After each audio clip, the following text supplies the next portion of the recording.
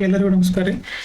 ಇವತ್ತಿನ ಕ್ಲಾಸ್ ಒಳಗೆ ಬಯಾಲಜಿ ಎರಡನೇ ಪಾರ್ಟ್ ಬಗ್ಗೆ ನೋಡೋಣ್ರಿ. ಉಳಿದಂಥ ಚಾಪ್ಟರ್ ಬಗ್ಗೆ ನೋಡ್ರಿ. ಇವತ್ತಿನ ಕ್ಲಾಸ್ನಾಗ ಡಿಸ್ಕಸ್ ಮಾಡೋಣಪ್ಪ ಅಂತಂದ್ರೆ ಗ್ರಂಥಿಗಳ ಬಗ್ಗೆ ಡಿಸ್ಕಸ್ ಮಾಡೋಣ್ರಿ. ಗ್ರಂಥಿಗಳ ಬಗ್ಗೆ. ಗ್ರಂಥಿ ಅಂತಂದ್ರೆ ಏನ್ರಿ? ಗ್ಲ್ಯಾಂಡ್. ಇಂಗ್ಲಿಷ್ನಾಗ ಏನಂತಾರೋ ಗ್ಲ್ಯಾಂಡ್ ಅಂತಾರ. ಏನಿವಾಗ ಗ್ರಂಥಿ ಅಂತಂದ್ರೆ ಏನ್ರಿ? ದೇಹದ ಭಾಗಗಳು. ದೇಹದ ಭಾಗ ಇದು. ಇವೇನ್ ಪ್ರೊಡ್ಯೂಸ್ ಮಾಡ್ತಾವಪ್ಪ ಅಂತಂತಂದ್ರ ಹಾರ್ಮೋನ್, ಎಂಜೈಮ್, ಲಾಲಾರಸ, ಬೆವರು, ಆಮೇಲೆ ಜ್ಯೂಸ್. ಇವುಗಳನ್ನೆಲ್ಲವನ್ನು ಏನ್ ಮಾಡ್ತಾವಪ್ಪ ಅಂತಂದ್ರೆ ಬಿಡುಗಡೆ ಮಾಡ್ತಾವ. ಯಾವ? ಗ್ಲ್ಯಾಂಡ್. ಗ್ಲ್ಯಾಂಡ್ ಅನ್ನುವಂಥವು ಏನ್ರಿ? ನಮ್ಮ ದೇಹದ ಒಂದು ಭಾಗಗಳು ಇದ್ದಂಗ ಇವುಗಳು ಏನ್ ರಿಲೀಸ್ ಮಾಡ್ತಾವಪ್ಪ ಅಂತಂದ್ರೆ ಹಾರ್ಮೋನ್, ಎಂಜೈಮ್, ಲಾಲಾರಸ, ಬೆವರು, ಜ್ಯೂಸ್ ಇವುಗಳನ್ನೆಲ್ಲ ರಿಲೀಸ್ ಮಾಡ್ತಾವ. ಇವು ರಿಲೀಸ್ ಮಾಡೋದ್ರಿಂದ ಏನ್ ನಮ್ಮ ದೇಹಕ್ಕೆ ಏನ್ ಯೂಸ್ ಆಗುತ್ತೆ? ನಮ್ಮ ದೇಹಕ್ಕೆ ಏನು ಯೂಸ್ ಆಗುತ್ತಪ್ಪ ಅಂತಂದ್ರೆ ಈ ಹಾರ್ಮೋನ್ ಮತ್ತು ಎಂಜೈಮ್ಗಳು ರಿಲೀಸ್ ಆಗೋದ್ರಿಂದ ನಮ್ಮ ದೇಹದ ಚಟುವಟಿಕೆಗಳು ಫಾಸ್ಟ್ ಆಗ್ತಾವ್ರಿ. ನಮ್ಮ ದೇಹದ ಚಟುವಟಿಕೆಗಳು ಏನಾಕವ್ರಿ? ಫಾಸ್ಟ್ ಆಕಾವ. ಅಂದ್ರೆ ಕೆಟಲಿಸ್ಟ್ ಆಗಿ ಆಕ್ಟ್ ಮಾಡ್ತಾವೆ. ಕೆಟಲಿಸ್ಟ್ ಅಂತಂದ್ರೆ ಯಾವುದೋ ಒಂದು ಪ್ರೊಸೆಸ್ ನ ಫಾಸ್ಟ್ ಆಗಿ ಮಾಡ್ಬೇಕಂತಂದ್ರ ಅದನ್ನ ನೀವು ಬಳಕೆ ಮಾಡ್ತಾವಲ್ರಿ, ಅದಕ್ಕೆ ಏನಂತ ಕರಿತಾರೋ? ಕೆಟಲಿಸ್ಟ್ ಅಂತ ಕರೀತಾರೆ. ಅದಕ್ಕೆ ಇವು ಹಾರ್ಮೋನ ಮತ್ತು ಎಂಜೈಮ್ ಏನ್ ಮಾಡ್ತಾವ ಅಂತಂದ್ರೆ ನಮ್ಮ ದೇಹದ ಪ್ರತಿಯೊಂದು ಚಟುವಟಿಕೆಗಳನ್ನ ಏನ್ ಮಾಡ್ತಾವ ಅಂತಂದ್ರೆ ಕಂಟ್ರೋಲ್ ಮಾಡ್ತಾವ, ಆಮೇಲೆ ನಿಯಂತ್ರಿಸ್ತಾವ. ಹಾರ್ಮೋನ ಮತ್ತೆ ಎಂಜೈಮ್ ಅದಕ್ಕೆ ಏನ್ ಕರಿತಾರ್ರಿ? ಕೆಟಲಿಸ್ಟ್ ಅಂತ ಕರೀತಾರೆ. ಇವು ಲಾಲಾರಸ, ಬೆವರು, ಆಮೇಲೆ ಜ್ಯೂಸ್ ಇವು ಏನ್ ಮಾಡ್ತಾವಪ್ಪ ಅಂತಂದ್ರ ನಮ್ಮ ದೇಹದ ಡೈಜೆಸ್ಟಿವ್ ಸಿಸ್ಟಮ್ಗೆ, ಆಮೇಲೆ ಡೈಜೆಸ್ಟಿವ್ ಸಿಸ್ಟಮ್ಗೆ ಹೆಲ್ಪ್ ಆಗೋದು ಯಾವ್ದ್ರಿ? ಲಾಲಾರಸ ಆಗುತ್ತೆ. ಬೆವರು ಅಂತಂದ್ರೆ ನಮ್ಮ ದೇಹದ ಕೊಳೆಯೋದು ಏನಿರ್ತೈತಲ್ರಿ, ಈ ಬೆವರಿನ ಮೂಲಕ ಹೋಗತಿ. ಅದಕ್ಕೆ ಇವಕ್ಕೆಲ್ಲಕ್ಕೂ ಇರ್ಬೇಕಂತಂದ್ರೆ, ಇವೆಲ್ಲ ರಿಲೀಸ್ ಆಗ್ಬೇಕಂತಂದ್ರೆ ಗ್ರಂಥಿಗಳು ನಮ್ಮ ದೇಹಕ್ಕೆ ಅವಶ್ಯಕವಾಗಿ ಬೇಕ್ರಿ. ಈ ಗ್ರಂಥಿ ಒಳಗೆ ಏನಪ್ಪಾ ಅಂತಂದ್ರೆ ಎರಡು ವಿಧ ಬರ್ತಾವ. ಗ್ರಂಥಿ ಒಳಗೆ ಏನಪ್ಪಾ ಅಂದ್ರೆ ಎರಡು ವಿಧ ಬರ್ತಾವ. ಒಂದ್ ಯಾವ್ದಂತಂದ್ರ ಎಂಡೋಕ್ರೈನ್. ಒಂದ್ ಯಾವ್ದ್ರಿ? ಎಂಡೋಕ್ರೈನ. ಇನ್ನೊಂದು ಯಾವ್ದಪ್ಪ ಅಂತಂದ್ರೆ ಎಕ್ಸೋಕ್ರೈನ. ಒಂದ್ ಯಾವ್ದು? ಎಂಡೋಕ್ರೈನ್. ಆಮೇಲೆ ಇನ್ನೊಂದ್ ಯಾವ್ದಪ್ಪ ಅಂತಂದ್ರೆ ಎಕ್ಸೋಕ್ರೈನ್. ಇನ್ನೊಂದ್ ಯಾವ್ದ್ರಿ? ಎಕ್ಸೋಕ್ರೈನ್. ಎಂಡೋಕ್ರೈನ್ ಅಂತಂದ್ರೆ ಏನ್ರಿ? ನೀರ್ನಾಳ. ಕನ್ನಡದಾಗ ಏನಂತಾರೆ ಇದಕ್ಕ? ನೀರ್ನಾಳ. ಎಕ್ಸೋಕ್ರೈನ್ ಅಂತಂದ್ರೆ ಏನ್ರಿ? ನಾಳ. ಏನ್ ಹಿಂಗಂದ್ರ ನೀರ್ನಾಳ ಅಂತಂದ್ರೆ ಏನ, ನಾಳ ಅಂತಂದ್ರೆ ಏನ? ನಾಳ ಅಂತಂದ್ರೆ ಏನ್ರಿ? ಒಂದು ಪೈಪ್ ಲೈನ್ ಹೊಂದಿರ್ಬೇಕು, ಒಂದು ಪೈಪ್ ಹೊಂದಿರ್ಬೇಕು. ನಿರ್ನಾಳ ಅಂತಂದ್ರೆ ಏನ? ಪೈಪ್ ಇರಂಗಿಲ್ಲ. ಏನಿದ ಪೈಪ್ ಹೊಂದಿರೋದ್ರಿಂದ ಏನ್ ಯೂಸ್ ಆಗುತ್ತೆ ಅಂದ್ರೆ ಇವೇನ್ ರಿಲೀಸ್ ಮಾಡ್ತಾವಲ್ಲ, ನಾ ಆಗಲೇ ಹೇಳಿನಲ್ಲ ನಿಮ್ಗೆ, ಹಾರ್ಮೋನ್, ಎಂಜೈಮ್ ಮತ್ತೆ ಇವೇನ್ ಜ್ಯೂಸ್ಗಳು ಏನ್ ರಿಲೀಸ್ ಮಾಡ್ತಾವಲ್ರಿ, ಅವೆಲ್ಲಾನು ಏನಾಕವಪ್ಪ ಅಂತಂದ್ರ ಈ ಪೈಪ್ ಮೂಲಕ ಹೋಗ್ತಾವ. ಅಂದ್ರೆ ಒಂದ್ ಸಪರೇಟ್ ಪೈಪ್ ಇರ್ತೈತಿ, ಅದಕ್ಕೆ ಸಪರೇಟ್ ಪೈಪ್ ಲೈನ್ ಇರ್ತೈತಿ. ಈಗ ಯಾವುದೋ ಒಂದು ಗ್ರಂಥಿಯಿಂದ ಒಂದು ರಿಲೀಸ್ ಆತಂತ ತಿಳ್ಕೊರಿ, ಹಾರ್ಮೋನ್ ರಿಲೀಸ್ ಆತಂತ ತಿಳ್ಕೊರಿ. ಆ ಹಾರ್ಮೋನ್ ಯಾವುದರ ಮೂಲಕ ಇಡೀ ದೇಹದ ಭಾಗಕ್ಕೆ ಹೋಗಪ್ಪ ಅಂತಂದ್ರ ಈ ಪೈಪಿನ ಮೂಲಕ ಹೋಗ್ತಾವ. ಅಂದ್ರೆ ಇದಕ್ಕ ಪೈಪ್ ಅನ್ನೋದು ಇರ್ತತಿ. ಎದಕ್ ಇರ್ತತ್ರಿ? ಎಕ್ಸೋಕ್ರೈನಿಗೆ ಇರ್ತತಿ. ಆದ್ರ ಈ ಎಂಡೋಕ್ರೈನಿಗೆ ಇರಂಗಿಲ್ಲ. ಎಂಡೋ ಅಂತಂದ್ರೆ ಏನ್ರಿ? ಒಳಗ ಡೈರೆಕ್ಟ್ ಪೈಪ್ ಇರಂಗಿಲ್ಲ, ಇದಕ್ಕೆ ಪೈಪ್ ಸಿಸ್ಟಮ್ ಇರಂಗಿಲ್ಲ. ಹಂಗಂದ್ರೆ ಮತ್ತೆ ಪೈಪ್ ಸಿಸ್ಟಮ್ ಇಲ್ಲ ಅಂತಂದ್ರೆ ಮತ್ತೆ ಇವು ರಿಲೀಸ್ ಮಾಡಿದ್ದು ಹೆಂಗ್ ಹೋಗ್ತಾವು? ದೇಹದ ಇತರ ಭಾಗಗಳಿಗೆ. ಅವು ಎದಕ್ಕೆ ಹೋಗ್ತಾವ? ದೇಹದ ಇತರ ಭಾಗಗಳಿಗೆ ಯಾಕೆ ಸಪ್ಲೈ ಆಗ್ಬೇಕು? ನಮ್ಮ ದೇಹದ ಚಟುವಟಿಕೆಗಳನ್ನ ಏನ್ ಮಾಡಾಕ? ಕೆಟಲಿಸ್ಟ್ ಮಾಡಾಕ. ಅಂದ್ರೆ ನಮ್ಮ ದೇಹದ ಚಟುವಟಿಕೆಗಳನ್ನ ಹೆಚ್ಚಿಗೆ ಮಾಡಾಕ. ಅದಕ್ಕೆ ಏನಾಗ್ಬೇಕಂದ್ರೆ ಅವೆಲ್ಲ ನಮಗೆ ಅವಶ್ಯಕತೆ ಇದಾವೆ. ಮತ್ತೆ ಇವು ದೇಹದ ಇಡೀ ಭಾಗಗಳಿಗೆ ಹೋಗ್ಬೇಕು. ಇವು ರಿಲೀಸ್ ಮಾಡಿದ್ದು ಹೋಗ್ಬೇಕಂತಂದ್ರೆ ಸಪರೇಟ್ ಪೈಪ್ ಐತಿ. ಅದಕ್ಕೆ ಅಂತ ಕರಿತಾರೆ, ಇದಕ್ಕೆ ನಾಳ ಅಂತ ಕರೀತಾರೆ. ನಾಳ ಅಂತಂದ್ರೆ ಏನ್ರಿ? ನಾಳ ಅಂತಂದ್ರೆ ಇದಕ್ಕ ನಾಳ ಗ್ರಂಥಿಗಳು ಅಂತ ಕರೀತಾರೆ. ಆಮೇಲೆ ಡಕ್ಟ್. ನಾಳ ಅಂತಂದ್ರೆ ಏನ? ಡಕ್ಟ್. ಇಂಗ್ಲಿಷ್ನಾಗ ಏನಂತಾರೆ? ಇದಕ್ಕ ಡಕ್ಟ್ ಅಂತ ಕರೀತಾರೆ. ಇವಕ್ಕೆ ಏನಂತ ಕರೀತಾರೆ? ಡಕ್ಟ್ಲೆಸ್ ಅಂತ ಕರೀತಾರೆ. ಅಂದ್ರೆ ಇವಕ್ಕ ಸಪರೇಟ್ ನಾಳ ಇರಂಗಿಲ್ಲ, ಡಕ್ಟ್ಲೆಸ್ ಅಂತ ಕರೀತಾರೆ. ಮತ್ತೆ ಇವು ಹೆಂಗ್ ರಿಲೀಸ್ ಮಾಡ್ತಾವು? ಎಕ್ಸೋಕ್ರೈನ್ ಏನೋ ಒಂದು ಸಪರೇಟ್ ಪೈಪ್ ಇತ್ತು, ಅವು ರಿಲೀಸ್ ಮಾಡ್ತಾವ. ಆದ್ರೆ ಎಂಡೋಕ್ರೈನ್ ಏನಪ್ಪಾ? ಇವು ಹೆಂಗ್ ರಿಲೀಸ್ ಮಾಡ್ತಾವ ಅಂದ್ರೆ ಇವು ರಕ್ತದ ಮೂಲಕ ಏನ್ ಮಾಡ್ತಾವ್ರಿ? ಸಪ್ಲೈ ಮಾಡ್ತಾವ. ರಕ್ತದ ಮೂಲಕ ಏನ್ ಮಾಡ್ತಾವ ಅಂದ್ರೆ ಸಪ್ಲೈ ಮಾಡ್ತಾವ. ಅರ್ಥಾತ್ ಎಂಡೋಕ್ರೈನ್ ಅಂತಂದ್ರೆ ಏನ, ಎಕ್ಸೋಕ್ರೈನ್ ಅಂತಂದ್ರೆ ಏನ. ಆಮೇಲೆ ಈ ಗ್ರಂಥಿಗಳ ಅಧ್ಯಯನಕ್ಕೆ ಏನಂತ ಕರೀತಾರು? ಎಂಡೋಕ್ರೈನೋಲಜಿ ಅಂತ ಕರೀತಾರ. ಏನಂತ ಕರೀತಾರು?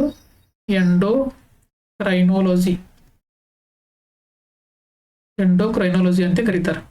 ಈಗ ನಮಗ್ ಗೊತ್ತಾಯ್ತು ಎಂಡೋಕ್ರೈನ್ ಅಂದ್ರೆ ಏನ, ಎಕ್ಸೋಕ್ರೈನ್ ಅಂದ್ರೆ ಏನ. ಈಗ ಏನ್ ಮಾಡೋಣ? ಒಂದೇದ ಎಕ್ಸೋಕ್ರೈನ್ ಬಗ್ಗೆ ನೋಡೋಣ. ಒಂದೇದ್ ಯಾವ್ದ್ರಿ? ಎಕ್ಸೋಕ್ರೈನ್. ನಾ ಹೇಳಿದ್ನಿ ನಿಮ್ಗ, ಎಕ್ಸೋಕ್ರೈನ್ ಅಂತಂದ್ರೆ ಏನ್ರಿ? ನಾಳ ಗ್ರಂಥಿಗಳು. ನಾಳ. ಇದಕ್ಕ ಸಪರೇಟ್ ಪೈಪ್ ಇರ್ತೈತಿ. ಪೈಪ್ ಇರೋದ್ರಿಂದ ಏನಂತ ಕರೀತಾರೆ? ಇದಕ್ಕ ಡಕ್ಟ್ ಅಂತ ಕರೀತಾರೆ. ಡಕ್ಟ್ ಗ್ಲ್ಯಾಂಡ್ ಅಂತ ಕರೀತಾರೆ.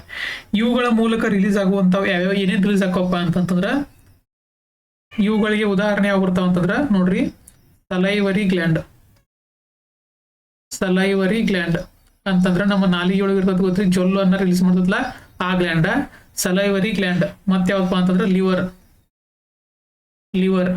ಆಮೇಲೆ ಯಾವ್ದಂತಂದ್ರ ಸ್ವೆಟ್ ಗ್ಲ್ಯಾಂಡ್. ಸ್ವೆಟ್ ಅಂತಂದ್ರೆ ಏನ್ರಿ? ಬೆವರು ಗ್ರಂಥಿಗಳು. ಆಮೇಲೆ ಯಾವಪ್ಪ ಅಂತಂದ್ರ ಆಯಿಲ್ ಗ್ಲ್ಯಾಂಡ್. ನಮ್ಮ ಮುಖದ ಮೇಲೆ ಆಯಿಲ್ ರಿಲೀಸ್ ಆಗಿರೋದು ಗೊತ್ತ್ರಿ, ಅವು ಎದ್ರಿಂದ ರಿಲೀಸ್ ಆಕಾವು? ಈ ಆಯಿಲ್ ಗ್ಲ್ಯಾಂಡ್ ಇಂದ ರಿಲೀಸ್ ಆಕಾವು. ಆಮೇಲೆ ಯಾವಪ್ಪ ಅಂದ್ರೆ ಗ್ಯಾಸ್ಟ್ರಿಕ್ ಗ್ಲ್ಯಾಂಡ್ ಇವೆಲ್ಲಾನು ಎದಕ್ಕೆ ಉದಾಹರಣೆ ಆಕಾವು? ಎಕ್ಸೋಕ್ರೈನಿಗೆ ಉದಾಹರಣೆ ಆಕಾವು. ಎಕ್ಸೋಕ್ರೈನ್ ಅಂದ್ರೆ ಏನ? ನಾಳ ಅಂತಂದ್ರೆ ಏನ? ಇವ್ ಇದ್ರ ಮೂಲಕ ಹೊಕ್ಕಾವ್ರಿ, ಪೈಪ್ ಮೂಲಕ ಹೊಕ್ಕಾವ್ ಇಡೀ ದೇಹದ ಭಾಗಕ್ಕೆ. ಅರ್ಥ ಆಯ್ತು? ಆಮೇಲೆ ನೆಕ್ಸ್ಟ್ ಯಾವ್ದು ಬರತ್ತಪ್ಪ ಅಂತಂದ್ರ ಎಂಡೋಕ್ರೈನ್ ಬರ್ತೈತಿ. ನೆಕ್ಸ್ಟ್ ಯಾವ್ದು ಬರ್ತೈತ್ರಿ? ಎಂಡೋಕ್ರೈನ್ ಇದ್ರ ಅರ್ಥ ಏನ? ಇದಕ್ಕೆ ಪೈಪ್ ಇರ್ತೈತೋ ಇಲ್ಲೋ? ಪೈಪ್ ಇರಂಗಿಲ್ಲ. ಏನಿರಂಗಿಲ್ಲ ಇದಕ್ಕೆ? ಪೈಪ್ ಇರಂಗಿಲ್ಲ. ಪೈಪ್ ಇಲ್ಲದೆ ಇದಕ್ಕೆ ಏನಾಗತ್ರಿ? ಇದು ಡಕ್ಟ್ಲೆಸ್ ಆಗುತ್ತೆ. ಮತ್ತೆ ಇದ್ರ ಮೂಲಕ ರಿಲೀಸ್ ಮಾಡ್ತೈತ್ರಿ? ರಕ್ತದ ಮೂಲಕ ರಿಲೀಸ್ ಮಾಡ್ತೈತಿ. ಇವಕ್ಕೆ ಉದಾಹರಣೆ ಯಾವ ಬರ್ತಾವಪ್ಪ ಅಂತಂದ್ರ ಪಿಟ್ಯೂಟರಿ ಆಗಿರ್ಬೋದು, ಆಮೇಲೆ ಥೈರಾಯ್ಡ್ ಆಗಿರ್ಬೋದು, ಪಿಟ್ಯೂಟರಿ, ಥೈರಾಯ್ಡ್, ಆಮೇಲೆ ಪ್ಯಾರಾಥೈರಾಯ್ಡ್,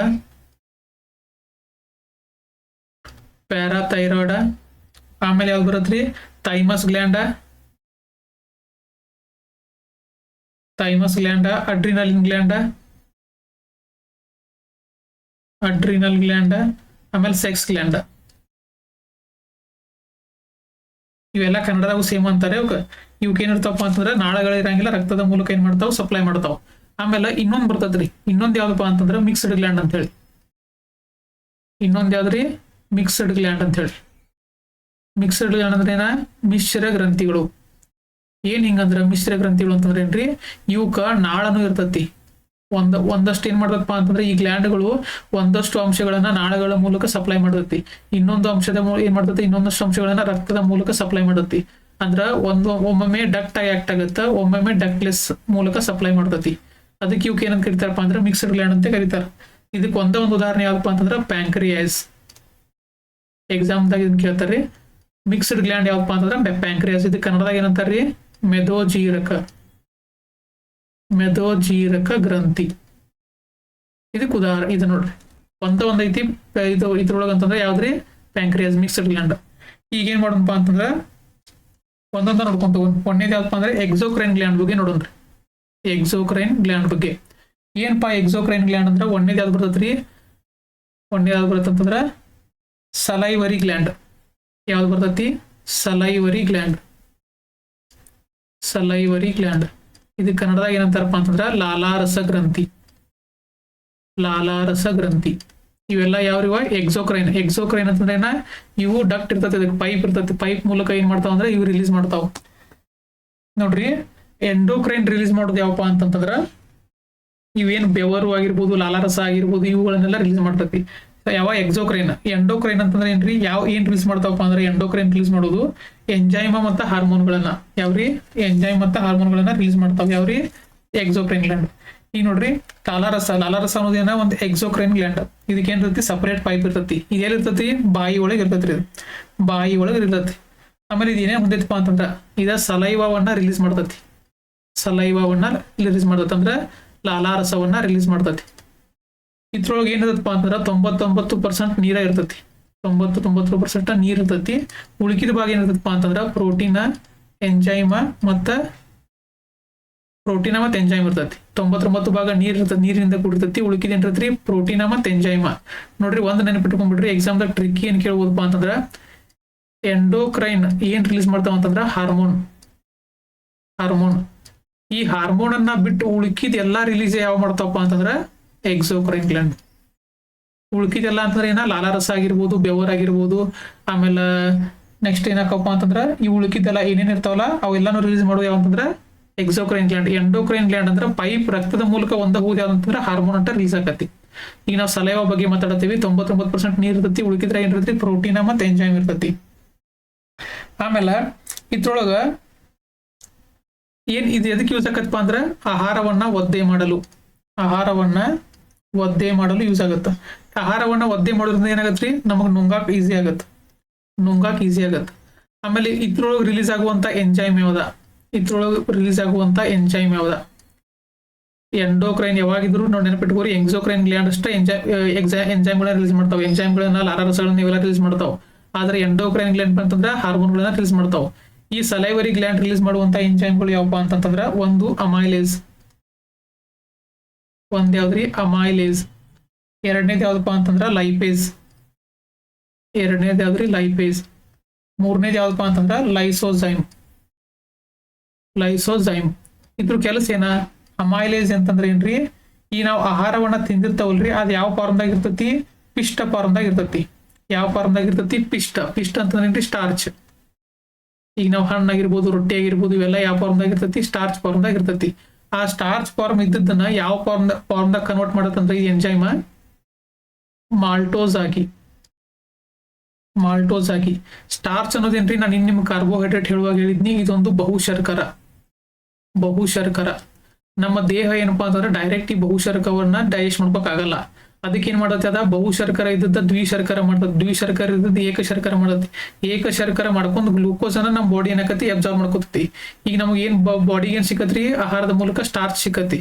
ಅದೇನ ಬಹುಶರ್ಕರ. ಅದನ್ನ ಏನ ಕನ್ವರ್ಟ್ ಮಾಡ್ತೈತಿ? ಮಾಲ್ಟೋಸ್ ಆಗಿ ಕನ್ವರ್ಟ್ ಮಾಡ್ತೈತಿ. ಮಾಲ್ಟೋಸ್ ಅನ್ನೋದೇನ್ರಿ? ಇದೊಂದು ದ್ವಿಶರ್ಕರ. ದ್ವಿಶರ್ಕರ. ಇದು ಪಾಲಿಸ್ಯಾಕರೈಡ. ಇದು ಯಾವ್ದ್ರಿ? ಡೈಸ್ಯಾಕರೈಡ.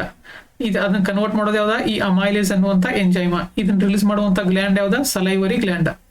ಆಮೇಲೆ ನೆಕ್ಸ್ಟ್ ಯಾವ್ದು ಬರುತ್ತಪ್ಪ ಅಂದ್ರೆ ಲೈಪೇಸ್. ಲೈಪೇಸ್ ಬರುತ್ತೆ.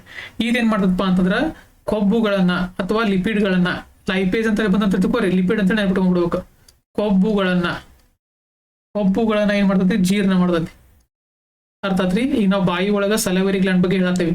ಆಮೇಲೆ ಲೈಸೋಸೈಮ್ ಏನ್ ಮಾಡ್ತದಪ್ಪ ಅಂತಂದ್ರ ಸೂಕ್ಷ್ಮಾಣು ಜೀವಿಗಳನ್ನ ನಾಶ ಮಾಡ್ತೈತಿ. ಆಹಾರದಲ್ಲಿರುವಂತಹ ಸೂಕ್ಷ್ಮಾಣು ಜೀವಿಗಳನ್ನ ನಾಶ ಮಾಡ್ತೈತಿ. ನೋಡಿ, ಸಲೈವರಿ ಇದ್ರೊಳಗೆ ಯಾವ ಬರ್ತಾವು? 3 ಬರ್ತಾವ. ಒಂದು ಅಮೈಲೇಸ್ ಬರತ್ತಿ, ಒಂದ್ ಲೈಪೇಸ್ ಬರತ್ತಿ, ಒಂದ್ ಲೈಸೋಸೈಮ್ ಬರತ್ತಿ. ಅಮೈಲೇಸ್ ಏನ್ ಮಾಡ್ತೈತಿ? ಬಹುಶರ್ಕರ ಇದ್ದದನ್ನ ದ್ವಿಶರ್ಕರ ಅಂದ್ರ ಸ್ಟಾರ್ಚ್ ಇದ್ದದನ್ನ ಮಾಲ್ಟೋಸೈಮ್ ಮಾಡ್ತೈತಿ. ಲೈಪೇಸ್ ಏನ್ ಮಾಡ್ತೈತಿ? ಲಿಪಿಡ್ ಗಳನ್ನ ಜೀರ್ಣಕ್ರಿಯೆ ಮಾಡ್ತೈತಿ. ಲೈಸೋಸೈಮ್ ಏನ್ ಮಾಡ್ತೈತಿ? ಸೂಕ್ಷ್ಮಾಣು ಜೀವಿಗಳನ್ನ ಕೊಲ್ತತಿ ಆಹಾರದಲ್ಲಿರುವಂತದ್ದು. ಇದೇನಪ್ಪ ಅಂದ್ರೆ ಒಂದೇದ್ ಸಲೈವರಿ ಗ್ಲ್ಯಾಂಡ್. ಇದ್ರ ಬಗ್ಗೆ ಡಿಸ್ಕಸ್ ಮಾಡ್ತೇವೆ ನಾವೀಗ. ಎಕ್ಸೋಕ್ರೈನ್ ಗ್ಲ್ಯಾಂಡ್ ಬಗ್ಗೆ ಡಿಸ್ಕಸ್ ಮಾಡ್ತೇವೆ. 2ನೇ ಗ್ಲ್ಯಾಂಡ್ ಯಾವ್ದು ಬರುತ್ತಪ್ಪ ಅಂತಂದ್ರೆ ಲಿವರ್. ಲಿವರ್ ಅಥವಾ ಇದಕ್ಕೆ ಕನ್ನಡದಾಗ ಏನಂತಾರು? ಯಕೃತ್. ಯಕೃತ್ ಅಂತ ಕರೀತಾರೆ. ಇದೇನಪ್ಪಾ ಅಂದ್ರ ದೇಹದಲ್ಲಿರುವಂತ ಅತಿ ದೊಡ್ಡ ಅಂಗ. ಇದು ಅತಿ ದೊಡ್ಡ ಅಂಗ. ಇದು ವೆರಿ ಇಂಪಾರ್ಟೆಂಟ್ ಆಗುತ್ತೆ. ಏನಂತಂದ್ರ ಅತಿ ದೊಡ್ಡ ಗ್ರಂಥಿ ಯಾವ್ದಂತ ಏನ್ ಹೇಳ್ಬೇಕು? ಲಿವರ್ ಅಂತ ಹೇಳ್ಬೇಕು. ಅವ್ರ ಎಕ್ಸೋಕ್ರೈನು ಮೆನ್ಷನ್ ಮಾಡ್ಲಿಕ್ಕ, ಎಂಡೋಕ್ರೈನು ಅಂತ ಮೆನ್ಷನ್ ಮಾಡ್ಲಿಕ್ಕೆ ಅಂತಂದ್ರ ಅತಿ ದೊಡ್ಡ ಗ್ರಂಥಿ ಯಾವ್ದಂತ ಏನ್ ಹೇಳ್ಬೇಕು? ಲಿವರ್ ಅಂತ ಹೇಳ್ಬೇಕು. ಅಕಸ್ಮಾತ್ ಅವ್ರ ಎಕ್ಸೋಕ್ರೈನ್ ಮೆನ್ಷನ್ ಮಾಡ್ರಿ ಏನಾಗತ್ರಿ? ಲಿವರ್ ಆಗತ್ತ. ಅದ ನೀವು ಎಂಡೋಕ್ರೈನ್ ದಾಗ ಬಂದಾಗ ಬೇರೆ ಆಗತ್ತ. ಅದ್ ಮುಂದೆ ಹೇಳ್ತೀನಿ. ಅತಿ ದೊಡ್ಡ ಗ್ರಂಥಿ ಯಾವ್ದಾಗತ್ತ? ಲಿವರ್ ಅನ್ನೋದಾಗತ್ತ. ಅರ್ಥಾತು? ಆಮೇಲೆ ಏನಪ್ಪಾ ಅಂತಂದ್ರ ಇದನ್ನ ಕತ್ತರಿಸಿದರೂ ಬೆಳೆಯುವಂತ ಏಕೈಕ ಅಂಗ ಇದು. ಇದನ್ನ ನೀವು ಕಟ್ ಮಾಡ್ರಿ ಅಂತಂದ್ರು ಕತ್ತರಿಸಿದರು ಬೆಳೆಯುವಂತ ಏಕೈಕ ಅಂಗ. ಏಕೈಕ ಅಂಗ ಯಾವ್ದ್ರಿ? ಲಿವರ್. ಆಮೇಲೆ ಅದಕ್ಕೆ ಇದಕ್ಕೆ ಇದರ ಅಧ್ಯಯನಕ್ಕೆ ಏನಂತ ಕರಿತಾರಪ್ಪ ಅಂದ್ರ, ಇದನ್ನ ಎಕ್ಸಾಮ್ ದಾಗ ಕೇಳ್ಯಾರು, ಹೆಪಟಾಲಜಿ. ಇದರ ಅಧ್ಯಯನಕ್ಕೆ ಹೆಪಟಾಲಜಿ ಅಂತ ಕರೀತಾರೆ. ಈಗ ಎಲ್ಲಿ ಇರ್ತದ್ರಿ? ಹೊಟ್ಟೆಯ ಭಾಗದಲ್ಲಿ ಇರ್ತತಿ. ಅರ್ಥಾತು? ಇಲ್ಲಿ ಲಿವರ್ ಇಲ್ಲಿ ಇರ್ತದ್ರಿ. ನೆಕ್ಸ್ಟ್ ಏನಪ್ಪಾ ಅಂತಂದ್ರ ಇದರಿಂದ ಬಿಡುಗಡೆ ಆಗುವಂತ, ಈ ಲಿವರ್ ದಿಂದ ಬಿಡುಗಡೆ ಆಗುವಂತ ಜ್ಯೂಸ್ ಯಾವುದು? ನಾ ಹೇಳಿದ್ ನಿಮ್ಗೆ ಎಕ್ಸೋಕ್ರೈನ್ ಗ್ಲ್ಯಾಂಡ್ ಏನೇನು ರಿಲೀಸ್ ಮಾಡ್ತಾವು? ಎಂಜೈಮ್ ಗಳನ್ನ ರಿಲೀಸ್ ಮಾಡ್ತಾವು, ಜ್ಯೂಸ್ ಗಳನ್ನ ರಿಲೀಸ್ ಮಾಡ್ತಾವು, ಉಳಿಕಿದೆಲ್ಲ ರಿಲೀಸ್ ಮಾಡ್ತಾವು. ಆದ್ರೆ ಬರೀ ಎಂಡೋಕ್ರೈನ್ ಗ್ಲ್ಯಾಂಡ್ ಏನ್ ಮಾಡ್ತತಿ? ಬರೀ ಹಾರ್ಮೋನ್ಸ್ ಗಳನ್ನ ರಿಲೀಸ್ ಮಾಡ್ತತಿ. ಈ ಲಿವರ್ ಏನ್ ರಿಲೀಸ್ ಮಾಡ್ತದಪ್ಪ ಅಂತಂದ್ರ ಬೈಲ್ ಜ್ಯೂಸ್ ನ ರಿಲೀಸ್ ಮಾಡ್ತತಿ. ಬೈಲ್ ಜ್ಯೂಸ್ ಅನ್ನ ರಿಲೀಸ್ ಮಾಡ್ತತಿ. ಈ ಬೈಲ್ ಜ್ಯೂಸ್ ಏನ್ ಮಾಡ್ತದಪ್ಪ ಅಂತಂದ್ರ, ಬೈಲ್ ಜ್ಯೂಸ್ ಕೆಲಸ ಏನ್ರಿ? ಆಹಾರದಲ್ಲಿರುವಂತಹ ಟಾಕ್ಸಿಕ್ ಮೆಟೀರಿಯಲ್. ಟಾಕ್ಸಿಕ್ ಅಂತಂದ್ರೆ ಏನ? ಈಗ ಏನೋ ಒಂದು ನಮ್ ದೇಹಕ್ಕೆ ಆಗ್ಲೇ ಬರ್ಲೇದಂತ ಮೆಟೀರಿಯಲ್ ಇರುತ್ತಲ್ರಿ, ಅವುಗಳನ್ನ ಏನ್ ಮಾಡ್ತದಪ್ಪ ಅಂತಂದ್ರ ಕನ್ವರ್ಟ್ ಮಾಡ್ತತಿ. ಅವುಗಳನ್ನ ಏನ್ ಮಾಡ್ತತಿ? ನಾನ್ ಟಾಕ್ಸಿಕ್ ಆಗಿ ಕನ್ವರ್ಟ್ ಮಾಡ್ತತಿ. ಟಾಕ್ಸಿಕ್ ಅಂತಂದ್ರೆ ಏನ್ರಿ? ಟಾಕ್ಸಿಕ್ ಮೆಟೀರಿಯಲ್ ಅಂತಂದ್ರ ನಮ್ ದೇಹಕ್ಕೆ ಅದು ಬರ್ತಿರಂಗಿಲ್ಲ ಅಂತಹ ಮೆಟೀರಿಯಲ್, ಆಹಾರದಲ್ಲಿರುವಂತಹ ಅಂತಹ ಮೆಟೀರಿಯಲ್ ಏನ್ ಮಾಡ್ತತಿ? ಬೈಲ್ ಜ್ಯೂಸ್ ಮುಖಾಂತರ ಏನ್ ಮಾಡ್ತೈತ್ರಿ? ನಾನ್ ಟಾಕ್ಸಿಕ್ ಆಗಿ ಮಾಡ್ತತಿ. ಅಂದ್ರ ನಾನ್ ಟಾಕ್ಸಿಕ್ ಆಗಿ ಮಾಡ್ತತಿ. ಅಂದ್ರೆ ಟಾಕ್ಸಿಕ್ ಅಂತ ಏನ್ರಿ? ನಮ್ ದೇಹಕ್ಕೆ ಡೇಂಜರ್ ಇರ್ತದ. ಅದು ಅದನ್ನ ಇದನ್ನ ಮಾಡುವಂತದ್ದು ಯಾವ್ದ್ರಿ? ಈ ಬೈಲ್ ಜ್ಯೂಸ್ ಅನ್ನುವಂಥದ್ದು. ಬೈಲ್ ಜ್ಯೂಸ್ ಎದ್ರಾಗಿರತಿ? ಲಿವರ್ದಾಗ ಇರ್ತತಿ. ಆಮೇಲೆ ಇದ್ರ pH ವ್ಯಾಲ್ಯೂ ಎಷ್ಟಿರ್ತದಪ್ಪ ಅಂತಂದ್ರ 7ರಿಂದ 7.5. ಇದ್ರ ಅರ್ಥ ಏನ? ಇದು ಬೇಸಿಕ್ ಇರ್ತೈತಿ. ಅಂದ್ರೆ ಪ್ರತ್ಯಾಮ್ಲೀಯವನ್ನ ಹೊಂದಿತ್ತು. ಆಮ್ಲೀಯ ಅಲ್ಲ, 7 ಮೇಲೆ ಬರುವೆಲ್ಲ ಏನ್ರಿ? ಪ್ರತ್ಯಾಮ್ಲೀಯ ಹೊಂದಿರ್ತಾವ. ಆಮೇಲೆ ಇನ್ನೊಂದೇನ್ ಕೆಲಸ ಮಾಡದಪ್ಪ ಅಂದ್ರೆ ಇದು ವಿಟಾಮಿನ್ ಅನ್ನ ಕರಗಿಸ್ತತಿ. ವಿಟಾಮಿನ್ ಅನ್ನ ಡೈಜೆಸ್ಟ್ ಮಾಡ್ತತಿ. ಯಾದ್ರ ಬಗ್ಗೆ ಹೇಳತ್ತೇವ್ ನಾವು? ಲಿವರ್ ಬಗ್ಗೆ ಹೇಳತ್ತೇವಿ. ಲಿವರ್ ಒಳಗೆ ಏನ್ ರಿಲೀಸ್ ಮಾಡ್ತದ? ಬೈಲ್ ಜ್ಯೂಸ್ ಅನ್ನ ರಿಲೀಸ್ ಮಾಡ್ತತಿ. ಆಮೇಲೆ ಈ ಲಿವರ್ ದಿಂದ ರಿಲೀಸ್ ಆಗುವಂತಹ ಬೈಲ್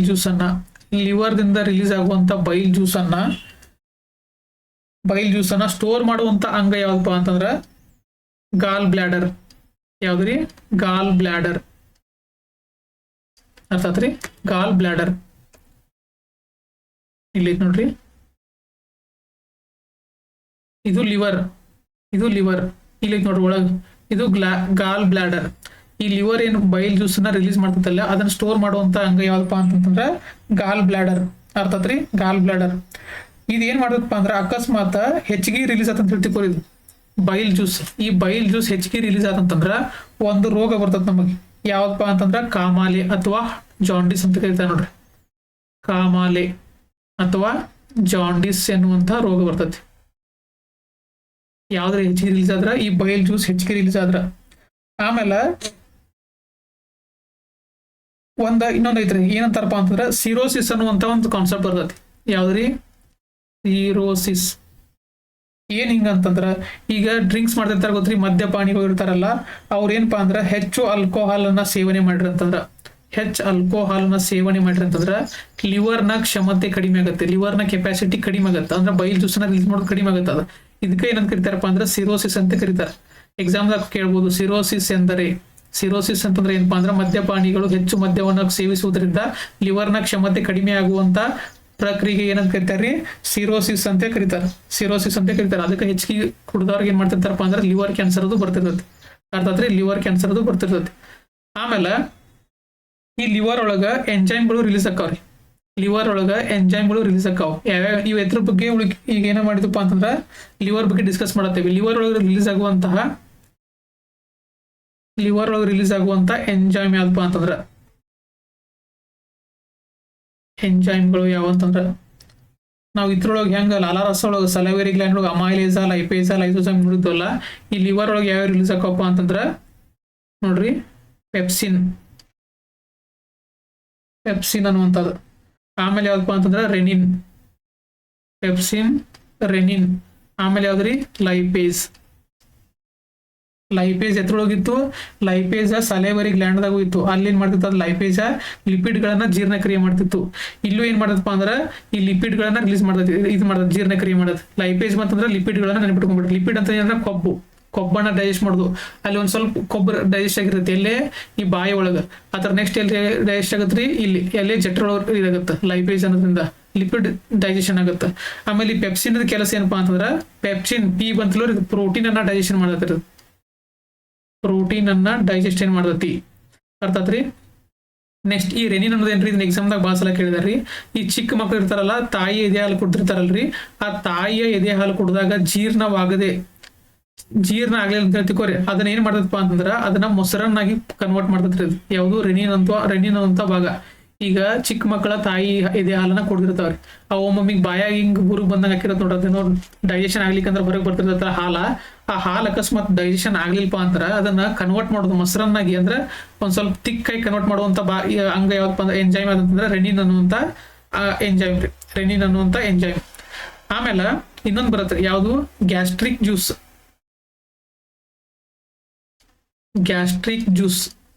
ಏನಪ್ಪಾ ಗ್ಯಾಸ್ಟ್ರಿಕ್ ಜ್ಯೂಸ್ ಅಂತಂತಂದ್ರ ಏನ್ರಿ, ಇದು HCl ಅನ್ನ ಹೊಂದಿರ್ತತಿ. ಗ್ಯಾಸ್ಟ್ರಿಕ್ ಜ್ಯೂಸ್ ಅಂದ್ರೆ ಏನ್ರಿ, ಇದು HCl ಹೊಂದಿರತ್ತೆ. ಇದು ಎಲ್ಲಿರತ್ರಿ? ಲಿವರ್ದಾಗ ಇರತ್ತೆ.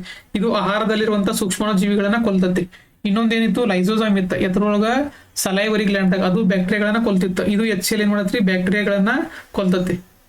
ಆಮೇಲೆ ಈ HCl ನ ಕೆಲಸ ಏನಪ್ಪಾ ಅಂತಂದ್ರ ಈ ಎಂಜೈಮ್ಗಳು ರಿಲೀಸ್ ಆಗಕ ಸ್ಟಿಮ್ಯುಲೇಟ್ ಮಾಡುವಂತದ್ದು ಅಂಗ ಇದಾವಪ್ಪ ಅಂದ್ರೆ HCl. Chemical ಯಾವ್ದಂದ್ರೆ HCl. ಅರ್ಥ ಆದ್ರಿ? ಇವೇನ್ ಎಂಜೈಮ್ಗಳು ರಿಲೀಸ್ ಆಕಾವಲ್ಲ, ಈ ರಿಲೀಸ್ ಆಗಕ್ಕೆ ಕಾರಣವಾದಂತ ಸ್ಟಿಮ್ಯುಲೇಟ್ ಮಾಡುವಂತದ್ದ ಯಾವಪ್ಪ ಅಂತಂದ್ರೆ HCl. ಅರ್ಥಾತ್ ಈ ನಾವು ಎದ್ರ ಬಗ್ಗೆ ನೋಡಿದ್ವು? ಲಿವರ್ ಬಗ್ಗೆ ನೋಡಿದ್ವು. ಲಿವರ್ ಅನ್ನೋದು ಏನಪ್ಪಾ ಇದೆ? ದೇಹದಲ್ಲಿರುವಂತ ಅತಿ ದೊಡ್ಡ ಅಂಗ ಅಥವಾ ಅತಿ ದೊಡ್ಡ ಏನಾರ ಅಕಸ್ಮಾತ್ ನಿಮಗ್ ಗ್ರಂಥಿ ಅಂತ ಅಂತಂದ್ರೆ ಲಿವರ್ ಅಂತ ಹಾಕ್ಬೇಕು. ಆಮೇಲೆ ಇದನ್ನ ಕತ್ತರಿಸಿದ್ರು ಬೆಳೆಯುವಂತ ಏಕೈಕ ಅಂಗ ಯಾವ್ದಪ್ಪ ಅಂದ್ರೆ ಲಿವರ್. ಆಮೇಲೆ ಇದರಿಂದ ಯಾವ್ದು ರಿಲೀಸ್ ಆಗುತ್ತೆ? ಬೈಲ್ ಜ್ಯೂಸ್ ರಿಲೀಸ್ ಆಗುತ್ತೆ. ಈ ಬೈಲ್ ಜ್ಯೂಸ್ ಕೆಲಸ ಏನಪ್ಪಾ ಅಂತಂದ್ರೆ ಟಾಕ್ಸಿಕ್ ಅಂತಂದ್ರೆ ನಮ್ಮ ದೇಹಕ್ಕೆ ಯಾವ್ದೋ ವಿಷಕಾರಿ ಇರುತ್ತಲ್ರಿ, ಅದನ್ನ ಕನ್ವರ್ಟ್ ಮಾಡ್ತತಿ. ಅದನ್ನ ನಾನ್ ಟಾಕ್ಸಿಕ್ ಆಗಿ ಕನ್ವರ್ಟ್ ಮಾಡ್ತತಿ. ಅದಕ್ಕೆ ನೋಡ್ರಿ, ನೀವು ವಿಷಾದು ಕುಡಿದಿರ್ತಾರಲ್ರಿ, ವಿಷಾದು ಕುಡಿದಾಗ ಪೋಸ್ಟ್ ಮಾರ್ಟಮ್ ಮಾಡುವಾಗ ಒಮ್ಮೆ ಇದನ್ನ ಪೋಸ್ಟ್ ಮಾರ್ಟಮ್ ಮಾಡ್ತಾರಪ್ಪ ಅಂದ್ರೆ ಈ ಲಿವರ್ ಅನ್ನ ಚೆಕ್ ಮಾಡಿಬಿಡ್ತಾರ್ರಿ. ಯಾಕಂತಂದ್ರ ಆ ವಿಷ ಅನ್ನೋದೇನ್ರಿ ಟಾಕ್ಸಿಕ್ ಇರ್ತದ. ಆ ಟಾಕ್ಸಿಕ್ ಅನ್ನ ಸ್ಟೋರ್ ಮಾಡ್ಕೋತಾನೆ ಯಾವ್ದಪ್ಪ ಅಂತಂದ್ರೆ ಈ ಲಿವರ್ ಅನ್ನುವಂತ ಭಾಗ. ಈ ಲಿವರ್ ಚೆಕ್ ಮಾಡಿ ಅಂತಂದ್ರೆ ಅದ್ರ ಏನಾರ ಟಾಕ್ಸಿಕ್ ಮೆಟೀರಿಯಲ್ ಇತ್ತಂದ್ರೆ ನಾವು ವಿಷ ಕೊಡ್ತಾನ ಅಂತೇಳಿ ಅದ್ರ ಮೇಲೆ ಪೋಸ್ಟ್ ಮಾರ್ಟಮ್ ಮೇಲೆ ಕಂಡಿಡ್ತಾರೆ. ಆಮೇಲೆ ಏನ್ ಮಾಡೋದಪ್ಪ ಅಂದ್ರೆ ಇದು pH ವ್ಯಾಲ್ಯೂ 7 ರಿಂದ 7.5 ಇರ್ತೈತಿ. ಆಮೇಲೆ ಏನಪ್ಪಾ ಅಂತಂದ್ರೆ ಇದ್ರೊಳಗ ಗ್ಲಾಡ್ ಬ್ಲಾಡರ್ ಅಂತ ಹೇಳಿ ಒಂದು ಬರತ್ರಿ. ಈ ಗ್ಯಾಲ್ ಬ್ಲಾಡರ್ ಏನ್ ಮಾಡ್ತೈತ್ರಿ, ಈ ಲಿವರ್ ರಿಲೀಸ್ ಮಾಡುವಂತ ಬೈಲ್ ಜ್ಯೂಸ್ ನ ಸ್ಟೋರ್ ಮಾಡಿ ಇಟ್ಕೋತೈತಿ. ಆಮೇಲೆ ಇದ್ರೊಳಗ ಇನ್ನೊಂದ್ ಏನ್ ಬರತ್ತಪ್ಪ ಅಂದ್ರೆ ಸಿರೋಸಿಸ್ ಅಂತ ಬರತ್ತಿ. ಅಕಸ್ಮಾತ್ ಇದಕ್ಕೆ ಹೆಚ್ಚಿಗೆ ಬೈಲ್ ಜ್ಯೂಸ್ ಹೆಚ್ಚಿಗೆ ರಿಲೀಸ್ ಆತ್ಮಂದ್ರೆ ಕಾಮಾಲೆ ರೋಗ ಬರ್ತೈತಿ. ಆಮೇಲೆ ಸಿರೋಸಿಸ್ ಅಂತ ಬರತ್ತಿ. ಸಿರೋಸಿಸ್ ಅಂದ್ರೆ ಏನ್ರಿ, ಮದ್ಯಪಾನ ವ್ಯಸನಿಗಳು ಆಲ್ಕೋಹಾಲ್ ಅನ್ನ ಸೇವಿಸಿದರೆ ಲಿವರ್ನ ಕಾರ್ಯಕ್ಷಮತೆ ಕಡಿಮೆ ಆಕೈತಿ, ಅದಕ್ಕೆ ಏನ್ ಕರೀತಾರೋ ಸಿರೋಸಿಸ್ ಅಂತ ಕರೀತಾರೆ. ಆಮೇಲೆ ಈ ಜಠರ ಗ್ರಂಥಿಗಳು, ಈ ಗ್ರಂಥಿಗಳಿಂದ ರಿಲೀಸ್ ಆಗುವಂತ ಎಂಜೈಮ್ ಯಾವಪ್ಪ ಅಂದ್ರೆ ಪೆಪ್ಸಿನ್, ರೆನಿನ್, ಲೈಪೇಜ. ಪೆಪ್ಸಿನ್ ಏನ್ ಮಾಡ್ತೈತಿ, ಪ್ರೋಟೀನ್. ರೆನಿನ್ ಏನ್ ಮಾಡ್ತೈತಿ, ಚಿಕ್ಕ ಮಕ್ಕಳಲ್ಲಿ ಹಾಲನ್ನ ಮೊಸರಾಗೆ ಕನ್ವರ್ಟ್ ಮಾಡತ್ತೆ ಅಕಸ್ಮಾತ್ ಹಾಲ್ ಡೈಜೆಸ್ಟ್ ಆಗ್ಲಿಕ್ಕೆ ಅಂತಂದ್ರ. ಆಮೇಲೆ ಈ ಲೈಪೇಜ್ ಏನ್ ಮಾಡ್ತೈತಿ, ಲೈಪೇಜ್ ಏನ್ ಮಾಡ್ತೈತಿ ಲಿಪಿಡ್ ಗಳನ್ನ ಡೈಜೆಸ್ಟ್ ಮಾಡತಿ. ಆಮೇಲೆ ಇದ್ರೊಳಗೆ HCl ಒಂದು ರಿಲೀಸ್ ಆಗತ್ರಿ. HCl ರಿಲೀಸ್ ಆಗತ್ತೆ. HCl ಕೆಲಸ ಏನಪ್ಪಾ ಅಂತಂದ್ರೆ ಈ ಎಂಜೈಮ್ಗಳು ರಿಲೀಸ್ ಆಗಕ್ಕೆ ಸ್ಟಿಮ್ಯುಲೇಟ್ ಮಾಡೋದು ಯಾವಪ್ಪ ಅಂತಂದ್ರೆ HCl. ಆಮೇಲೆ ಇದೇನ್ ಮಾಡ್ತೈತಿ, HCl ಬ್ಯಾಕ್ಟೀರಿಯಾ ಮತ್ತು ಸೂಕ್ಷ್ಮಾಣುಜೀವಿಗಳನ್ನ, ಆಹಾರದಲ್ಲಿರೋ ಬ್ಯಾಕ್ಟೀರಿಯಾ ಮತ್ತು ಸೂಕ್ಷ್ಮಾಣುಜೀವಿಗಳನ್ನ ಕೊಲ್ತತಿ. ಅರ್ಥಾದ್ರೆ ನೆಕ್ಸ್ಟ್ ಯಾವಪ್ಪ ಅಂತಂದ್ರೆ ನಾವು ಎದ್ರ ಬಗ್ಗೆ ಡಿಸ್ಕಸ್ ಮಾಡ್ತೇವೆ, ಈಗ ಎಕ್ಸೋಕ್ರೈನ್ ಬಗ್ಗೆ ಡಿಸ್ಕಸ್ ಮಾಡ್ತೇವೆ. ಯಾವ ಬರ್ತಂದ್ರೆ ಕರುಳು ಗ್ರಂಥಿಗಳು.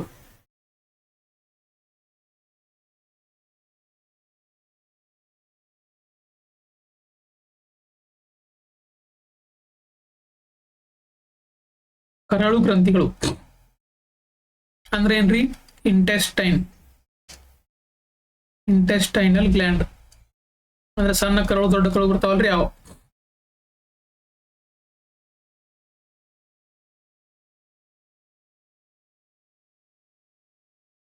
ನಾನು ನಿಮ್ಗೆ ಆಗಲೇ ಹೇಳಿನಲ್ಲ, ಇವು ಯಾವ ಪೆಪ್ಸಿನ, ರೆನಿನ ಮತ್ತು ಲೈಪೇಜ್ ಅವು ರಿಲೀಸ್ ಮಾಡುವಂತಂದ್ರೆ ಲಿವರ್ ಅಲ್ಲಿ ನೋಡ್ರಿ, ಅದು ಯಾವ್ದಪ್ಪ ಅಂತಂದ್ರೆ ಜಠರ, ಸ್ಟಮಕ್. ಅದು ಆಗಲೇ ನಿಮ್ಗೆ ಹೇಳಿನಲ್ಲ ಯಾವ್ಯಾವಪ್ಪ ಅಂತಂದ್ರೆ ಇವೇನ್ ಪೆಪ್ಸಿನ, ರೆನಿನ ಇದು ಅಲ್ರಿ, ಪೆಪ್ಸಿನ್, ರೆನಿನ್, ಆಮೇಲೆ ಲೈಪೇಜ್. ಈ ಲಿವರ್ ಬರೀ ಏನಪ್ಪಾ ಅಂತಂದ್ರೆ ಬೈಲ್ ಜ್ಯೂಸ್ ಅಷ್ಟೇ ರಿಲೀಸ್ ಮಾಡತ್ರಿ ಲಿವರ್. ಸ್ಟಮಕ್ ರಿಲೀಸ್ ಮಾಡೋದು ಯಾವ್ದ್ರಿ, ಪೆಪ್ಸಿನ್, ರೆನಿನ್, ಲೈಪೇಜ್ ಅನ್ನುವಂತ ಎಂಜೈಮ್ ಗಳನ್ನ ರಿಲೀಸ್ ಮಾಡತ್ತೆ. ಆಮೇಲೆ HCl ಇರೋದು ಎಲ್ಲಿಪ್ಪ ಅಂತಂದ್ರೆ ಈ ಸ್ಟಮಕ್ ಒಳಗೆ ಇರ್ತೈತಿ HCl. ಆತತ್ರಿ HCl. ಈ HCl ಇಂದ ಏನಾಕವು, ಇವು ಸ್ಟಿಮ್ಯುಲೇಟ್ ಆಕಾವು. ಈ ಪೆಪ್ಸಿನ್ ಏನ್ ಮಾಡ್ತೈತಿ, ಪ್ರೋಟೀನ್ ಡೈಜೆಷನ್ ಮಾಡತ್ತಿ. ರೆನಿನ್ ಏನ್ ಮಾಡ್ತೈತಿ, ಚಿಕ್ಕ ಮಕ್ಕಳಲ್ಲಿ ಹಾಲನ್ನ ಮೊಸರಾಗಿ ಮಾಡತ್ತಿ. ಲೈಪೇಜ್ ಏನ್ ಮಾಡತ್ತಿ, ಲಿಪಿಡ್ ಅನ್ನ ಡೈಜೆಸ್ಟ್ ಮಾಡ್ತತಿ. HCl ಏನ್ ಮಾಡತ್ತಿ, ಸೂಕ್ಷ್ಮ ಜೀವಿಗಳನ್ನ ಕೊಲ್ತತಿ. ಈ ನಾವು ಲಿವರ್ ಬಗ್ಗೆ ನೋಡಿದ್ವಿ. ಆಮೇಲೆ ಸ್ಟಮಕ್ ಅಂದ್ರೆ ಏನ್ರಿ, ಜಠರ. ಈ ಸ್ಟಮಕ್ ಗ್ರಂಥಿಗಳನ್ನ ಯಾವಪ್ಪ ಅಂತಂದ್ರೆ ಇವು ರಿಲೀಸ್ ಮಾಡುವಂತ ಎಂಜೈಮ್ ಯಾವಂದ್ರೆ ಪೆಪ್ಸಿನ, ರೆನಿನ, ಲೈಪೇಜ್. ಜಠರ ಅಲ್ಲ, ಅದ ನಾಗಳೆ ಜಠರ ಅಂತ ಹೇಳಿ, ಜಠರ ಅಲ್ಲ, ಇವು ಸ್ಟಮಕ್ ರಿಲೀಸ್ ಮಾಡತ್ತದ ಯಾವ್ದ್ರಿ, ಪೆಪ್ಸಿನ, ರೆನಿನ, ಲೈಪೇಜ್ ಅನ್ನುವಂಥದ್ದು. ನೆಕ್ಸ್ಟ್ ಯಾವ್ದು ಬರತ್ರಿ, ಕರಳು ಗ್ರಂಥಿಗಳು. ಯಾವುದು, ಇಂಟೆಸ್ಟೈನಲ್ ಗ್ಲ್ಯಾಂಡ್. ಕರಳು ಗ್ರಂಥಿಗಳು, ಕರಳು ಗ್ರಂಥಿಗಳು ಇಂಗ್ಲಿಷ್ ನ ಏನಂತಾರೆ ಅದಕ್ಕೆ, ಇಂಟೆಸ್ಟಿನಲ್ ಗ್ಲ್ಯಾಂಡ್. ಇವ ನೋಡ್ರಿ, ಇಂಟೆಸ್ಟೈನ್ ಅಂತಂದ್ರೆ ಸ್ಮಾಲ್ ಇಂಟೆಸ್ಟೈನ್, ಲಾರ್ಜ್ ಇಂಟೆಸ್ಟೈನ್. ಇದೇನು ಲಾರ್ಜ್ ಇಂಟೆಸ್ಟೈನ್ ಐತಿ, ಸ್ಮಾಲ್ ಇಂಟೆಸ್ಟೈನ್ ಐತಲ್ರಿ. ಇದ್ರೊಳಗೆ ರಿಲೀಸ್ ಆಗುವಂತ ಇದ್ರೊಳಗೆ ಗ್ರಂಥಿಗಳು ಇರ್ತಾರೆ. ಅವುಗಳು ರಿಲೀಸ್ ಮಾಡುವಂತ ಯಾವ್ಯಾವಪ್ಪ ಅಂತಂದ್ರೆ ಎಂಜೈಮ್ಗಳು ಯಾವ ರಿಲೀಸ್ ಮಾಡ್ತಾವ ಅಂತಂದ್ರೆ ಅವ ಮಾಲ್ಟೇಜ್, ಆಮೇಲೆ ಸುಕ್ರೇಜ್, ಆಮೇಲೆ ಡೈಪೆಪ್ಟೈಡೇಸ್. ಆಮೇಲೆ ಯಾವ್ದಪ್ಪ ಅಂತಂದ್ರೆ ಲ್ಯಾಕ್ಟೇಸ್. ಆಮೇಲೆ ಯಾವ್ದಪ್ಪ ಅಂತಂದ್ರೆ ಲೈಪೇಸ್. ಆಮೇಲೆ ಪೆಪ್ಟೈಡೇಸ್. ಅತಿ ಹೆಚ್ಚು ಡೈಜೆಷನ್ ಎಲ್ಲಿ ಆಕತ್ತಪ್ಪ ಅಂತಂದ್ರೆ ಸ್ಮಾಲ್ ಇಂಟೆಸ್ಟೈನ್ದಾಗ ಆಕತ್ರಿ. ನೋಡ್ರಿ, ಮಾಲ್ಟೇಸ್ ಅನ್ನುವಂಥದ್ದು ಏನ್ ಮಾಡ್ತದಪ್ಪ ಅಂತಂದ್ರ ಅಲ್ಲಿ ಏನು ಇದ್ರೊಳಗೆ ಸಲೈವರಿ ಗ್ಲ್ಯಾಂಡ್ ಒಳಗೆ ಮಾಲ್ಟೋಸ್ ಕನ್ವರ್ಟ್ ಆಗಿತ್ತಲ್ಲ ರೀ. ಬಹುಶರ್ಕರ ಇದ್ದದ್ದು ದ್ವಿಶರ್ಕರ ಎಲ್ಲಾಗಿತ್ತು, ಸಲೈವರಿ ಗ್ಲ್ಯಾಂಡ್ದಾಗ ಆಗಿತ್ತು. ಯಾವ್ದು ಎದರಿಂದ ಆಗಿತ್ತದ, ಅಮೈಲೇಸ್ ಇಂದಾಗಿತ್ತು.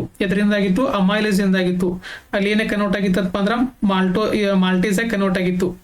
ಇದೇನ್ ಮಾಡ್ತದಪ್ಪ ಅಂತಂದ್ರ ಮಾಲ್ಟೇಸ್ ಅನ್ನೋದು ಏನ್ ಮಾಡ್ತದಪ್ಪ ಅಂದ್ರೆ ಎಂಜೈಮ್ ಅಲ್ಲೇನ್ ಮಾಲ್ಟೋಸ್ ಆಗಿತ್ತಲ್ರಿ, ಆ ಮಾಲ್ಟೋಸ್ ಅನ್ನ ಗ್ಲೂಕೋಸ್ ಆಗಿ ಕನ್ವರ್ಟ್ ಮಾಡ್ತತಿ. ನಮ್ಮ ದೇಹ ಡೈಜೆಸ್ಟ್ ಮಾಡುವಂಥದ್ದು ಯಾವ್ದ್ರಿ, ಗ್ಲೂಕೋಸ್. ನಮ್ಮ ದೇಹಕ್ಕೆ ಗ್ಲೂಕೋಸ್ ಬೇಕು. ನಾವು ಸೇವನೆ ಮಾಡೋದು ಯಾವ್ದ್ರಿ, ಪಾಲಿಸ್ಯಾಕರೈಡ್. ನಮ್ಮ ದೇಹಕ್ಕೆ ಬೇಕಾಗಿರೋದು ಏಕಸೆಕರೈಡ್ ಅಂದ್ರೆ ಮೊನೋಸೆಕರೈಡ್, ಏಕಶರ್ಕರ. ಅದನ್ನ ದ್ವಿಶರ್ಕರ ಮಾಡೋದು ಯಾವ್ದು, ಅಮೈಲೇಜ್. ಆ ದ್ವಿಶರ್ಕರ ಇದ್ದು ಏಕಶರ್ಕರ ಮಾಡೋದು ಯಾವ್ದ್ರಿ, ಮಾಲ್ಟೇಜ್. ಅರ್ಥ ಆತ್ರಿ. ಆಮೇಲೆ ಇದೇನ್ ಮಾಡಪ್ಪ ಅಂದ್ರೆ ಸುಕ್ರೋಸ್ ಅನ್ನೋಣ. ಸುಕ್ರೇಜ್ ಅಂದ್ರೆ ಏನ್ರಿ, ಅದ್ರೊಳಗೆ ಇರ್ತದ ನೋಡ್ರಿ. ಅಕಸ್ಮಾತ್ ಸುಕ್ರೋಸ್ ಇತ್ತಂತ ತಿಳ್ಕೊರಿ, ಸುಕ್ರೋಸ್ ಅದು ಏನ್ರಿ, ದ್ವಿಶರ್ಕರ. ಅದನ್ನು ಎದ್ರ ಕನ್ವರ್ಟ್ ಮಾಡ್ತತಿ, ಗ್ಲೂಕೋಸ್ ಮತ್ತು ಫ್ರಕ್ಟೋಸ್ ಆಗಿ. ಯಾಕಂದ್ರೆ ಸುಕ್ರೋಸ್ ಎದರಿಂದ ಆಗಿರ್ತತಿ, ಗ್ಲೂಕೋಸ್ ಮತ್ತು ಫ್ರಕ್ಟೋಸ್ ಇಂದನೇ ಆಗಿರ್ತತಿ. ಈ ಅಕಸ್ಮಾತ್ ನಮ್ಮ ಆಹಾರ ಒಳಗ ಇದು ಇರ್ತತಿ, ಮಾಲ್ಟೇಸ್ ಇರ್ತತಿ, ಆಮೇಲೆ ಗ್ಲೂಕೋಸ್ ಇರ್ತತಿ, ಸುಕ್ರೋಸ್ ಇರ್ತತಿ. ಈ ಸುಕ್ರೋಸ್ ಅಕಸ್ಮಾತ್ ಇತ್ತಂತಂದ್ರೆ ಈ ಸುಕ್ರೇಸ್ ಅನ್ನುವಂತ ಎಂಜೈಮ್ ಏನ್ ಮಾಡತಿ, ಸುಕ್ರೋಸ್ ಅನ್ನ ಗ್ಲೂಕೋಸ್ ಮತ್ತು ಫ್ರಕ್ಟೋಸ್ ಆಗಿ ಡಿವೈಡ್ ಮಾಡ್ತತಿ. ಯಾಕಂದ್ರೆ ಸುಕ್ರೋಸ್ ಎದ್ರಿಂದ ಆಗಿರ್ತತಿ, ನಾ ಕಾರ್ಬೋಹೈಡ್ರೇಟ್ ಹೇಳುವಾಗ ಹೇಳಿದ್ನಿ, ಸುಕ್ರೋಸ್ ಎದ್ರಿಂದ ಆಗಿರ್ತತಿ, ಗ್ಲೂಕೋಸ್ ಮತ್ತು ಫ್ರಕ್ಟೋಸ್ ಇಂದ ಆಗಿರ್ತತಿ. ಆಮೇಲೆ ಡೈಪೆಪ್ಟೈಡ್ ಏನ್ ಮಾಡದಪ್ಪ ಅಂತಂದ್ರ, ನಾವು ಈಗೇನ್ ನಾನು ನಿಮ್ ನಿನ್ನೆ ಕ್ಲಾಸ್ನಾಗ ಹೇಳಿದ್ನಿ, ಪ್ರೋಟೀನ್ ಪ್ರೋಟೀನ್ ಪ್ರೋಟೀನ್ ಅಂದ್ರೆ ಏನ್ರಿ, ಅಮೈನೋ ಆಸಿಡ್ಗಳ ಒಂದು ಗುಂಪು, ಅಮೈನೋ ಆಸಿಡ್ಗಳ ಒಂದು ಗುಂಪು ಇದು ಪ್ರೋಟೀನ್. ಯಾವ್ದ್ರಿ, ಪ್ರೋಟೀನ್. ಅದ್ರೊಳಗೆ ಯಾವ ಬಾಂಡ್ ಇರ್ತಾವು, ಪೆಪ್ಟೈಡ್ ಬಾಂಡ್ ಇರ್ತಾವ್ರಿ. ಅದ್ರೊಳಗೆ ಇರುವಂತ ಬಾಂಡ್ ಯಾವ್ದ, ಪೆಪ್ಟೈಡ್ ಬಾಂಡ್. ಈ ಪ್ರೋಟೀನ್ ಅನ್ನ ನೀವು ಏನ್ ಮಾಡ್ಬೇಕು, ಈಗ ಡೈಜೆಸ್ಟ್ ಮಾಡ್ಬೇಕು ಅಂದ್ರೆ ಇವೇನ್ ಮಾಡ್ಬೇಕು, ಈ ಬಾಂಡ್ ಗಳನ್ನ ಮುರಿಬೇಕು. ಈ ಬಾಂಡ್ ಗಳನ್ನ ಕಟ್ ಮಾಡುವಂತದ್ದು ಯಾವ್ದ್ರಿ, ಈ ಡೈಪೆಪ್ಟೈಡ್. ಅರ್ಥ ಆತ್ರಿ, ಡೈಪೆಪ್ಟೈಡ್ ಗಳನ್ನ ಏನ್ ಮಾಡತ್ರಿ, ಇದು ಬಾಂಡ್ ಗಳನ್ನ ಮುರಿದಾವ್ರಿ, ಡೈಪೆಪ್ಟೈಡ್ ಮುರಿತೈತಿ. ಆಮೇಲೆ ಈ ಲ್ಯಾಕ್ಟೋಸ್ ಏನ್ ಮಾಡೈತಿ, ಲ್ಯಾಕ್ಟೇಸ್ ಕನ್ವರ್ಟ್, ಲ್ಯಾಕ್ಟೋಸ್ ಅನ್ನ ಗ್ಲೂಕೋಸ್ ಮತ್ತು ಗೆಲಾಕ್ಟೋಸ್ ಆಗಿ ಕನ್ವರ್ಟ್ ಮಾಡ್ತತಿ. ಯಾಕಂದ್ರೆ ಲ್ಯಾಕ್ಟೇಸ್ ಎದ್ರಿಂದ ಆಗಿರ್ತತಿ, ಗ್ಲೂಕೋಸ್ ಮತ್ತು ಗೆಲಾಕ್ಟೋಸ್ ಇಂದ ಆಗಿರ್ತತಿ. ಆಮೇಲೆ ಲೈಪೇಸ್ ಏನ್ ಮಾಡತ್ತಿ, ಇದು ಮತ್ತೆ ಇಲ್ಲಿ ಫ್ಯಾಟ್ ಡೈಜೆಷನ್ ಆಗುತ್ತೆ. ಫ್ಯಾಟ್ 3 ಕಡೆ ಡೈಜೆಷನ್ ಆಗುತ್ತೆ. ಮೊದಲು ಸಲವರಿ ಗ್ಲ್ಯಾಂಡ್ ದಾಗ ಆಗುತ್ತೆ, ಈ ಸ್ಟಮಕ್ ಜಠರೊಳಗೆ ಆಗುತ್ತೆ, ಮತ್ತೆ ಈ ಸ್ಮಾಲ್ ಇಂಟೆಸ್ಟೈನ್ ಮತ್ತು ಲಾರ್ಜ್ ಇಂಟೆಸ್ಟೈನ್ ಆಗುತ್ತೆ. ಆಮೇಲೆ ಈ ಪೆಪ್ಟೈಡಸ್ ಏನ್ ಮಾಡತ್ತಪ್ಪ ಅಂತಂದ್ರೆ, ಇವೇನ್ ಬಾಂಡ್ ಮುರಿದಿರ್ತಾವಲ್ರಿ, ಆ ಬಾಂಡ್ ಮುರಿದಿದ್ದು ಅಮೈನೋ ಆಸಿಡ್ ಆಗಿ ಕನ್ವರ್ಟ್ ಆಕಾವ್. ಮೊದಲು ಬಾಂಡ್ ಮುರಿದ್ರೆ, ಬಾಂಡ್ ಮುರಿ ಅಂತ ಏನಾಯ್ತು, ನೆಕ್ಸ್ಟ್ ಅಮೈನೋ ಆಸಿಡ್ಗಳು ಉಳಿದು, ಆ ಅಮೈನೋ ಆಸಿಡ್ ಕನ್ವರ್ಟ್ ಮಾಡುವಂಥದ್ದು ಯಾವ್ದ್ರಿ, ಪೆಪ್ಟೈಡೇಸ್. ಇವು ನೆನಪಿಟ್ಕೋರಿ ನೀವು, ಇದು ನಿಮ್ಗೆ ಈಸಿಯಾಗಿ ಗೊತ್ತಾಗುತ್ತೆ. ಗ್ರಂಥಿ ಒಳಗೆ ನೋಡ್ರಿ, ಒಂದೇದ ಸಲೈವರಿ ಗ್ಲ್ಯಾಂಡ್ ಒಳಗೆ ಏನ್ ಬರ್ತಾವು, ಅಮೈಲೇಸ್ ಬರ್ತತಿ, ಅಮೈಲೇಸ್ ಬರ್ತತಿ. ಆಮೇಲೆ ಯಾವ್ದು ಬರ್ತತಿ, ಲೈಪೇಸ್ ಬರ್ತತಿ, ಲೈಪೇಸ್ ಬರ್ತತಿ. ಆಮೇಲೆ ಯಾವ್ದು ಬರ್ತತಿ, ಲೈಸೋಸೈಮ್ ಬರ್ತತಿ, ಲೈಸೋಸೈಮ್ ಬರ್ತತಿ. ಈ ಅಮೈಲೇಸ್ ಏನ್ ಮಾಡ್ತತಿ, ಬಹುಶರ್ಕರ ಯಾವ್ದು ಇರ್ತಲ್ರಿ, ಸ್ಟಾರ್ಚ್ ಇರತ್ತಲ್ಲ, ಅದನ್ನ ಮಾಲ್ಟೋಸ್ ಆಗಿ ಕನ್ವರ್ಟ್ ಮಾಡ್ತತಿ, ಮಾಲ್ಟೋಸ್ ಆಗಿ ಕನ್ವರ್ಟ್ ಮಾಡತಿ. ಈ ಮಾಲ್ಟೋಸ್ ಅನ್ನ ಗ್ಲೂಕೋಸ್ ಆಗಿ ಕನ್ವರ್ಟ್ ಮಾಡೋದು ಯಾವ್ದ್ರಿ, ಈ ಮಾಲ್ಟೇಸ್ ಅನ್ನುವಂಥದ್ದು. ಆಮೇಲೆ ಸುಕ್ರೋಸ್ ಏನ್ ಮಾಡತಿ, ಸುಕ್ರೇಸ್ ಅಂದ್ರೆ ಏನ್ರಿ, ಗ್ಲೂಕೋಸ್ ಪ್ಲಸ್ ಫ್ರಕ್ಟೋಸ್ ಇಂದ ಆಗಿರ್ತತಿ. ಅವ್ನ ಎರಡೂ ಡಿವೈಡ್ ಮಾಡೋದು, ಯಾಕಂದ್ರೆ ನಮ್ ದೇಹಕ್ಕೆ ಬೇಕಾಗಿರೋದು ಏಕ ಶರ್ಕರೆಗಳು. ನಾವು ದೇಹವನ್ನು ಸೇವನೆ ಮಾಡುವಾಗ ನಮ್ ಬಹುಶರ್ಕರೆ ಮತ್ತು ದ್ವಿಶರ್ಕರೆ ಇರ್ತಾವ, ಅವುಗಳನ್ನ ಡೈಜೆಸ್ಟ್ ಮಾಡೋದು ಯಾವುದು, ಸುಕ್ರೇಸ್ ಏನ್ ಮಾಡತಿ, ಸುಕ್ರೋಸ್ ಮತ್ತು ಫ್ರಕ್ಟೋಸ್ ಆಗಿ ಕನ್ವರ್ಟ್ ಮಾಡ್ತತಿ, ಗ್ಲೂಕೋಸ್ ಮತ್ತು ಫ್ರಕ್ಟೋಸ್ ಆಗಿ ಕನ್ವರ್ಟ್ ಮಾಡ್ತತಿ. ಯಾವ್ದನ್ನ, ಸುಕ್ರೇಸ್ ಅನ್ನುವಂತ ಎಂಜೈಮ್. ಈ ಡೈಪೆಪ್ಟೈಡ್ ಏನ್ ಮಾಡತಿ, ಪೆಪ್ಟೈಡ್ ಬಾಂಡ್, ಪ್ರೋಟೀನ್ ಗಳಲ್ಲಿರುವಂತಹ ಪೆಪ್ಟೈಡ್ ಬಾಂಡ್ ಗಳನ್ನ ಮುರಿತೈತಿ. ಆಮೇಲೆ ಲ್ಯಾಕ್ಟೇಸ್ ಏನ್ ಮಾಡ್ತತಿ, ಗ್ಲೂಕೋಸ್ ಮತ್ತು ಲ್ಯಾಕ್ಟೋಸ್ ಆಗಿ ಕನ್ವರ್ಟ್ ಮಾಡ್ತತಿ. ಗ್ಲೂಕೋಸ್ ಮತ್ತೆ ಲ್ಯಾಕ್ಟೇಸ್ ಏನ್ ಮಾಡ್ತಿ, ಗ್ಲೂಕೋಸ್ ಮತ್ತೆ ಗೆಲಾಕ್ಟೋಸ್ ಆಗಿ ಕನ್ವರ್ಟ್ ಮಾಡತಿ. ಯಾಕಂದ್ರೆ ಲ್ಯಾಕ್ಟೇಸ್ ಎದ್ರಿಂದ ಆಗಿರ್ತತಿ, ಇದು ಇದು ಡೈಸೆಕ್ರೇಟೆಡ್ ಇದೆ. ಗ್ಲೂಕೋಸ್ ಮತ್ತು ಗೆಲಾಕ್ಟೋಸ್ ಇಂದ ಆಗಿರ್ತತಿ, ಅವುಗಳನ್ನ ಬ್ರೇಕ್ ಮಾಡ್ತತಿ. ಲೈಪೇಸ್ ಮಾಡ್ತತಿ, ಲೈಪೇಸ್ ಅಂದ್ರೆ ಒಂದೇ ಕೆಲಸ ರೀ. ಇಲ್ಲೂ ಏನ್ ಮಾಡ್ತತಿ, ಪ್ಯಾಟರ್ನ್ ಡೈಜೆಸ್ಟ್ ಮಾಡತಿ, ಇಲ್ಲೂ ಪ್ಯಾಟರ್ನ್ ಡೈಜೆಸ್ಟ್ ಮಾಡತಿ. ಲೈಸೋಸೈಮ್ ಏನ್ ಮಾಡ್ತತಿ, ಸೂಕ್ಷ್ಮಾಣು ಜೀವಿಗಳನ್ನ ಕೊಲ್ತತಿ. ಆಮೇಲೆ ಇನ್ನೊಂದು ಸೂಕ್ಷ್ಮಾಣು ಜೀವಿಗಳು ಕೊಲ್ಲೋದು ಯಾವ್ದ್ರಿ, HCl ಅನ್ನುವಂಥದ್ದು. ಆಮೇಲೆ ಜಠರೊಳಗೆ ಯಾವ ಬರ್ತಾವು, ಪೆಪ್ಸಿನ್, ರೆನಿನ್, ಆಮೇಲೆ ಲೈಪೇಸ್, ಪೆಪ್ಸಿನ, ರೆನಿನ, ಲೈಪೇಸ್. ಈ ಪೆಪ್ಸಿನ ಪ್ರೋಟೀನ್ ಅನ್ನ ಮಾಡ್ತತಿ. ಇದು ರೆನಿನ್ ಅಂದ್ರೆ ಏನ್ರಿ, ಚಿಕ್ಕ ಮಕ್ಕಳಲ್ಲಿ ಹಾಲು ಅಕಸ್ಮಾತ್ ಡೈಜೆಷನ್ ಆಗ್ಲಿಕ್ಕೆ ಅಂತಂದ್ರೆ ಅದನ್ನ ಮೊಸರಾಗಿ ಕನ್ವರ್ಟ್ ಮಾಡ್ತತಿ. ಲೈಪೇಸ್ ಅಂದ್ರೆ ಏನ್ರಿ, ಲಿಪಿಡ್. ಇಲ್ಲೂ ಲೈಪೇಸ್ ಬರ್ತತಿ, ಇಲ್ಲೂ ಲೈಪೇಸ್ ಬರ್ತತಿ, ಇಲ್ಲೂ ಲೈಪೇಸ್ ಬರ್ತತಿ. ಆಮೇಲೆ ಈ ಪೆಪ್ಟೈಡೇಸ್ ಅಂದ್ರೆ ಏನ್ರಿ, ಅಮೈನೋ ಆಸಿಡ್ ಆಗಿ ಕನ್ವರ್ಟ್ ಮಾಡ್ತತಿ. ಇವೆಲ್ಲ ಏನಪ್ಪಾ ಅಂದ್ರೆ ಎಂಜೈಮ್ಗಳು ಎದ್ರಿಂದ ರಿಲೀಸ್ ಆಕಾವು, ಎಕ್ಸೋಕ್ರೈನ್ ಗ್ಲ್ಯಾಂಡ್ ಇಂದ ರಿಲೀಸ್ ಆಕಾವು. ಎಕ್ಸೋಕ್ರೈನ್ ಗ್ಲ್ಯಾಂಡ್ ಅಂದ್ರೆ ಏನ್ರಿ, ಇವು ಸಪರೇಟ್ ಒಂದು ನಾಳ ಇರ್ತತಿ. ಆಮೇಲೆ ಯಾವ್ದು ಬರತ್ತಪ್ಪ ಅಂದ್ರೆ ಬೆವರು ಗ್ರಂಥಿಗಳು. ಇವೆಲ್ಲ ಎಕ್ಸೋಕ್ರೈನ್ ಗ್ಲ್ಯಾಂಡ್ ಬಗ್ಗೆ. ಬೆವರು ಗ್ರಂಥಿಗಳು ಎಲ್ಲಿಂದ ಸಿಗುತ್ತೆ, ಸ್ಕಿನ್ ಇಂದ ರಿಲೀಸ್ ಆಗುತ್ತೆ. ಇದೇನ್ ಮಾಡತ್ತಪ್ಪ ಅಂದ್ರೆ, ಬೆವರು ಗ್ರಂಥಿಗಳು ದೇಹದ ತಾಪಮಾನವನ್ನ ನಿಯಂತ್ರಿಸುತ್ತದೆ. ಆಮೇಲೆ ಚರ್ಮವನ್ನ ಸೂಕ್ಷ್ಮಾಣು ಜೀವಿಗಳಿಂದ ರಕ್ಷಿಸುತ್ತದೆ. ಇದ್ರೊಳಗೆ ಏನಪ್ಪ ಅಂದ್ರೆ ವಾಟರ್ 99% ಇರತ್ತೆ, ಉಳಿಕಿದೆಲ್ಲ ಏನಿರ್ತಂದ್ರೆ ಸೋಡಿಯಂ ಕ್ಲೋರೈಡ್. ಬೆವರು ಎದ್ರಿಂದ ಆಗಿರತ್ರಿ, ಸೋಡಿಯಂ ಕ್ಲೋರೈಡ್, ಆಮೇಲೆ ಅಮೋನಿಯಾ, ಆಮೇಲೆ ವಿಟಮಿನ್ ಸಿ, ಇವುಗಳಿಂದ ಆಗಿರ್ತದೆ. ಪ್ಲಸ್ ನೀರನ್ನ ಇರ್ತದಪ್ಪ ಅಂದ್ರೆ 99% ಇರ್ತದ್ರಿ. ಈಗ ಬ್ಯಾಕ್ಟೀರಿಯಲ್ ಆಕ್ಟಿವಿಟಿ ಯಾವ್ದಂತಂದ್ರೆ ಸ್ಮೆಲ್ ಬರಕ್ ಸ್ಟಾರ್ಟ್ ಆಗತ್ತೆ ಬೆವರು. ನೆಕ್ಸ್ಟ್ ಯಾವ್ದು ಬರತ್ತಪ್ಪ ಅಂದ್ರೆ ಅಶ್ರು ಗ್ರಂಥಿಗಳು. ಅಶ್ರು ಗ್ರಂಥಿ ಅಂತಂದ್ರಿ, ಲ್ಯಾಕ್ರಮೈಲ್ ಗ್ಲ್ಯಾಂಡ್. ಅಂದ್ರೆ ನಮ್ ಕಣ್ಣೀರ್ ಬರ್ತಾವಲ್ಲ, ಆ ಕಣ್ಣೀರ್ ಬರುವಂತ ಎದ್ರಿಂದ ಗ್ರಂಥಿಯಿಂದ ಬರ್ತಾವ್ರಿ, ಲ್ಯಾಕ್ರಮೈಲ್ ಗ್ಲ್ಯಾಂಡ್ ಇಂದ ಬರ್ತಾವು. ಕಣ್ಣೊಳಗೆ ಇರ್ತದ್ರಿ. ಆಮೇಲೆ ಇದ್ರೊಳಗೆ ಏನೇನ್ ಇರ್ತದಪ್ಪ ಅಂದ್ರೆ, ಈ ಟಿಯರ್ ಅಂದ್ರ ಕಣ್ಣೀರೊಳಗೆ ಏನೇನ್ ಇರ್ತದಪ್ಪ ಅಂತಂತಂದ್ರ ನೀರ್ ಇರ್ತತಿ, ಆಮೇಲೆ ಗ್ಲೂಕೋಸ್ ಇರ್ತತಿ, ಆಮೇಲೆ ಯೂರಿಯಾ ಇರ್ತತಿ, ಆಮೇಲೆ ಲಿಪಿಡ್ ಇರ್ತತಿ. ಅರ್ಥ ಆತ್ರಿ. ಆಮೇಲೆ ಈ ಲ್ಯಾಕ್ರಮೈಲ್ ಗ್ಲ್ಯಾಂಡ್ ರಿಲೀಸ್ ಮಾಡುವಂತ ಎಂಜೈಮ್ ಯಾವ್ದಪ್ಪ ಅಂತಂದ್ರ ಲೈಸೋಸೈಮ್. ಅರ್ಥಾತ್ ಬ್ಯಾಕ್ಟೀರಿಯಾಗಳ ಜೊತೆ ಅಂದ್ರೆ ಸೂಕ್ಷ್ಮಾಣು ಜೀವಿಗಳ ಜೊತೆ ನಾವು ನೋಡಿದಲ್ಲ, ಸಲವರಿ ಗ್ಲ್ಯಾಂಡ್ದಾಗೂ ಲೈಸೋಸೈಮ್ ಇದಾಗತ್ತೆ, ಬಾಯಾಗನು ಲೈಸೋಸೈಮ್ ಬರತ್ತೆ. ಕಣ್ಣೀರೊಳಗೆ ಏನಿರತ್ತಪ್ಪ ಅಂದ್ರೆ ಲೈಸೋಸೈಮ್ ಇರುತ್ತೆ. ಅದು ಏನ್ ಮಾಡ್ತೈತ್ರಿ ಬ್ಯಾಕ್ಟೀರಿಯಾಗಳನ್ನ ಅಥವಾ ಸೂಕ್ಷ್ಮಾಣುಜೀವಿಗಳನ್ನ ಕೊಲ್ತತ್ರಿ. ಇದ್ರ ಪಿ ಎಚ್ ವ್ಯಾಲ್ಯೂ ಎಷ್ಟಿರತ್ತಪ್ಪ ಅಂದ್ರೆ 6.5 7.5 ಅಂದ್ರೆ ಒಂದ್ ಸ್ವಲ್ಪ ಆಸಿಡ್ ಇದ್ದು ಒಂದ್ ಸ್ವಲ್ಪ ಬೇಸಿನೂ ಇರ್ತದೆ, ಪ್ರತ್ಯಾಮ್ಲ ಗುಣನೂ ಹೊಂದಿರ್ತತ್ರಿ. ಅರ್ಥಾತ್ರಿ ಇವೆಲ್ಲ ಏನಪ್ಪಾ ಅಂತಂದ್ರೆ ಎಕ್ಸೋಕ್ರೈನ್ ಗ್ಲ್ಯಾಂಡ್ ಬಗ್ಗೆ ನೋಡಿದ್ವು. ಈಗ ವೆರಿ ಇಂಪಾರ್ಟೆಂಟ್ ಏನಪ್ಪಾ ಅಂತಂದ್ರೆ ಎಂಡೋಕ್ರೈನ್ ಗ್ಲ್ಯಾಂಡ್. ಎಂಡೋಕ್ರೈನ್ ಗ್ಲ್ಯಾಂಡ್ ಅಂತ ಏನ್ರಿ ನೀರ್ನಾಳ ಗ್ರಂಥಿಗಳು. ಇವೇನ್ ಮಾಡ್ತಾವು ಎಂಡೋಕ್ರೈನ್ ಗ್ಲ್ಯಾಂಡ್ಗಳು ರಿಲೀಸ್ ಮಾಡುವಂತದ್ದು ಯಾವ್ದ್ರಿ ಹಾರ್ಮೋನ್ಗಳನ್ನ ಮಾತ್ರ ರಿಲೀಸ್ ಮಾಡ್ತಾವ. ಎತ್ರ ಮೂಲಕ ಹೊಕ್ಕಾವ್ರಿ ರಕ್ತದ ಮೂಲಕ ಹೊಕ್ಕಾವ್. ಒಂದೇದ್ ಯಾವ್ದು ಬರತ್ರಿ ಪಿಟ್ಯೂಟರಿ ಗ್ಲ್ಯಾಂಡ್. Pituitary gland.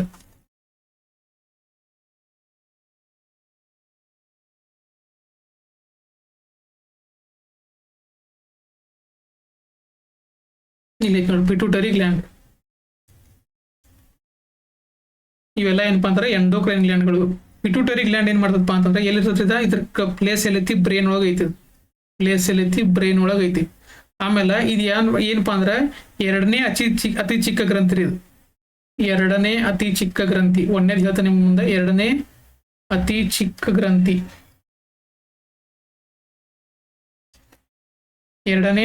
ಗ್ರಂಥಿ. ಆಮೇಲೆ ಇದೇನ್ ಮಾಡ್ತದ್ರಿ ಹಲವಾರು ಗ್ರಂಥಿಗಳನ್ನ ಕಂಟ್ರೋಲ್ ಮಾಡತ್ರಿ. ಯಾವುದು ಪಿಟ್ಯೂಟರಿ ಹಲವಾರು ಗ್ರಂಥಿಗಳನ್ನ ಕಂಟ್ರೋಲ್ ಮಾಡತೈತಿ. ಅದಕ್ಕೆ ಇದಕ್ಕೆ ಏನಂತ ಕರಿತಾರಪ್ಪ ಅಂದ್ರ ಮಾಸ್ಟರ್ ಗ್ಲ್ಯಾಂಡ್ ಅಂತ ಕರೀತಾರೆ. ಏನ್ ಕರಿತಾರ್ರಿ ಮಾಸ್ಟರ್ ಗ್ಲ್ಯಾಂಡ್ ಅಂತ ಕರೀತಾರ. ಇವೇನ್ ರಿಲೀಸ್ ಮಾಡ್ತಾವ ಅಂತ ಹೇಳಿನಿ ಹಾರ್ಮೋನ್ಗಳನ್ನ ರಿಲೀಸ್ ಮಾಡ್ತಾವ ಅಂತ ಹೇಳಿನಿ. ಯಾವ್ಯಾವ ಹಾರ್ಮೋನ್ಗಳನ್ನ ರಿಲೀಸ್ ಮಾಡ್ತಾವು ಸೋಮ್ಯಾಟೋಟ್ರೋಪಿನ್ ಎನ್ನುವಂತ ಹಾರ್ಮೋನ್. ಇದಕ್ಕೆ ಏನಂತಾರಪ್ಪ ಅಂದ್ರೆ ಗ್ರೋತ್ ಹಾರ್ಮೋನ್ ಅಂತ ಕರೀತಾರೆ. ಇದನ್ನ ಎಕ್ಸಾಮ್ದಾಗ ಬಹಳ ಸಲ ಕೇಳಿದಾರೆ.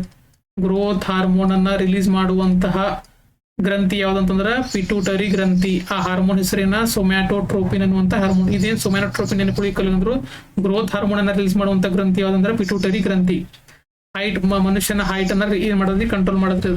ಆಮೇಲೆ ನೆಕ್ಸ್ಟ್ ಯಾವ್ದಪ್ಪ ಅಂತಂದ್ರೆ TSH ಇದನ್ನು ರಿಲೀಸ್ ಮಾಡುವಂತದ್ದು ಯಾವ್ದ್ರಿ ಪಿಟ್ಯೂಟರಿ ಗ್ರಂಥಿ. TSH ಅಂತಾನೆ ಏನ್ರಿ thyroid stimulating hormone.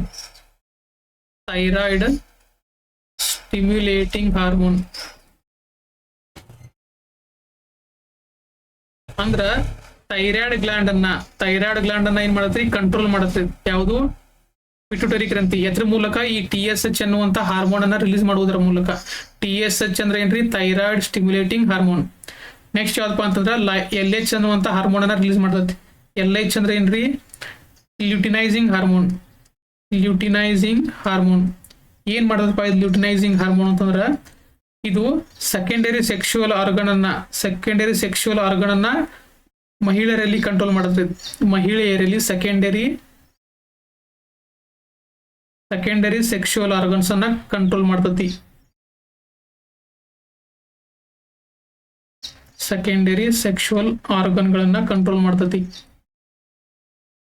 ಅದಾದ್ರೆ secondary sexual organ ಅಂತ ಬೆಸ್ಟ್ ಆಗಿರ್ಬೋದು. ಆಮೇಲೆ ಉಳ್ಕಿದ್ ಏನೇನಿರ್ತಾವಲ್ರಿ ಅವುಗಳನ್ನೆಲ್ಲ ಕಂಟ್ರೋಲ್ ಮಾಡೋದು ಯಾವುದು ಈ ಪಿಟ್ಯೂಟರಿ ಗ್ಲ್ಯಾಂಡ್. ಎದ್ರ ಮೂಲಕ ಲ್ಯೂಟಿನೈಸಿಂಗ್ ಹಾರ್ಮೋನ್ ಅನ್ನ ರಿಲೀಸ್ ಮಾಡೋದ್ರ ಮೂಲಕ. ನಿಮ್ ಎಕ್ಸಾಮ್ದಾಗ ಕೇಳ್ತಾರು ಏನ್ ಕೇಳೋದಪ್ಪ ಅಂತಂದ್ರ ಈ ಹಾರ್ಮೋನ್ಗಳು TSH LH ಸೊಮ್ಯಾಟೋಟ್ರೋಪಿನ್ಗಳ ಹಾರ್ಮೋನ್ಗಳನ್ನ ರಿಲೀಸ್ ಮಾಡುವಂತದ್ದು ಯಾವ್ದ್ರಿ ಪಿಟ್ಯೂಟರಿ ಗ್ರಂಥಿ. ಪಿಟ್ಯೂಟರಿ ಗ್ರಂಥಿ ಏನಂತ ಕರೀತಾರೋ ಮಾಸ್ಟರ್ ಗ್ಲ್ಯಾಂಡ್ ಅಂತ ಕರೀತಾರೋ. ಆಮೇಲೆ ಗ್ರೋತ್ ಹಾರ್ಮೋನ್ ಅನ್ನ ರಿಲೀಸ್ ಮಾಡುವಂತದ್ದು ಯಾವ್ದ್ರಿ ಪಿಟ್ಯೂಟರಿ ಗ್ರಂಥಿ. ಆಮೇಲೆ ಇನ್ನೊಂದು ರಿಲೀಸ್ ಮಾಡ್ತತಿ OH ಅನ್ನುವಂಥದ್ದು. OH ಅಂದ್ರೆ ಏನ್ರಿ LH OH ಬರ್ತಾವೆ. OH ಅಂದ್ರ ಆಕ್ಸಿಟೋಸಿನ್ ಹಾರ್ಮೋನ್ ಅನ್ನ ರಿಲೀಸ್ ಮಾಡ್ತಾವ. ಇದಕ್ಕೆ ಏನಂತಾರಪ್ಪ ಅಂದ್ರ ಲವ್ ಹಾರ್ಮೋನ್ ಅಂತ ಕರೀತಾರ ನೋಡ್ರಿ. ವೆರಿ ಇಂಪಾರ್ಟೆಂಟ್ ಇದು ಲವ್ ಹಾರ್ಮೋನ್ ಅಂತ ಕರೀತಾರೆ. ಇದಕ್ಕಂದ್ರ ಬಾಂಡಿಂಗ್ ಹಾರ್ಮೋನ್. ಇಬ್ಬರು ವ್ಯಕ್ತಿಗಳ ನಡುವೆ ಬಾಂಡ್ ಉಂಟಾಕತ್ತಲ್ರಿ ಅದ್ ಎದ್ರಿಂದ ಆಕತ್ತಪ್ಪ ಅಂತಂದ್ರೆ ಈ ಬಾಂಡಿಂಗ್ ಹಾರ್ಮೋನ್ ಇಂದ ಆಕತಿ. ಯಾವ ಹಾರ್ಮೋನ್ OH ಅಂದ್ರೆ ಏನ್ರಿ ಆಕ್ಸಿಟೋಸಿನ್ ಹಾರ್ಮೋನ್. ಇದನ್ನ ರಿಲೀಸ್ ಮಾಡುವಂತದ್ದು ಯಾವುದು ಪಿಟ್ಯೂಟರಿ ಗ್ಲ್ಯಾಂಡ್ ಏನ್ ಮಾಡ್ತತಿ ರಿಲೀಸ್ ಮಾಡ್ತತಿ. ಇದೆಲ್ಲ ಏನಪ್ಪಾ ಅಂದ್ರೆ ಪಿಟ್ಯೂಟರಿ ಗ್ಲ್ಯಾಂಡ್ ಬಗ್ಗೆ. ಪಿಟ್ಯೂಟರಿ ಇಂಪಾರ್ಟೆಂಟ್ ಏನಪ್ಪಾ ಅಂತಂದ್ರೆ ಮಾಸ್ಟರ್ ಗ್ಲ್ಯಾಂಡ್ ಒಂದ್ ನೆನ್ಪಿಟ್ಕೋರಿ. ಆಮೇಲೆ ಗ್ರೋತ್ ಹಾರ್ಮೋನ್, ಆಮೇಲೆ ಆಕ್ಸಿಟೋಸಿನ್ ಬಗ್ಗೆ ಒಂದ್ ನೆನ್ಪಿಟ್ಕೋರಿ. ಈ ಲವ್ ಹಾರ್ಮೋನ್ ಅಂತ ಹೇಳಿ ಕರೀತಾರ. ಇದು ವೆರಿ ಇಂಪಾರ್ಟೆಂಟ್. ಲವ್ ಹಾರ್ಮೋನ್ ಅಥವಾ ಬಾಂಡಿಂಗ್ ಹಾರ್ಮೋನ್ ಅಂತ ಕರೀತಾರೆ. ನೆಕ್ಸ್ಟ್ ಏನಪ್ಪಾ ಅಂತಂದ್ರೆ ಥೈರಾಯ್ಡ್ ಗ್ಲ್ಯಾಂಡ್. ಇದು ಮುಗೀತು. ನೆಕ್ಸ್ಟ್ ಯಾವ್ದ್ರಿ ಥೈರಾಯ್ಡ್ ಗ್ಲ್ಯಾಂಡ್. ಈ ಥೈರಾಯ್ಡ್ ಗ್ಲ್ಯಾಂಡ್ ಏನಪ್ಪ ಗಂಟಲೋಗಿರ್ತತಿ. ಇದು ರಿಲೀಸ್ ಮಾಡುವಂತ ಹಾರ್ಮೋನ್ ಯಾವ್ದ್ರಿ ಥೈರಾಕ್ಸಿನ್ ಹಾರ್ಮೋನ್. ಇದು ಎದ್ರ ಮೇಲೆ ಡಿಪೆಂಡ್ ಆಗಿರತ್ತಪ್ಪ ಅಂದ್ರೆ ಇದ್ರ ಕೆಲಸ ಅಯೋಡಿನ್ ಮೇಲೆ ಡಿಪೆಂಡ್ ಆಗಿರುತ್ತೆ. ಅಯೋಡಿನ್ ಎಷ್ಟು ಪ್ರಮಾಣದಾಗಿರತ್ತಲ್ರಿ ಹಂಗೆ ಆಕ್ಟಿವ್ ಆಗಿರುತ್ತೆ ಥೈರಾಕ್ಸಿನ್ ಹಾರ್ಮೋನ್. ಅದಕ್ಕೆ ಅಯೋಡಿನ್ ಪ್ರಮಾಣ ಜಾಸ್ತಿ ಆತಂತಂದ್ರ ಥೈರಾಕ್ಸಿನ್ ಜಾಸ್ತಿ ಆಗುತ್ತೆ. ನಮ್ಮ ದೇಹಕ್ಕೆ ಬೇಕಾದಕ್ಕಿಂತ ಜಾಸ್ತಿ ಅಯೋಡಿನ್ ಇತ್ತಂತಂದ್ರೆ ಹೆಚ್ಚಿಗೆ ರಿಲೀಸ್ ಆಗುತ್ತೆ. ಯಾವ್ದ್ರಿ? ಥೈರಾಕ್ಸಿನ್ ಅನ್ನುವಂಥ ಹಾರ್ಮೋನ್ ಜಾಸ್ತಿ ರಿಲೀಸ್ ಆಗುತ್ತೆ. ಅವಾಗ ನಮಗೊಂದು ರೋಗ ಬರ್ತೈತಿ, ಯಾವ್ದಂತಂದ್ರೆ ಹೈಪರ್ ಥೈರಾಯ್ಡಿಸಮ್. Hyperthyroidism ಯಾವಾಗ್ರಿ?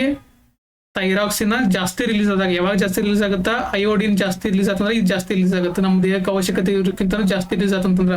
ಅಕಸ್ಮಾತ್ ಕಡಿಮೆ ರಿಲೀಸ್ ಆತಪ್ಪ ಅಂತಂತಂದ್ರ, ಕಡಿಮೆ ಇದು ಥೈರಾಕ್ಸಿನ್ ಕಡಿಮೆ ರಿಲೀಸ್ ಆತಂದ್ರ, ಅಂದ್ರೆ ಅಯೋಡಿನ್ ಪ್ರಮಾಣ ಕಡಿಮೆ ಇತ್ತಂದ್ರ ಥೈರಾಕ್ಸಿನ್ ಕಡಿಮೆ ರಿಲೀಸ್ ಆಗುತ್ತೆ. ಅವಾಗ ಬರುವಂತದ್ ರೋಗ ಯಾವ್ದ್ರಿ? ಹೈಪೋಥೈರಾಯ್ಡಿಸಮ್. ಹೈಪರ್ ಅಂತಂದ್ರೆ ಏನ್ರಿ? ಹೈಪರ್ ಹೆಚ್ಚಿಗೆ. ಹೈಪೋ ಅಂತಂದ್ರೆ ಏನ್ರಿ? ಕಡಿಮೆ. ಹೈಪೋ ಅಂತಂದ್ರೆ ಏನ್ರಿ? ಕಡಿಮೆ. ಅದಕ್ಕೆ ಇದಕ್ಕೆ ಏನಂತ ಕರೀತಾರಪ್ಪ ಅಂತಂದ್ರ ವ್ಯಕ್ತಿತ್ವದ ಹಾರ್ಮೋನ್ ಎಂದು ಕರೆಯುತ್ತಾರೆ. ಇದನ್ನ ಎಕ್ಸಾಮ್ದಾಗ ಕೇಳ್ತಾರ. ವ್ಯಕ್ತಿತ್ವದ ಹಾರ್ಮೋನ್, ವ್ಯಕ್ತಿತ್ವದ ಹಾರ್ಮೋನ್ ಎಂದು ಕರೆಯುತ್ತಾರೆ. ಅರ್ಥಾತ್ ಪರ್ಸನಾಲಿಟಿ ಹಾರ್ಮೋನ್ ಅಂತ ಕರೀತಾರೆ. ಪರ್ಸನಾಲಿಟಿ ಹಾರ್ಮೋನ್ ಜೊತೆ ಮೇಲೆ ಡಿಪೆಂಡ್ ಆಗೈತಿ, ಅಯೋಡಿನ್ ಮೇಲೆ ಡಿಪೆಂಡ್ ಆಗಿರತ್ತೆ.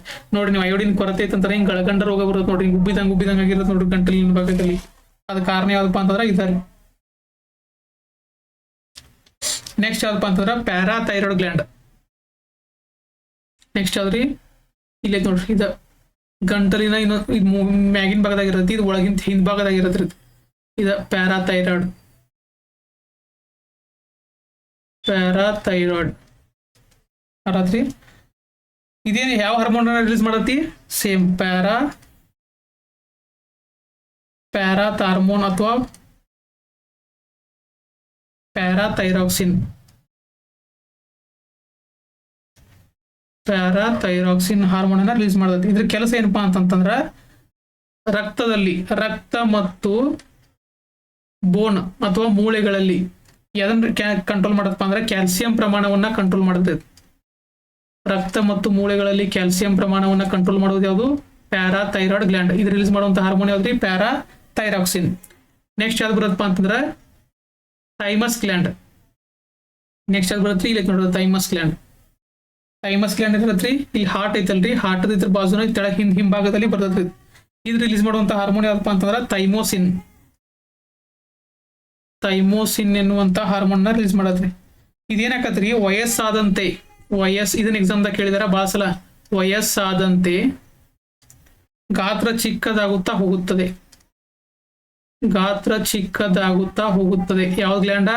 Thymus gland. ಅಂದ್ರ ಏಜ್ ಆದಂಗ ಏನಾಗತ್ತಪ್ಪ ಅಂದ್ರೆ ಸಂಪೂರ್ಣವಾಗಿ ನಾಶ ಆಗುತ್ರಿ.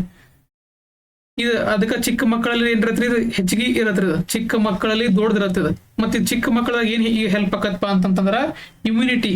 ಚಿಕ್ಕ ಮಕ್ಕಳಲ್ಲಿ ಇಮ್ಯುನಿಟಿಗಾಗಿ ಹೆಲ್ಪ್ ಆಗತ್ತೆ. ಅಂದ್ರ ಈಗ ನೋಡ್ರಿ, ನಾವ್ ಸಣ್ಣಾಗಿರ್ತಾಗ ನೀವು ಬೇಕಾ ತಿನ್ರಿ, ಏನ್ ಬೇಕಾ ತಿಂದ್ರು ಡೈಜೆಷನ್ ಹಾಕಿರಂತ ಗೊತ್ತು. ಯಾಕಪ್ಪ ಅಂತಂದ್ರೆ ಇಮ್ಯುನಿಟಿ ಜಾಸ್ತಿ ಇರುತ್ತೆ ಚಿಕ್ಕ ಮಕ್ಕಳಲ್ಲಿ ಕಂಪೇರ್ ಮಾಡಿ. ನೀವು ಸಣ್ಣ ಹುಡುಗರಲ್ಲಿ ಅಕಸ್ಮಾತ್ ಆರಾಮದ ಉಳಿಲಿಕ್ಕೆ ಜಲ್ದಿ ರಿಕವರಿ ಹಾಕಿರ್ತಾರೆ. ಯಾಕಪ್ಪ ಅಂದ್ರೆ ಅವ್ರಲ್ಲಿ ಇಮ್ಯುನಿಟಿ ಜಾಸ್ತಿ ಇರುತ್ತೆ. ಈ ಇಮ್ಯುನಿಟಿ ಯಾಕೆ ಜಾಸ್ತಿ ಇರತ್ತಪ್ಪ ಅಂತಂದ್ರೆ ಈ ಗ್ಲ್ಯಾಂಡ್ ನೋಡ್ರಿ, ಥೈಮಸ್ ಗ್ಲ್ಯಾಂಡ್ ಅನ್ನುವಂಥದ್ರಿಂದ ಅದ ನಾವು ದೊಡ್ಡವ್ರ ಹಾಕೊಂತ ಬಂದ್ರೆ ನಮ್ಮ ಇಮ್ಯುನಿಟಿ ಕಡಿಮೆ ಹಾಕೊಂತ ಬರುತ್ತೆ. ಅದಕ್ಕೆ ಕಾರಣಪ್ಪ ಅಂದ್ರೆ ಈ ಥೈಮಸ್ ಗ್ಲ್ಯಾಂಡ್ ಏನಕತ್ರಿ ವಯಸ್ಸಾದಂತೆ ಬಂದಂಗ ಚಿಕ್ಕದಾಗುತ್ತಾ ಬರ್ತೈತಿ. ಆಮೇಲೆ ಯಾವ್ದಪ್ಪ ಅಂತಂದ್ರೆ ಪೀನಿಯಲ್ ಗ್ಲ್ಯಾಂಡ್. ನೆಕ್ಸ್ಟ್ ಯಾವ್ದ್ರಿ? Pineal gland.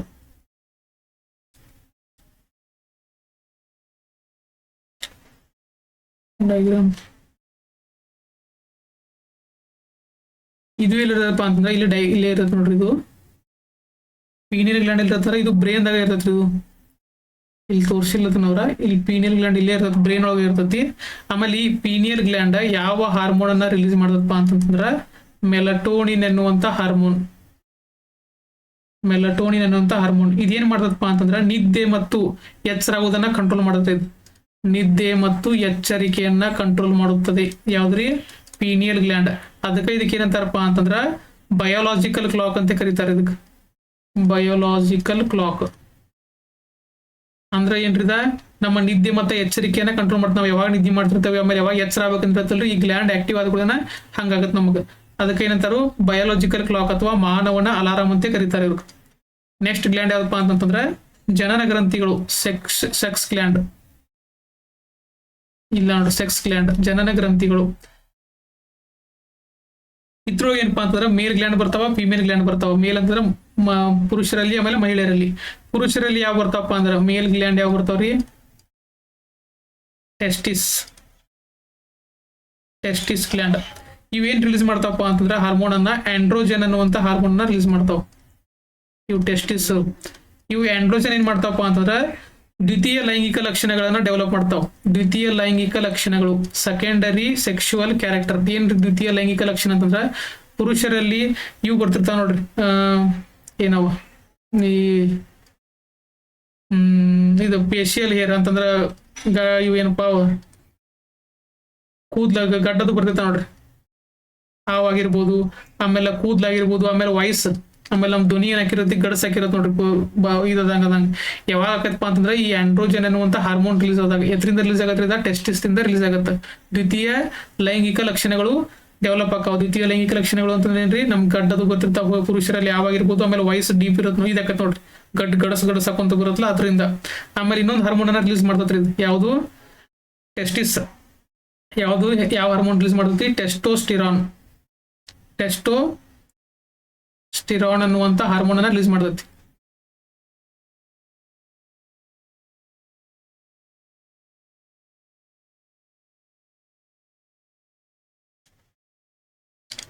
ಟೆಸ್ಟೋಸ್ಟಿರಾನ್ ಅನ್ನುವಂತ ಹಾರ್ಮೋನ್ ಅನ್ನ ರಿಲೀಸ್ ಮಾಡತ್ತಿ. ಇದೇನ್ ಮಾಡ್ತದಪ್ಪ ಅಂತಂದ್ರೆ ಸೆಕ್ಷುವಲ್ ಡೆವಲಪ್ಮೆಂಟ್, ಪುರುಷರಲ್ಲಿ ಸೆಕ್ಷುವಲ್ ಲೈಂಗಿಕ ಬೆಳವಣಿಗೆ ಉಂಟಾಗಲು ಡೆವಲಪ್ ಆಗುವಂತ ಹಾರ್ಮೋನ್ ಯಾವ್ದ್ರಿ? ಇದ ಅಂತಂದ್ರ ಪುರುಷರಲ್ಲಿ ಸ್ಪರ್ಮ್ ಡೆವಲಪ್ ಆಗಕ, ವೀರ್ಯಾಣುಗಳು ಡೆವಲಪ್ ಆಗಕ್ ಹೆಲ್ಪ್ ಆಗುವಂತದ್ದು ಯಾವ್ದ್ರಿ? ಟೆಸ್ಟೋಸ್ಟಿರಾನ್. ಇವ್ ಆಂಡ್ರೋಜನ್ ಅಂತಂದ್ರೆ ಏನ? ದ್ವಿತೀಯ ಲೈಂಗಿಕ ಲಕ್ಷಣಗಳು ಡೆವಲಪ್ ಆಗಕ್ ಯಾವ ಹಾರ್ಮೋನ್? ಆಂಡ್ರೋಜನ್. ಆಮೇಲೆ ಟೆಸ್ಟೋಸ್ಟಿರಾನ್ ಏನಾಗತ್ರಿ? ಸ್ಪರ್ಮ್ಗಳು ಅಂತಂದ್ರೆ ವೀರ್ಯಾಣುಗಳು ಡೆವಲಪ್ ಆಗಕ್ಕೆ ಯಾವ್ದು ಕಾರಣ? Testosterone hormone. ಇವ್ ಎದ್ರಿಂದ ರಿಲೀಸ್ ಆಕಾವು? ಟೆಸ್ಟಿಸ್ ಎನ್ನುವಂತ ಮೇಲ್ ಗ್ಲ್ಯಾಂಡ್ ದಿಂದ ರಿಲೀಸ್ ಆಕಾವು. ಆಮೇಲೆ ನೆಕ್ಸ್ಟ್ ಏನಪ್ಪಾ ಅಂತಂದ್ರ ಫೀಮೇಲ್ ಗ್ಲ್ಯಾಂಡ್. ಫೀಮೇಲ್ ಗ್ಲ್ಯಾಂಡ್ ಯಾವ ಬರ್ತಾವ್ರಿ? ಓವರೀಸ್. ಫೀಮೇಲ್ ಗ್ಲ್ಯಾಂಡ್ ಅಂತಂದ್ರೆ ಯಾವ್ರಿ? ಓವರೀಸ್ ಅಂತಂದ್ರೆ ಏನ? ಅಂಡಾಶಯಗಳು. ಇವು ಏನ್ ರಿಲೀಸ್ ಮಾಡ್ತಾವಪ್ಪ ಅಂತಂದ್ರೆ ಈಸ್ಟ್ರೋಜನ್ ಎನ್ನುವಂತ ಹಾರ್ಮೋನ್ ನ ರಿಲೀಸ್ ಮಾಡ್ತಾವ. ಇವೇನ್ ಮಾಡ್ತಾವ್ರಿ? ಅಲ್ಲಿ ಏನ್ ಆಂಡ್ರೋಜನ್ ಮಾಡಿದ್ವಲ್ಲ ಸೇಮ್ ಪುರುಷರಲ್ಲಿ, ಹಂಗ್ ಮಹಿಳೆಯರಲ್ಲಿ ಈಸ್ಟ್ರೋಜನ್ ಮಾಡ್ತಾವ. ಅಂದ್ರ ಮಹಿಳೆಯರಲ್ಲಿ ಸೆಕ್ಷುವಲ್ ಕ್ಯಾರೆಕ್ಟರ್ಗಳು ಡೆವಲಪ್ ಆಗಂದ್ರೆ ದ್ವಿತೀಯ ಲೈಂಗಿಕ ಲಕ್ಷಣಗಳು ಡೆವಲಪ್ ಆಗ ಕಾರಣವಾಗುವಂತ ಹಾರ್ಮೋನ್ ಯಾವ್ದ್ರಿ? ಈಸ್ಟ್ರೋಜನ್. ಅಂತಂದ್ರೆ ಏನ? ವಾಯ್ಸ್ ಸಾಫ್ಟ್ ಆಗೋದು, ಆಮೇಲೆ ಬ್ರೆಸ್ಟ್ ಡೆವಲಪ್ ಆಗೋದು, ಆಮೇಲೆ ನೆಕ್ಸ್ಟ್ ಮೆನಿಸ್ಟ್ರುಯಲ್ ಸೈಕಲ್ ಆಗೋದು, ಇವೆಲ್ಲಾನು ಕಂಟ್ರೋಲ್ ಮಾಡುವಂತದ್ದು ಯಾವ್ದ್ರಿ? ಈ ಈಸ್ಟ್ರೋಜನ್ ಅನ್ನುವಂತ ಹಾರ್ಮೋನ್. ಇದರಿಂದ ರಿಲೀಸ್ ಆಗುತ್ತೆ? ಓವರೀಸ್ ಇಂದ ರಿಲೀಸ್ ಆಗುತ್ತೆ. ಆಮೇಲೆ ಯಾವ್ದಪ್ಪ ಅಂದ್ರೆ ಪ್ರೊಜೆಸ್ಟಿರಾನ್ ಹಾರ್ಮೋನ್ ರಿಲೀಸ್ ಆಗುತ್ತೆ. ಅಲ್ಲಿ ವೀರ್ಯಾಣುಗಳು ಡೆವಲಪ್ ಆಗಕ್ಕೆ ಏನಿದಾಗಿದ್ವಲ್ರಿ, ಯಾವುದು? ಟೆಸ್ಟೋಸ್ಟಿರಾನ್ ಕಾರಣ ಆಗಿತ್ತ. ಈ ಪ್ರೊಜೆಸ್ಟಿರಾನ್ ಏನ್ ಮಾಡ್ತದಪ್ಪ ಅಂತಂದ್ರ ಪ್ರೆಗ್ನೆನ್ಸಿ ಡೆವಲಪ್ ಆಗಕ್ಕೆ ಏನಾಕತ್ರಿ? ಪ್ರೊಜೆಸ್ಟಿರಾನ್ ಹೆಲ್ಪ್ ಆಗುತ್ತೆ. ಆಮೇಲೆ ಮೆನಿಸ್ಟ್ರುಯಲ್ ಸೈಕಲ್ ಅನ್ನು ಕಂಟ್ರೋಲ್ ಮಾಡ್ತೈತ್ರಿ. ಇದು ಮೆನಿಸ್ಟ್ರುಯಲ್ ಸೈಕಲ್ ಅನ್ನ ಕಂಟ್ರೋಲ್ ಮಾಡತ್ತಿ ಅರ್ಧತ್ರಿ ಪ್ರೊಜೆಸ್ಟಿರಾನ್ ಅನ್ನುವಂತ ಹಾರ್ಮೋನ್. ನೆಕ್ಸ್ಟ್ ಯಾವ್ದು ಬರಪ್ಪ ಅಂತಂದ್ರೆ ಈಗ ನಾವು ಎಂಡೋಕ್ರೈನ್ ಕಂಪ್ಲೀಟ್ ನೋಡಿದ್ವಿ, ಎಕ್ಸೋಕ್ರೈನ್ ಕಂಪ್ಲೀಟ್ ನೋಡಿದ್ವಿ ಒಣ್ಣಕ್ಕೆ. ಆಮೇಲೆ ಎಂಡೋಕ್ರೈನ್ ಕಂಪ್ಲೀಟ್ ನೋಡಿದ್ವಿ. ಮಿಕ್ಸ್ಡ್ ಗ್ಲ್ಯಾಂಡ್ ಒಂದು ಬರುತ್ತೆ. ಮಿಕ್ಸ್ಡ್ ಗ್ಲ್ಯಾಂಡ್ ಒಂದು ಒಂದೇ ಹೇಳಿದ್ನ, ಯಾವ್ದ್ರಿ? ಮೆದೋಜೀರಕ ಗ್ರಂಥಿ ಅಥವಾ ಪ್ಯಾಂಕ್ರಿಯಾಸ್ ಅಥವಾ ಮೆದೋಜೀರಕ ಗ್ರಂಥಿ. ಪ್ಯಾಂಕ್ರಿಯಾಸ್ ಅಂತ ಕರೀತಾರೆ. ಇದೆಲ್ಲಿರ್ತೈತ್ರಿ? ಮೆದೋಜೀರಕ ಗ್ರಂಥಿ ಇಲ್ಲಿರತ್ ನೋಡ್ರಿ, ಇದು ಪ್ಯಾಂಕ್ರಿಯಾಸ್ ಇಲ್ಲಿರತ್ ನೋಡ್ರಿ, ಮೆದೋಜೀರಕ ಗ್ರಂಥಿ. ಆಮೇಲೆ ನಮ್ಮ ಇನ್ನೊಂದು ಗ್ಲ್ಯಾಂಡ್ ಬಿಟ್ಟಿರ್ತಾರೆ. ಇದಕ್ಕೆ ಮಿಕ್ಸ್ ಗ್ಲ್ಯಾಂಡ್ಗಿಂತ ಮುಂಚೆ ಇನ್ನೊಂದು ಗ್ಲ್ಯಾಂಡ್ ಐತಿ, ಯಾವ್ದಪ್ಪ ಅಂತಂದ್ರೆ ಅಡ್ರಿನಲಿನ್ ಗ್ಲ್ಯಾಂಡ್. ಇದು ವೆರಿ ಇಂಪಾರ್ಟೆಂಟ್ ಐತ್ರಿ. ಇಲ್ಲಿ ಕಿಡ್ನಿಗಳ ಮೇಲೆ ಕ್ಯಾಪ್ ರೀತಿ ಆಕಾರದಾಗ ಐತಲ್ರಿ, ಇವಕ್ಕ ಏನಂತಾರಪ್ಪ ಅಂತಂದ್ರೆ ಅಡ್ರಿನಲಿನ್ ಗ್ಲ್ಯಾಂಡ್ ಅಂತ ಕರೀತಾರೆ. ಏನ್ ಕರಿತಾರ್ರಿ? ಅಡ್ರಿನಲಿನ್ ಗ್ಲ್ಯಾಂಡ್ ಅಂತ ಕರೀತಾರೆ. ಇವೇನ್ ಮಾಡ್ತಾವಪ್ಪ ಅಂತಂದ್ರೆ ನಮ್ಗೆ ಭಯ ಅಥವಾ ಉದ್ವೇಗ ಅಥವಾ ಏನಾರ ಆಶ್ಚರ್ಯವಾತಂತಂದ್ರ ಈ ಹಾರ್ಮೋನ್ ಅನ್ನ ರಿಲೀಸ್ ಆಗುತ್ತೆ. ಈ ಗ್ರಂಥಿ ರಿಲೀಸ್ ಮಾಡುವಂತ ಹಾರ್ಮೋನ್ ಯಾವ್ದಪ್ಪ ಅಂತಂದ್ರ ಅಡ್ರಿನಾಲಿನ್ ಎನ್ನುವಂತ ಹಾರ್ಮೋನ್. ಅನ್ನ ರಿಲೀಸ್ ಮಾಡ್ತಾವ. ಇವ್ ಎಲ್ಲಿರ್ತಾವು? ಕಿಡ್ನಿ ಮ್ಯಾಗ ಕ್ಯಾಪ್ ಆಕಾರದಾಗ ಇರ್ತಾವ. ಇವು ರಿಲೀಸ್ ಮಾಡುವಂತ ಹಾರ್ಮೋನ್ ಯಾವ್ದ್ರಿ? ಅಡ್ರಿನಾಲಿನ್. ನಮ್ ಭಯ ಅಥವಾ ಉದ್ವೇಗ ಅಥವಾ ಜಗಳ ಹಿಂಗದು ಆಶ್ಚರ್ಯ ಉಂಟಾಕಿರುತ್ತಲ್ರಿ, ಅವಾಗ ನಮಗೆ ಆತಂಕ ಭಯ ಆದಂಗ ಆಕಿರುತ್ತಲ್ಲ, ಅದಕ್ಕೆ ಕಾರಣವಾದಂತದ್ದು ಯಾವ್ದ್ರಿ? ಈ ಅಡ್ರಿನಾಲಿನ್ ಅನ್ನುವಂತ ಗ್ಲ್ಯಾಂಡ್. ನೆಕ್ಸ್ಟ್ ಯಾವ್ದಪ್ಪ ಅಂತಂದ್ರೆ ಮಿಕ್ಸ್ಡ್ ಗ್ಲ್ಯಾಂಡ್ ಒಳಗೆ ಯಾವ್ದು ಬರ್ತೈತ್ರಿ? ಪ್ಯಾಂಕ್ರಿಯಾಸ್ ಅಥವಾ ಮೆದೋಜೀರಕ ಅಂತ ಕರೀತಾರೆ. ಮೆದೋಜೀರಕ ಗ್ರಂಥಿ ಇದೆಲ್ಲಿರ್ತತಿ? ಇಲ್ಲಿರತ್ತೆ ನೋಡ್ರಿ, ಹೊಟ್ಟೆ ಭಾಗದಲ್ಲಿ, ಇಲ್ಲಿ ಹೊಟ್ಟೆ ಇದ್ರ ಕೆಳಗ ಇರತ್ತೆ, ಇದ ಮೆದೋಜೀರಕ, ಇದು ಪ್ಯಾಂಕ್ರಿಯಾಸ್. ಆಮೇಲೆ ಇದೇನಪ್ಪಾ ಅಂತಂದ್ರ ಇದೇನ್ ಮಾಡತ್ರಿ ನೋಡ್ರಿ, ಮಿಕ್ಸ್ಡ್ ಗ್ಲ್ಯಾಂಡ್ ಅಂತಂದ್ರೆ ಏನ? ಒಂದು ಹಾರ್ಮೋನ್ ಅನ್ನು ಎಂಡೋಕ್ರೈನ್ ಅಂತಂದ್ರ ಹಾರ್ಮೋನ್ ರಿಲೀಸ್ ಮಾಡತೈತಿ. ಅಂದ್ರ ಹಾರ್ಮೋನ್ ಅನ್ನು ರಿಲೀಸ್ ಮಾಡಬೇಕು. ಅದೇ ರೀತಿ ಎಕ್ಸೋಕ್ರೈನ್ ಗ್ಲ್ಯಾಂಡ್ ಗತೆ ಜ್ಯೂಸ್ ಅನ್ನ ರಿಲೀಸ್ ಮಾಡಬೇಕು. ಅರ್ಥಾತ್ ರೀ ಜ್ಯೂಸ್ ಅನ್ನ ಎರಡೂನ ರಿಲೀಸ್ ಮಾಡ್ತಾವ, ಅಂದ್ರೆ ಎಂಜೈಮ್ ಅನ್ನು ರಿಲೀಸ್ ಮಾಡ್ತಾವ. ಇವೆಲ್ಲಾನು ರಿಲೀಸ್ ಮಾಡುವಂಥದ್ದು ಯಾವ್ದ್ರಿ ಪ್ಯಾಂಕ್ರಿಯಾಸ್ ಅನ್ನುವಂಥ ಗ್ಲ್ಯಾಂಡ್. ಅದಕ್ಕೆ ಇದಕ್ಕೆ ಏನಂತ ಕರೀತಾರೋ ಮಿಕ್ಸ್ಡ್ ಗ್ಲ್ಯಾಂಡ್ ಅಂತ ಕರೀತಾರೆ. ಕೇವಲ ಹಾರ್ಮೋನ್ ರಿಲೀಸ್ ಮಾಡಿತ್ತಂದ್ರೆ ಅದಕ್ಕೆ ಎಂಡೋ ಅಂತ ಕರಿತಿದ್ದು. ಆದ್ರೆ ಈ ಹಾರ್ಮೋನ್ ಎಂಜೈಮ್ ರಿಲೀಸ್ ಮಾಡಿದ್ರು ಅಂದ್ರೆ ಎಕ್ಸೋ ಅಂತ ಕರಿತಿದ್ದು. ಆದ್ರೆ ಹಾರ್ಮೋನ್ ಅನ್ನು ರಿಲೀಸ್ ಮಾಡತ್ತಿ, ಎಂಜೈಮ್ ಅನ್ನ ರಿಲೀಸ್ ಮಾಡತ್ತಿ, ಅದಕ್ಕೆ ಇದಕ್ಕೆ ಏನಂತ ಕರೀತಾರೋ ಮಿಕ್ಸ್ಡ್ ಗ್ಲ್ಯಾಂಡ್ ಅಂತ ಕರೀತಾರೆ. ಆಮೇಲೆ ಇದ್ರ ರಿಲೀಸ್ ಆಗುವಂತ ಜ್ಯೂಸ್ ಯಾವ್ದಪ್ಪ ಅಂತಂದ್ರೆ ಪ್ಯಾಂಕ್ರಿಯಾಸ್ ಜ್ಯೂಸ್, ಪ್ಯಾಂಕ್ರಿಯಾಟಿಕ್ ಜ್ಯೂಸ್. ಇದೇನ್ ಮಾಡ್ತದಪ್ಪ ಅಂತಂದ್ರ ಆಹಾರವನ್ನ ಡೈಜೆಸ್ಟ್ ಮಾಡಕ್ ಹೆಲ್ಪ್ ಆಗುತ್ತೆ. ಆಹಾರವನ್ನ ಡೈಜೆಸ್ಟ್ ಮಾಡಕ್ ಹೆಲ್ಪ್ ಆಗುವಂಥದ್ದು ಯಾವ್ದ್ರಿ ಈ ಪ್ಯಾಂಕ್ರಿಯಾಸ್ ಜ್ಯೂಸ್. ಆಮೇಲೆ ಎಂಜೈಮ್ ಯಾವ್ದು ರಿಲೀಸ್ ಮಾಡತ್ತಿ, ನಾನು ನಿಮ್ಗೆ ಹೇಳಿದ್ ನೋಡಿ ಆಗಲೇ, ಎಂಜೈಮ್ ರಿಲೀಸ್ ಮಾಡುವಂಥದ್ದು ಯಾವ್ದ್ರಿ ಅಮೈಲೇಸ, ಆಮೇಲೆ ಲೈಪೇಸ, ಆಮೇಲೆ ಪ್ರೋಟಿಯೇಸ, ಆಮೇಲೆ ಯಾವ್ದಪ್ಪ ಅಂದ್ರೆ ಟ್ರಿಪ್ಸಿನ್. ಮೆದೋಜೀರಕ ಗ್ರಂಥಿ ರಿಲೀಸ್ ಮಾಡುವಂತ ಹಾರ್ಮೋನ್ಗಳು. ಸೇಮ್ ಅಮೈಲೇಸ್ ಅಂತಂದೇನ್ರಿ ಕಾರ್ಬೋಹೈಡ್ರೇಟ್ ಅನ್ನ ಡೈಜೆಸ್ಟ್ ಮಾಡ್ತಾವ. ಲೈಪೇಸ್ ಅಂದ್ರೆ ಗೊತ್ತಾಗುತ್ತೆ ನಿಮ್ಗೆ ಲಿಪಿಡ್. ಅದೇ ರೀತಿ ಪ್ರೋಟೀಸ್ ಅಂತಂದ್ರೆ ಏನ್ರಿ ಪ್ರೋಟೀನ್ ಅಂದ್ರೆ ಪ್ರೋಟೀನ್. ಟ್ರಿಪ್ಸಿನ್ ಅಂತಂದ್ರೆ ಏನ್ ಬರತ್ತಿ, ಇದು ಮತ್ತೇನ್ ಮಾಡತ್ತಿ ಪ್ರೋಟೀನ್ ಅನ್ನ ಡೈಜೆಸ್ಟ್ ಮಾಡತ್ತಿ. ಇವೆರಡು ಏನ್ ಮಾಡ್ತಾವಪ್ಪ ಅಂತಂದ್ರೆ ಪ್ರೋಟೀನ್ ಅನ್ನ ಡೈಜೆಸ್ಟ್ ಮಾಡ್ತಾವ. ಯಾವ್ರಿ ಪ್ರೋಟಿಯೇಸ ಮತ್ತು ಟ್ರಿಪ್ಸಿನ್. ಲೈಪೇಸ್ ಅಂದ್ರೆ ಲಿಪಿಡ್, ಅಮೈಲೇಸ್ ಅಂದ್ರೆ ಕಾರ್ಬೋಹೈಡ್ರೇಟ್. ಇವೆಲ್ಲಿ ರಿಲೀಸ್ ಆಕವು ಪ್ಯಾಂಕ್ರಿಯಾಟಿಕ್ ಇಂದ ರಿಲೀಸ್ ಆಕವು. ಇವೇನಿವ ಎಂಜೈಮ್, ಯಾಕಂದ್ರೆ ಇದು ಪ್ಯಾಂಕ್ರಿಯಾಟಿಕ್ ಎಂಜೈಮ್ ರಿಲೀಸ್ ಮಾಡ್ಬೇಕು, ಹಾರ್ಮೋನ್ ಅನ್ನ ರಿಲೀಸ್ ಮಾಡ್ಬೇಕು. ಇನ್ನು ನೆಕ್ಸ್ಟ್ ಹಾರ್ಮೋನ್ ಅನ್ನ ಯಾವ ರಿಲೀಸ್ ಮಾಡ್ತಾವು, ಹಾರ್ಮೋನ್ ಅನ್ನ ರಿಲೀಸ್ ಮಾಡುವಂತ ಯಾವ್ರಿ ಪ್ಯಾಂಕ್ರಿಯಾಟಿಕ್ ಗ್ಲ್ಯಾಂಡ್ ರಿಲೀಸ್ ಮಾಡುವಂತ ಹಾರ್ಮೋನ್ಗಳು ಯಾವಪ್ಪ ಅಂತಂದ್ರ ಒಂದೇದು ಯಾವ್ದ್ರಿ ಇನ್ಸುಲಿನ್ ಹಾರ್ಮೋನ್. ಇದೇನ್ ಮಾಡ್ತದಪ್ಪ ಅಂದ್ರ ನಾವು ಆಹಾರವನ್ನ ಸೇವನೆ ಮಾಡಿರ್ತೇವ್ರಿ, ಎಲ್ಲ ಗ್ಲೂಕೋಸ್ ಆಗಿ ಡೈಜೆಸ್ಟ್ ಆಗಿರತ್ತೆ. ಆ ಗ್ಲೂಕೋಸ್ ಅನ್ನ ಗ್ಲೈಕೋಜನ್ ಆಗಿ ಕನ್ವರ್ಟ್ ಮಾಡತೈತಿ. ಅಕಸ್ಮಾತ್ ನಮ್ಮ ದೇಹದೊಳಗೆ ಇನ್ಸುಲಿನ್ ಇರಾಕಿಲ್ಪ ಅಂದ್ರೆ ಗ್ಲೂಕೋಸ್ ಪ್ರಮಾಣ ಜಾಸ್ತಿ ಆಗಿ ನಮ್ ಸಕ್ಕರೆ ರೋಗ ಬರ್ತೈತ್ರಿ. ಅದಕ್ಕೆ ಇದೇನ್ ಮಾಡತ್ರಿ ಗ್ಲೂಕೋಸ್ ಅನ್ನ ಗ್ಲೈಕೋಜನ್ ಆಗಿ ಕನ್ವರ್ಟ್ ಮಾಡತ್ತಿ. ಇನ್ನೊಂದು ಹಾರ್ಮೋನ್ ಯಾವಪ್ಪ ಅಂತಂದ್ರ ಗ್ಲೂಕಗಾನ್ ಅನ್ನುವಂತ ಹಾರ್ಮೋನ್. ಈ ಗ್ಲೂಕಗಾನ್ ಹಾರ್ಮೋನ್ ಏನ್ ಮಾಡತ್ತಿ, ಇದೇನ್ ಗ್ಲೈಕೋಜನ್ ಇರುತ್ತಲ್ರಿ ಹೆಚ್ಚುವರಿ ಅಕಸ್ಮಾತ್ ನಮ್ ದೇಹಕ್ಕೆ ಬೇಕಾಗಿಂತ ಹೆಚ್ಚಿಗೆ ಇದಾಗಿತ್ತಂದ್ರೆ ಪ್ರೊಡ್ಯೂಸ್ ಆಗಿತ್ತಂದ್ರ ಅದು ಲಿವರ್ದಾಗ ಹೋಗಿ ಸ್ಟೋರ್ ಆಗಿರತ್ತೆ. ಅದನ್ನ ಮತ್ತೇನ್ ಮಾಡತ್ತಿ ಗ್ಲೈಕೋಜನ್ ಅನ್ನ ಗ್ಲೂಕೋಸ್ ಆಗಿ ಕನ್ವರ್ಟ್ ಮಾಡತೈತಿ. ಯಾವಾಗ ಮಾಡತ್ತಿ, ನಾವು ಉಪವಾಸ ಸಂದರ್ಭದಲ್ಲಿ ಅಥವಾ ಆಹಾರವನ್ನ ಸೇವನೆ ಮಾಡೋದು ಕಡಿಮೆ ಮಾಡಿರ್ತಾವಲ್ರಿ, ಅವಾಗ ಏನಾಗತ್ತಪ್ಪ ಅಂದ್ರೆ ಈ ಗ್ಲೈಕೋಜನ್ ಇದ್ದ ಮತ್ ನಮ್ಮ ದೇಹಕ್ಕೆ ಗ್ಲೂಕೋಸ್, ಉಪವಾಸ ಸಂದರ್ಭದಲ್ಲಿ ಗ್ಲೂಕೋಸ್ ಬೇಕು, ಅವಾಗ ಏನ್ ಮಾಡತ್ತಿ ಗ್ಲೈಕೋಜನ್ ಇದ್ದ ಗ್ಲೂಕೋಸ್ ಆಗಿ ಕನ್ವರ್ಟ್ ಮಾಡತ್ತೆ. ಯಾವ ಹಾರ್ಮೋನ್, ಗ್ಲೈಕೋಗಾನ್ ಅನ್ನುವಂತ ಹಾರ್ಮೋನ್. ಅರ್ಥ ಆತ್ರಿ? ಈ ಇನ್ಸುಲಿನ್ ಅನ್ನುವಂತ ಹಾರ್ಮೋನ್ ಎದರಿಂದ ರಿಲೀಸ್ ಆಕ ನೋಡ್ರಿ, ಇದರಿಂದ ಪ್ಯಾಂಕ್ರಿಯಾಸ್ ಅಂತ ರಿಲೀಸ್ ಆಕಾವ. ಆದ್ರೆ ಅದ್ರೊಳಗೆ ಎದರಿಂದ ರಿಲೀಸ್ ಆಕವಪ್ಪ ಅಂದ್ರೆ ಲ್ಯಾಂಗರ್ ಹ್ಯಾಂಡ್ಸ್ ನ ಕಿರುದೀಪ ಅಂತ ಬರ್ತಾವ, ಲ್ಯಾಂಗರ್ ಹ್ಯಾಂಡ್ಸ್ ನ ಐಲ್ಯಾಂಡ್ ಅಂತ ಬರ್ತಾವ. ಇದರಿಂದ ಏನಾಕಪ್ಪ ಅಂದ್ರೆ ರಿಲೀಸ್ ಆಗಿರ್ತಾವ. ಪರ್ಟಿಕ್ಯುಲರ್ ಆಗಿ ಏನಂದ್ರೆ ಇದನ್ನ ಹೇಳ್ಬೇಕು, ಯಾವ್ದ್ರಿಂದ ಹೇಳ್ಬೇಕು, ಲ್ಯಾಂಗರ್ ಹ್ಯಾಂಡ್ಸ್ ಐಲ್ಯಾಂಡ್ ದಿಂದ. ಅದ್ರ ಒಂದು ಭಾಗ ಐತ್ರಿ ಪ್ಯಾಂಕ್ರಿಯಾಸ್ ಒಳಗೆ ಅವ್ರು ರಿಲೀಸ್ ಆಕಾವ. ಅವುಗಳನ್ನ ಕಂಡಿಡ್ದವ ಯಾರ ಲ್ಯಾಂಗರ್ ಹ್ಯಾಂಡ್ಸ್ ಅಥವಾ ವಿಜ್ಞಾನಿ. ಅದರಿಂದ ಯಾವಪ್ಪ ಅಂತಂದ್ರೆ ಅಲ್ಫಾ ಪಾರ್ಟಿಕಲ್ ದಿಂದ ಏನಕ್ಕಪ್ಪ ಅಂದ್ರೆ ರಿಲೀಸ್ ಆಕಾವ. ಇದು ಕಂಪ್ಲೀಟ್ ಏನಪ್ಪಾ ಅಂತಂದ್ರೆ ಗ್ಲ್ಯಾಂಡ್ ಬಗ್ಗೆ ನಿಮ್ಗೆ ಫುಲ್ ಡಿಸ್ಕಷನ್ ಆದ್ರಿ. ನೆಕ್ಸ್ಟ್ ಏನ್ ಬರ್ತಾವಪ್ಪ ಅಂತಂದ್ರೆ ವಿಟಾಮಿನ್ಗಳು ಬರ್ತಾವ. ನೆಕ್ಸ್ಟ್ ಏನ್ ಬರತ್ತಪ್ಪ ಅಂತಂದ್ರೆ ವಿಟಾಮಿನ್ಸ್ ಒಳಗೆ ಏನ್ ಕೇಳ್ಬೋದು ನಿಮ್ಗ ನೋಡ್ರಿ.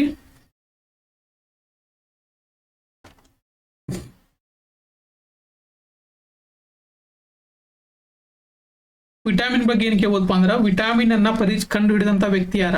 ವಿಟಾಮಿನ್. ನಿನ್ನೆ ಕಾರ್ಬೋಹೈಡ್ರೇಟ್ ಪ್ರೋಟೀನ್ ಬಗ್ಗೆ ನೋಡಿದ್ದು, ಇವತ್ತು ವಿಟಾಮಿನ್ ಬಗ್ಗೆ ನೋಡೋಣ. ಅಂದ್ರೆ ಜೀವಸತ್ವಗಳು.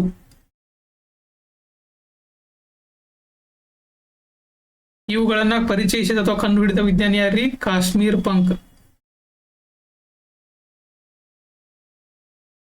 ಅಂತೇಳಿ. ಆಮೇಲೆ ಇವು ನಮ್ಮ ದೇಹಕ್ಕೆ ಕಡಿಮೆ ಪ್ರಮಾಣದಲ್ಲಿ ಬೇಕ್ರಿ. ಆಮೇಲೆ ಇವು ಏನ್ ಮಾಡ್ತಾವ ಅಂದ್ರೆ ನಮ್ಮ ದೇಹದಲ್ಲಿ ನಿಯಂತ್ರಣಕಾರಕ ಅಂದ್ರೆ ರೋಗಗಳನ್ನ ಏನ್ ಮಾಡ್ತಾವಪ್ಪ ಅಂದ್ರೆ ಮುಕ್ತಗೊಳಿಸ್ತಾವ. ಆಮೇಲೆ ಶಕ್ತಿಯನ್ನ ಏನ್ ರಿಲೀಸ್ ಮಾಡಂಗಿಲ್ಲ ವಿಟಾಮಿನ್. ಆಮೇಲೆ ನಮ್ಮ ದೇಹವನ್ನ ರೆಡಿ ಮಾಡಂಗಿಲ್ಲ, ನಮ್ಮ ದೇಹದೊಳಗೆ ಉತ್ಪತ್ತಿ ಆಗಲ್ಲ ವಿಟಾಮಿನ್ಗಳನ್ನ. ನಾವು ಏನ್ ಮಾಡ್ಬೇಕಪ್ಪ ಅಂದ್ರೆ ಇವನ್ನ ಎಕ್ಸ್ಟರ್ನಲ್ಲಿ ಆಹಾರದ ಮೂಲಕನ ಪಡೆದುಕೊಳ್ಬೇಕ್ರಿ ಇವನು. ಆಮೇಲೆ ಇದ್ರೊಳಗೆ ವೆರಿ ಇಂಪಾರ್ಟೆಂಟ್ ಏನಪ್ಪಾ ಅಂತಂದ್ರೆ ಕೊಬ್ಬಿನಲ್ಲಿ ಕರಗುವಂತ ವಿಟಾಮಿನ್ಗಳು ಯಾವಂತ ಕೇಳ್ತಾರ. ಯಾವ್ರಿ? ADEK. ಆಮೇಲೆ ನೀರಿನಲ್ಲಿ ಕರಗುವಂಥದ್ದು ಯಾವ್ದ್ರಿ? BC. ಅಂದ್ರೆ ಬಿಸಿ ನೀರು ಅಂತ ಹೇಳಿ ನೆನಪಿಟ್ಕೊಂಡ್ಬಿಡ್ರಿ. ನೀರಿನಲ್ಲಿ ಕರಗುವಂಥದ್ದು ಯಾವ್ದ? ಬಿಸಿ. ಆಮೇಲೆ ಕೊಬ್ಬಿನಲ್ಲಿ ಕರಗುವಂಥದ್ದು ಯಾವ್ದ್ರಿ? ADEK hormone. ಅರ್ಥ ಆತ್ರಿ? ಆಮೇಲೆ ಈ ಪ್ರತಿಯೊಂದು ಹಾರ್ಮೋನ್ಗಳನ್ನ ನೋಡ್ಕೊಂಡ್ಬರೋಣ. ಒಂದೇ ಯಾವ್ದು ಬರತ್ತಪ್ಪ ಅಂತಂದ್ರ ವಿಟಾಮಿನ್ A. ವಿಟಾಮಿನ್ A ಏನ್ ಮಾಡ್ತೈತಿ? ಇದ್ರ ಹೆಸರು ಏನಪ್ಪಾ ಅಂತಂದ್ರ ರೆಟಿನಾಲ್. ಇದ್ರ ಬಗ್ಗೆ ಏನು ಕೇಳ್ತಾರ? ರೆಟಿನಾಲ್ ಬಗ್ಗೆ ಕೇಳ್ತಾರ. ಇದರ ಕೊರತೆಯಿಂದ ಉಂಟಾಗುವ ರೋಗಗಳ ಬಗ್ಗೆ ಕೇಳ್ತಾರೆ. ಯಾವ ರೋಗ ಅಂತಂದ್ರ ಜಿರಾಫ್ಥಾಲ್ಮಿಯಾ. ಇದನ್ನ ಬಹಳ ಸಲ ಕೇಳಿದ್ದಾರೆ. ಜಿರಾಪ್ತಾಲ್ಮಿಯಾ. ಜಿರಾಪ್ತಾಲ್ಮಿಯಾ ಅಂದ್ರೆ ಏನ್ರಿ, ಕಣ್ಣಿಗೆ ಸಂಬಂಧಿಸಿದಂತ ರೋಗ. ಅಂದ್ರೆ ಕಣ್ಣೀರು ಉತ್ಪತ್ತಿ ಆಗಲ್ಲ, ಕಣ್ಣೀರು ಪ್ರೊಡ್ಯೂಸ್ ಆಗಲ್ಲ. ಜೀರೋ ಅಂತಂದ್ರೆ ಏನ್ರಿ, ನೀರ್ ಇಲ್ಲದೆ ಇರುವಂತದಕ್ಕಿಂತ ಜೀರೋ ಅಂತ ಕರೀತಾರೆ. ಅಂದ್ರೆ ಕಣ್ಣೀರು ಉತ್ಪತ್ತಿ ಆಗಲಿದ್ದಕ್ಕಿಂತ ಕರೀತಾರು ಜಿರಾಪ್ತಾಲ್ಮಿಯಾ ಅಂತ ಕರೀತಾರೆ. ಆಮೇಲೆ ನೈಟ್ ಬ್ಲೈಂಡ್ನೆಸ್. ನೈಟ್ ಬ್ಲೈಂಡ್ನೆಸ್ ಅಂದ್ರೆ ಏನ್ರಿ, ಇರುಳು ಕುರುಡು. ನೈಟ್ ಬ್ಲೈಂಡ್ನೆಸ್ ಅಂದ್ರೆ ಏನ, ಇರುಳು ಕುರುಡು. ಅರ್ಥ ಆತ್ರಿ. ಇದು ವಿಟಾಮಿನ್ ಎ ಆತ. ನೆಕ್ಸ್ಟ್ ವಿಟಾಮಿನ್ ಬಿ ಒಳಗ ಕಾಂಪ್ಲೆಕ್ಸ್ ಬಿ ವಿಟಾಮಿನ್ ಏನಕತಿ, ಬಿ ಕಾಂಪ್ಲೆಕ್ಸ್ ಇರ್ತಾವ. ಅಂದ್ರೆ ಇದು ಬಹಳ ವಿಟಾಮಿನ್ ಗಳನ್ನ ಹೊಂದೈತಿ. ಯಾವ್ಯಾವಪ್ಪ ಅಂತಂದ್ರ B1, B2, B3, B4 ಇಲ್ಲಿ ಮತ್ತ B5, B6, B7, B9, B12 ಇಷ್ಟೆಲ್ಲ ವಿಟಾಮಿನ್ ಹೊಂದೈತಿ ನೋಡ್ರಿ. 1 ಹೊಂದೈತಿ, 2 ಹೊಂದೈತಿ, 3 ಹೊಂದೈತಿ, 4 ಇಲ್ಲ, 5, 6, 7 ಐತಿ, 8 ಇಲ್ಲ, 9 ಐತಿ, 10, 11 ಇಲ್ಲ, 12 ಐತಿ. ಇವ್ ನೆನಪಿಟ್ಕೋರಿ. ಒಂದೇದು ಯಾವ್ದು ಬರತ್ತಪ್ಪ ಅಂದ್ರ B1. B1 ನ ರಾಸಾಯನಿಕ ಹೆಸರೇನ, ಥಯಾಮಿನ್. B1 ನ ರಾಸಾಯನಿಕ ಹೆಸರೇನ್ರಿ, ಥಯಾಮಿನ್. ಆಮೇಲೆ ಈ ಥಯಾಮಿನ್ ಅನ್ನುವಂತ ಹಾರ್ಮೋನ್ ಇದು ವಿಟಾಮಿನ್ ಯಾವಾಗ ಹೋಗತ್ತಪ್ಪ ಅಂತ ನೋಡ್ರಿ, ಇದನ್ನ ಎಕ್ಸಾಮ್ದಾಗ ಬಾಳ ಸಲ ಕೇಳಿದಾರು. ಅಕ್ಕಿಯನ್ನ ಪಾಲಿಶ್ ಮಾಡುವುದರ ಮೂಲಕ, ಅಕ್ಕಿಯನ್ನ ಪಾಲಿಶ್ ಮಾಡುವುದರ ಮೂಲಕ, ಪಾಲಿಶ್ ಅಕ್ಕಿ ಅಂತ ತಿಳ್ಕೊರಿ, ಅದ್ರೊಳಗ ಈ ವಿಟಾಮಿನ್ ನಾಶ ಆಕತಿ. ಯಾವ ವಿಟಾಮಿನ್ ನಾಶ ಆಕತಿ, B1 ವಿಟಾಮಿನ್ ನಾಶ ಆಕತಿ. ಇದನ್ನು ಎಕ್ಸಾಮ್ದಾಗ ಬಾಳ ಸಲ ಕೇಳಿದಾರ. ಇದರಿಂದ ಬರುವಂತ ರೋಗ ಯಾವಪ್ಪ ಅಂತಂದ್ರ ಬೇರಿ ಬೇರಿ ಅನ್ನುವಂತಹ ರೋಗ, ಬೇರಿ ಬೇರಿ ರೋಗ ಅಂತ. ಇದು ಎದಕ್ಕೆ ಸಂಬಂಧಪಟ್ಟಪ್ಪ ಅಂದ್ರೆ ಬ್ರೈನಿಗೆ, ಹಾರ್ಟ್ ಮತ್ತು ಬ್ರೈನಿಗೆ ಸಂಬಂಧಪಟ್ಟಂತ ರೋಗ. ನಾವು B1 ಬಗ್ಗೆ ನೋಡಿದ್ವು. B1 ದಾಗ ಏನೇನು ಇಟ್ಕೋಬೇಕು ನೀವು, ಅಕ್ಕಿಯನ್ನ ಪಾಲಿಶ್ ಮಾಡೋದರ ಮೂಲಕ ನಾಶವಾಗುವಂತ ವಿಟಾಮಿನ್ ಅದು B1. ಆಮೇಲೆ ವಿಟಾಮಿನ್ B2 ರೀ. B2 ದ ರಾಸಾಯನಿಕ ಹೆಸರೇನ್ರಿ, ರೈಬೋಫ್ಲೇವಿನ್. Riboflavin, riboflavin. ಇದರಿಂದ ಡೆಫಿಷಿಯನ್ಸಿಯಿಂದ ಬರುವಂತಹ ರೋಗ ಯಾವಪ್ಪ ಅಂತಂದ್ರ ಚೀಲೋಸಿಸ್ ಅನ್ನುವಂತ ರೋಗ ಬರತ್ರಿ. ಚೀಲೋಸಿಸ್. ಚೀಲೋಸಿಸ್ ಅಂತಂದ್ರೆ ಏನ್ರಿ, ತುಟಿಯ ಅಂಚಿನಲ್ಲಿ ಸೀಳು ಉಂಟಾಕತಿ. ಈ ಸೈಡ್ ತುಟಿ ಅಂತ ರಕ್ತದ ಬರ್ತೈತೆ ನೋಡ್ರಿ, ಸೈಡ್ದಾಗ. ಅದಕ್ಕೆ ಎದಕ್ಕೆ ಅಂತಂದ್ರೆ ವಿಟಾಮಿನ್ B2 ಕೊರತೆ ಇರ್ತೈತೆ ನೋಡ್ರಿ. ಅದು ವಿಟಾಮಿನ್ B2 ಗೆ ಕೊರತೆ ಇರತ್ತೆ. ಆಮೇಲೆ ಇನ್ನೊಂದು ರೋಗ ಯಾವ್ದು ಬರತ್ತಪ್ಪ ಅಂತಂದ್ರ ಫೋಟೋಫೋಬಿಯಾ. ಫೋಟೋಫೋಬಿಯಾ. ಫೋಬಿಯಾ ಅಂತಂದ್ರೆ ಏನ್ರಿ, ಭಯ. ಎದ್ರಕ್ ಭಯ, ಫೋಟೋ, ಬೆಳಕಿಗೆ ನಾವು ಹೆದರುವಂತ, ಬೆಳಕಿನ ಬರಾಕೈತಪ್ಪ ಅಂತ ನಮ್ಗೆ ಹೆದರಿಕೆ ಬಂದಂಗಿರತ್ತಲ್ಲ, ಅದು ರೋಗ ಯಾವ್ದಪ್ಪ, ವಿಟಾಮಿನ್ B2 ಕೊರತೆಯಿಂದ ಬರ್ತದ್ರಿ. ಆಮೇಲೆ ಇನ್ನೊಂದು ಯಾವ್ದಪ್ಪ ಅಂತಂದ್ರ ಅರಿಬೋಫ್ಲೇವಿನೋಸಿಸ್. ಅರಿಬೋಫ್ಲೇವಿನೋಸಿಸ್ ಇದು ಯಾವ್ದಪ್ಪ ಅಂದ್ರೆ ಇದನ್ನು ಎಕ್ಸಾಮ್ದಾಗ ಕೇಳಿದಾರೆ ಮೊನ್ನೆ ಹೊಂದಿಸಿ ಬರೆದಾಗ. ಅರಿಬೋಫ್ಲೇವಿನೋಸಿಸ್ ಅಂದ್ರೆ B2 ರೋಗ ಕೊರತೆಯಿಂದ ಬರುತ್ತೆ, B2 ವಿಟಾಮಿನ್ ಕೊರತೆಯಿಂದ ಬರುತ್ತೆ. ಇದು ಬಾಯಿಗೆ ಸಂಬಂಧಿಸಿದಂತ ರೋಗ. 3 ನೆನಪಿಟ್ಕೊಳ್ಳಿ, ಚೀಲೋಸಿಸ್, ಅರಿಬೋಫ್ಲೇವಿನೋಸಿಸ್, ಫೋಟೋಫೋಬಿಯಾ. ಇದರ ರಾಸಾಯನಿಕ ಹೆಸರೇನ್ರಿ, ರೈಬೋಫ್ಲೇವಿನ್. ಆಮೇಲೆ B3 ದಿಂದ ರಾಸಾಯನಿಕ ಹೆಸರೇನ್ರಿ, ನಿಯಾಸಿನ್. ನಿಯಾಸಿನ್. ಆಮೇಲೆ ಡೆಫಿಷಿಯನ್ಸಿಯಿಂದ ಬರುವಂತ ರೋಗ ನೋಡ್ರಿ, ಪೆಲಾಗ್ರಾ ಅನ್ನುವಂತ ರೋಗ ಬರುತ್ತೆ. ಪೆಲಾಗ್ರಾ ಅಂತಂದ್ರೆ ಏನ, ಒಣ ಚರ್ಮ. ಆಮೇಲೆ D3 ರೋಗ ಬರ್ತೈತಿ, ವೆರಿ ಇಂಪಾರ್ಟೆಂಟ್. D3 ರೋಗ ಬರುವಂತ ರೋಗ ಯಾವ ಕೊರತೆಯಿಂದ ಬರ್ತೈತಿ, ವಿಟಾಮಿನ್ B3 ಇಂದ. D3 ಅಂತಂದ್ರೆ ಏನ್ರಿ, ಡಯೇರಿಯಾ. ಡಯೇರಿಯಾ ಅಂತಂದ್ರೆ ಏನ್ರಿ, ಕನ್ನಡದಾಗ ಅತಿ ಬೇದಿ. ಕಂಟಿನ್ಯೂ ಇದಕ್ಕೆ ನೋಡ್ರಿ, ಅದ ಡಯೇರಿಯಾ. ಆಮೇಲೆ ಏನಪ್ಪಾ ಅಂತಂದ್ರ ಡರ್ಮಟೈಟಿಸ್. ಡರ್ಮಾ ಅಂತಂದ್ರೆ ಏನ್ರಿ, ಚರ್ಮ. ಡರ್ಮಟೈಟಿಸ್ ಅಂದ್ರೆ ಏನ್ರಿ, ಚರ್ಮ ರೋಗ, ಚರ್ಮ ಉರಿ ಉಂಟಾಗತಿ. ಆಮೇಲೆ ಯಾವ್ದ, ಡಿಮೆನ್ಷಿಯಾ. ರೋಗ ಯಾವ್ದ್ರಿ, ಮೆದುಳು ಸಂಬಂಧಪಟ್ಟದ್ರಿ. ಮರು ರೋಗ ಅಂತಾರ ಡಿಮೆನ್ಷಿಯಾ. ಅದಾತ್ರಿ D3 ರೋಗ ಅಂತ ಕೇಳ್ತಾರ ಅವ್ರು.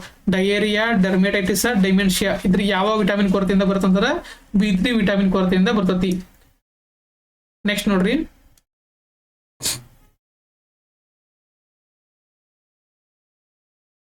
ನೆಕ್ಸ್ಟ್ ಯಾವ್ದಪ್ಪ ಅಂತಂದ್ರ B4 ಇಲ್ಲ, B5 ಬರುತ್ತೆ. B5 ದ ರಾಸಾಯನಿಕ ಹೆಸರೇನ್ರಿ, ಪೆಂಟಾ. ಫೈ ಅಂತಂದ್ರೆ ಏನ, ಪೆಂಟಾ. So ಪೆಂಟೋಥೆನಿಕ್ acid. ಇದರ ಕೊರತೆಯಿಂದ ಬರುವಂತ ರೋಗ ಏನಪ್ಪಾ ಅಂದ್ರ ಇದೇನು ಅಷ್ಟೇನು ಇಂಪಾರ್ಟೆಂಟ್ ಇಲ್ಲ, ಆಯಾಸ ಆಕತಿ, ಕೂದಲು ಉದುರ್ತಿರ್ತಾರು. ಆಮೇಲೆ B6 ಇದ್ರ ಹೆಸರು ಏನಪ್ಪಾ ಅಂದ್ರ ಪಿರಿಡಾಕ್ಸಿನ್. ಆಮೇಲೆ ಇದರ ಕೊರತೆಯಿಂದ ಬರುವಂತ ರೋಗ ಏನ್ರಿ, ಚರ್ಮ ರೋಗ ಬರ್ತೈತಿ, ಬುದ್ಧಿಮಾಂದ್ಯತೆ, ನರ ದೌರ್ಬಲ್ಯ ಉಂಟಾಕೈತಿ. ಯಾವ್ದು B6. ಇವುಗಳೆಲ್ಲ ಕೆಮಿಕಲ್ ನೆನ್ಪಿಟ್ಕೋರಿ. ಇವೆಲ್ಲ ಕಾಮನ್ ರೋಗ ಇದ್ದು ಅಂದ್ರೆ ಯಾವ್ದು ಕೇಳಂಗಿಲ್ಲ, ಖರೆ ಸಪ್ರೇಟ್ ಏನಾರ ಒಂದು ಇಂಪಾರ್ಟೆಂಟ್ ರೋಗ ಇದ್ದು ಅವ್ನು ಕೇಳ್ತಿರ್ತಾರ. B6 ಇಂದ ಬರುವಂತ ರೋಗ ಯಾವ್ದ್ರಿ, ಚರ್ಮ ರೋಗ. ಆಮೇಲೆ ನರ ದೌರ್ಬಲ್ಯ. B6 ಆಯ್ತು. ಆಮೇಲೆ B7 ಕೆಮಿಕಲ್ ನೇಮ್ ಏನಪ್ಪಾ ಅಂದ್ರ ಬಯೋಟಿನ್. ನಿಮಗ 5 ಗೊತ್ತಾಕತಿ, ಪೆಂಟಾಥೆನಿಕ್. B6 ಅಂದ್ರೆ ಏನ್ರಿ, ಪೆರಿಡಾಕ್ಸಿನ್ ಒಂದ್ ನೆನ್ಪಿಟ್ಕೋರಿ. ಬಯೋಟಿನ್ ಅಂತಂದ್ರೆ ಏನ್ರಿ, ಇದ್ರ ಕೆಮಿಕಲ್ ಹೆಸರು B7 ಅದ ಬಯೋಟಿನ್. ಇದರಿಂದ ಬರುವಂತ ರೋಗ ಯಾವ್ದಪ್ಪ ಅಂತಂದ್ರ ರಕ್ತಹೀನತೆ. ನೋಡ್ರಿ ಇಲ್ಲಿ ರಕ್ತಹೀನತೆ ಆ ಪ್ರಮಾಣದಾಗ ಇರಂಗಿಲ್ಲ. ಮುಂದೆ ಒಂದು ರಕ್ತಹೀನತೆ ಬರುತ್ತೆ ವಿಟಮಿನ್ ದ, ಖರೆ ಈ B7 ವಿಟಮಿನ್ ಇಂದ ಬರುವಂತದ್ದು ಯಾವ್ದ್ರಿ ರಕ್ತಹೀನತೆ ಕಡಿಮೆ ಪ್ರಮಾಣದಾಗ ಇರುತ್ತೆ, ಹಿಮೋಗ್ಲೋಬಿನ್ ಮಟ್ಟ ಕಡಿಮೆ ಆಕತಿ. ನೆಕ್ಸ್ಟ್ ಯಾವ್ದ್ರಿ ವಿಟಮಿನ್ B9 ಇದೇನಪ್ಪ ಪಾಲಿಕ್ ಆಸಿಡ್. ಇದರಿಂದ ರೋಗದಿಂದ ಬರುವಂತ ಯಾವಪ್ಪ ಅಂತಂದ್ರ ಇವು ಕೆಂಪು ರಕ್ತ ಕಣಗಳ ಕಡಿಮೆ ಆಕಾವು, ಆಮೇಲೆ ಪ್ರೆಗ್ನೆನ್ಸಿ ಒಳಗೆ ಇದಾಕತಿ, ಅಷ್ಟೇನು ಇಂಪಾರ್ಟೆಂಟ್ ಇಲ್ಲ. B9 ಕೆಮಿಕಲ್ ನೆನ್ಪಿಟ್ಕೋರಿ, ಪಾಲಿಕ್ ಆಸಿಡ್ ಅಂತ ನೆನ್ಪಿಟ್ಕೋರಿ. ಆಮೇಲೆ ಏನಪ್ಪಾ ಅಂತಂದ್ರ B9 ಆದ್ಮೇಲೆ ಯಾವ್ದು ಬರತ್ರಿ B12 ಇದ್ರದ್ದು ನೆನ್ಪಿಟ್ಕೋರಿ, ಮೇನ್ ಇಂಪಾರ್ಟೆಂಟ್.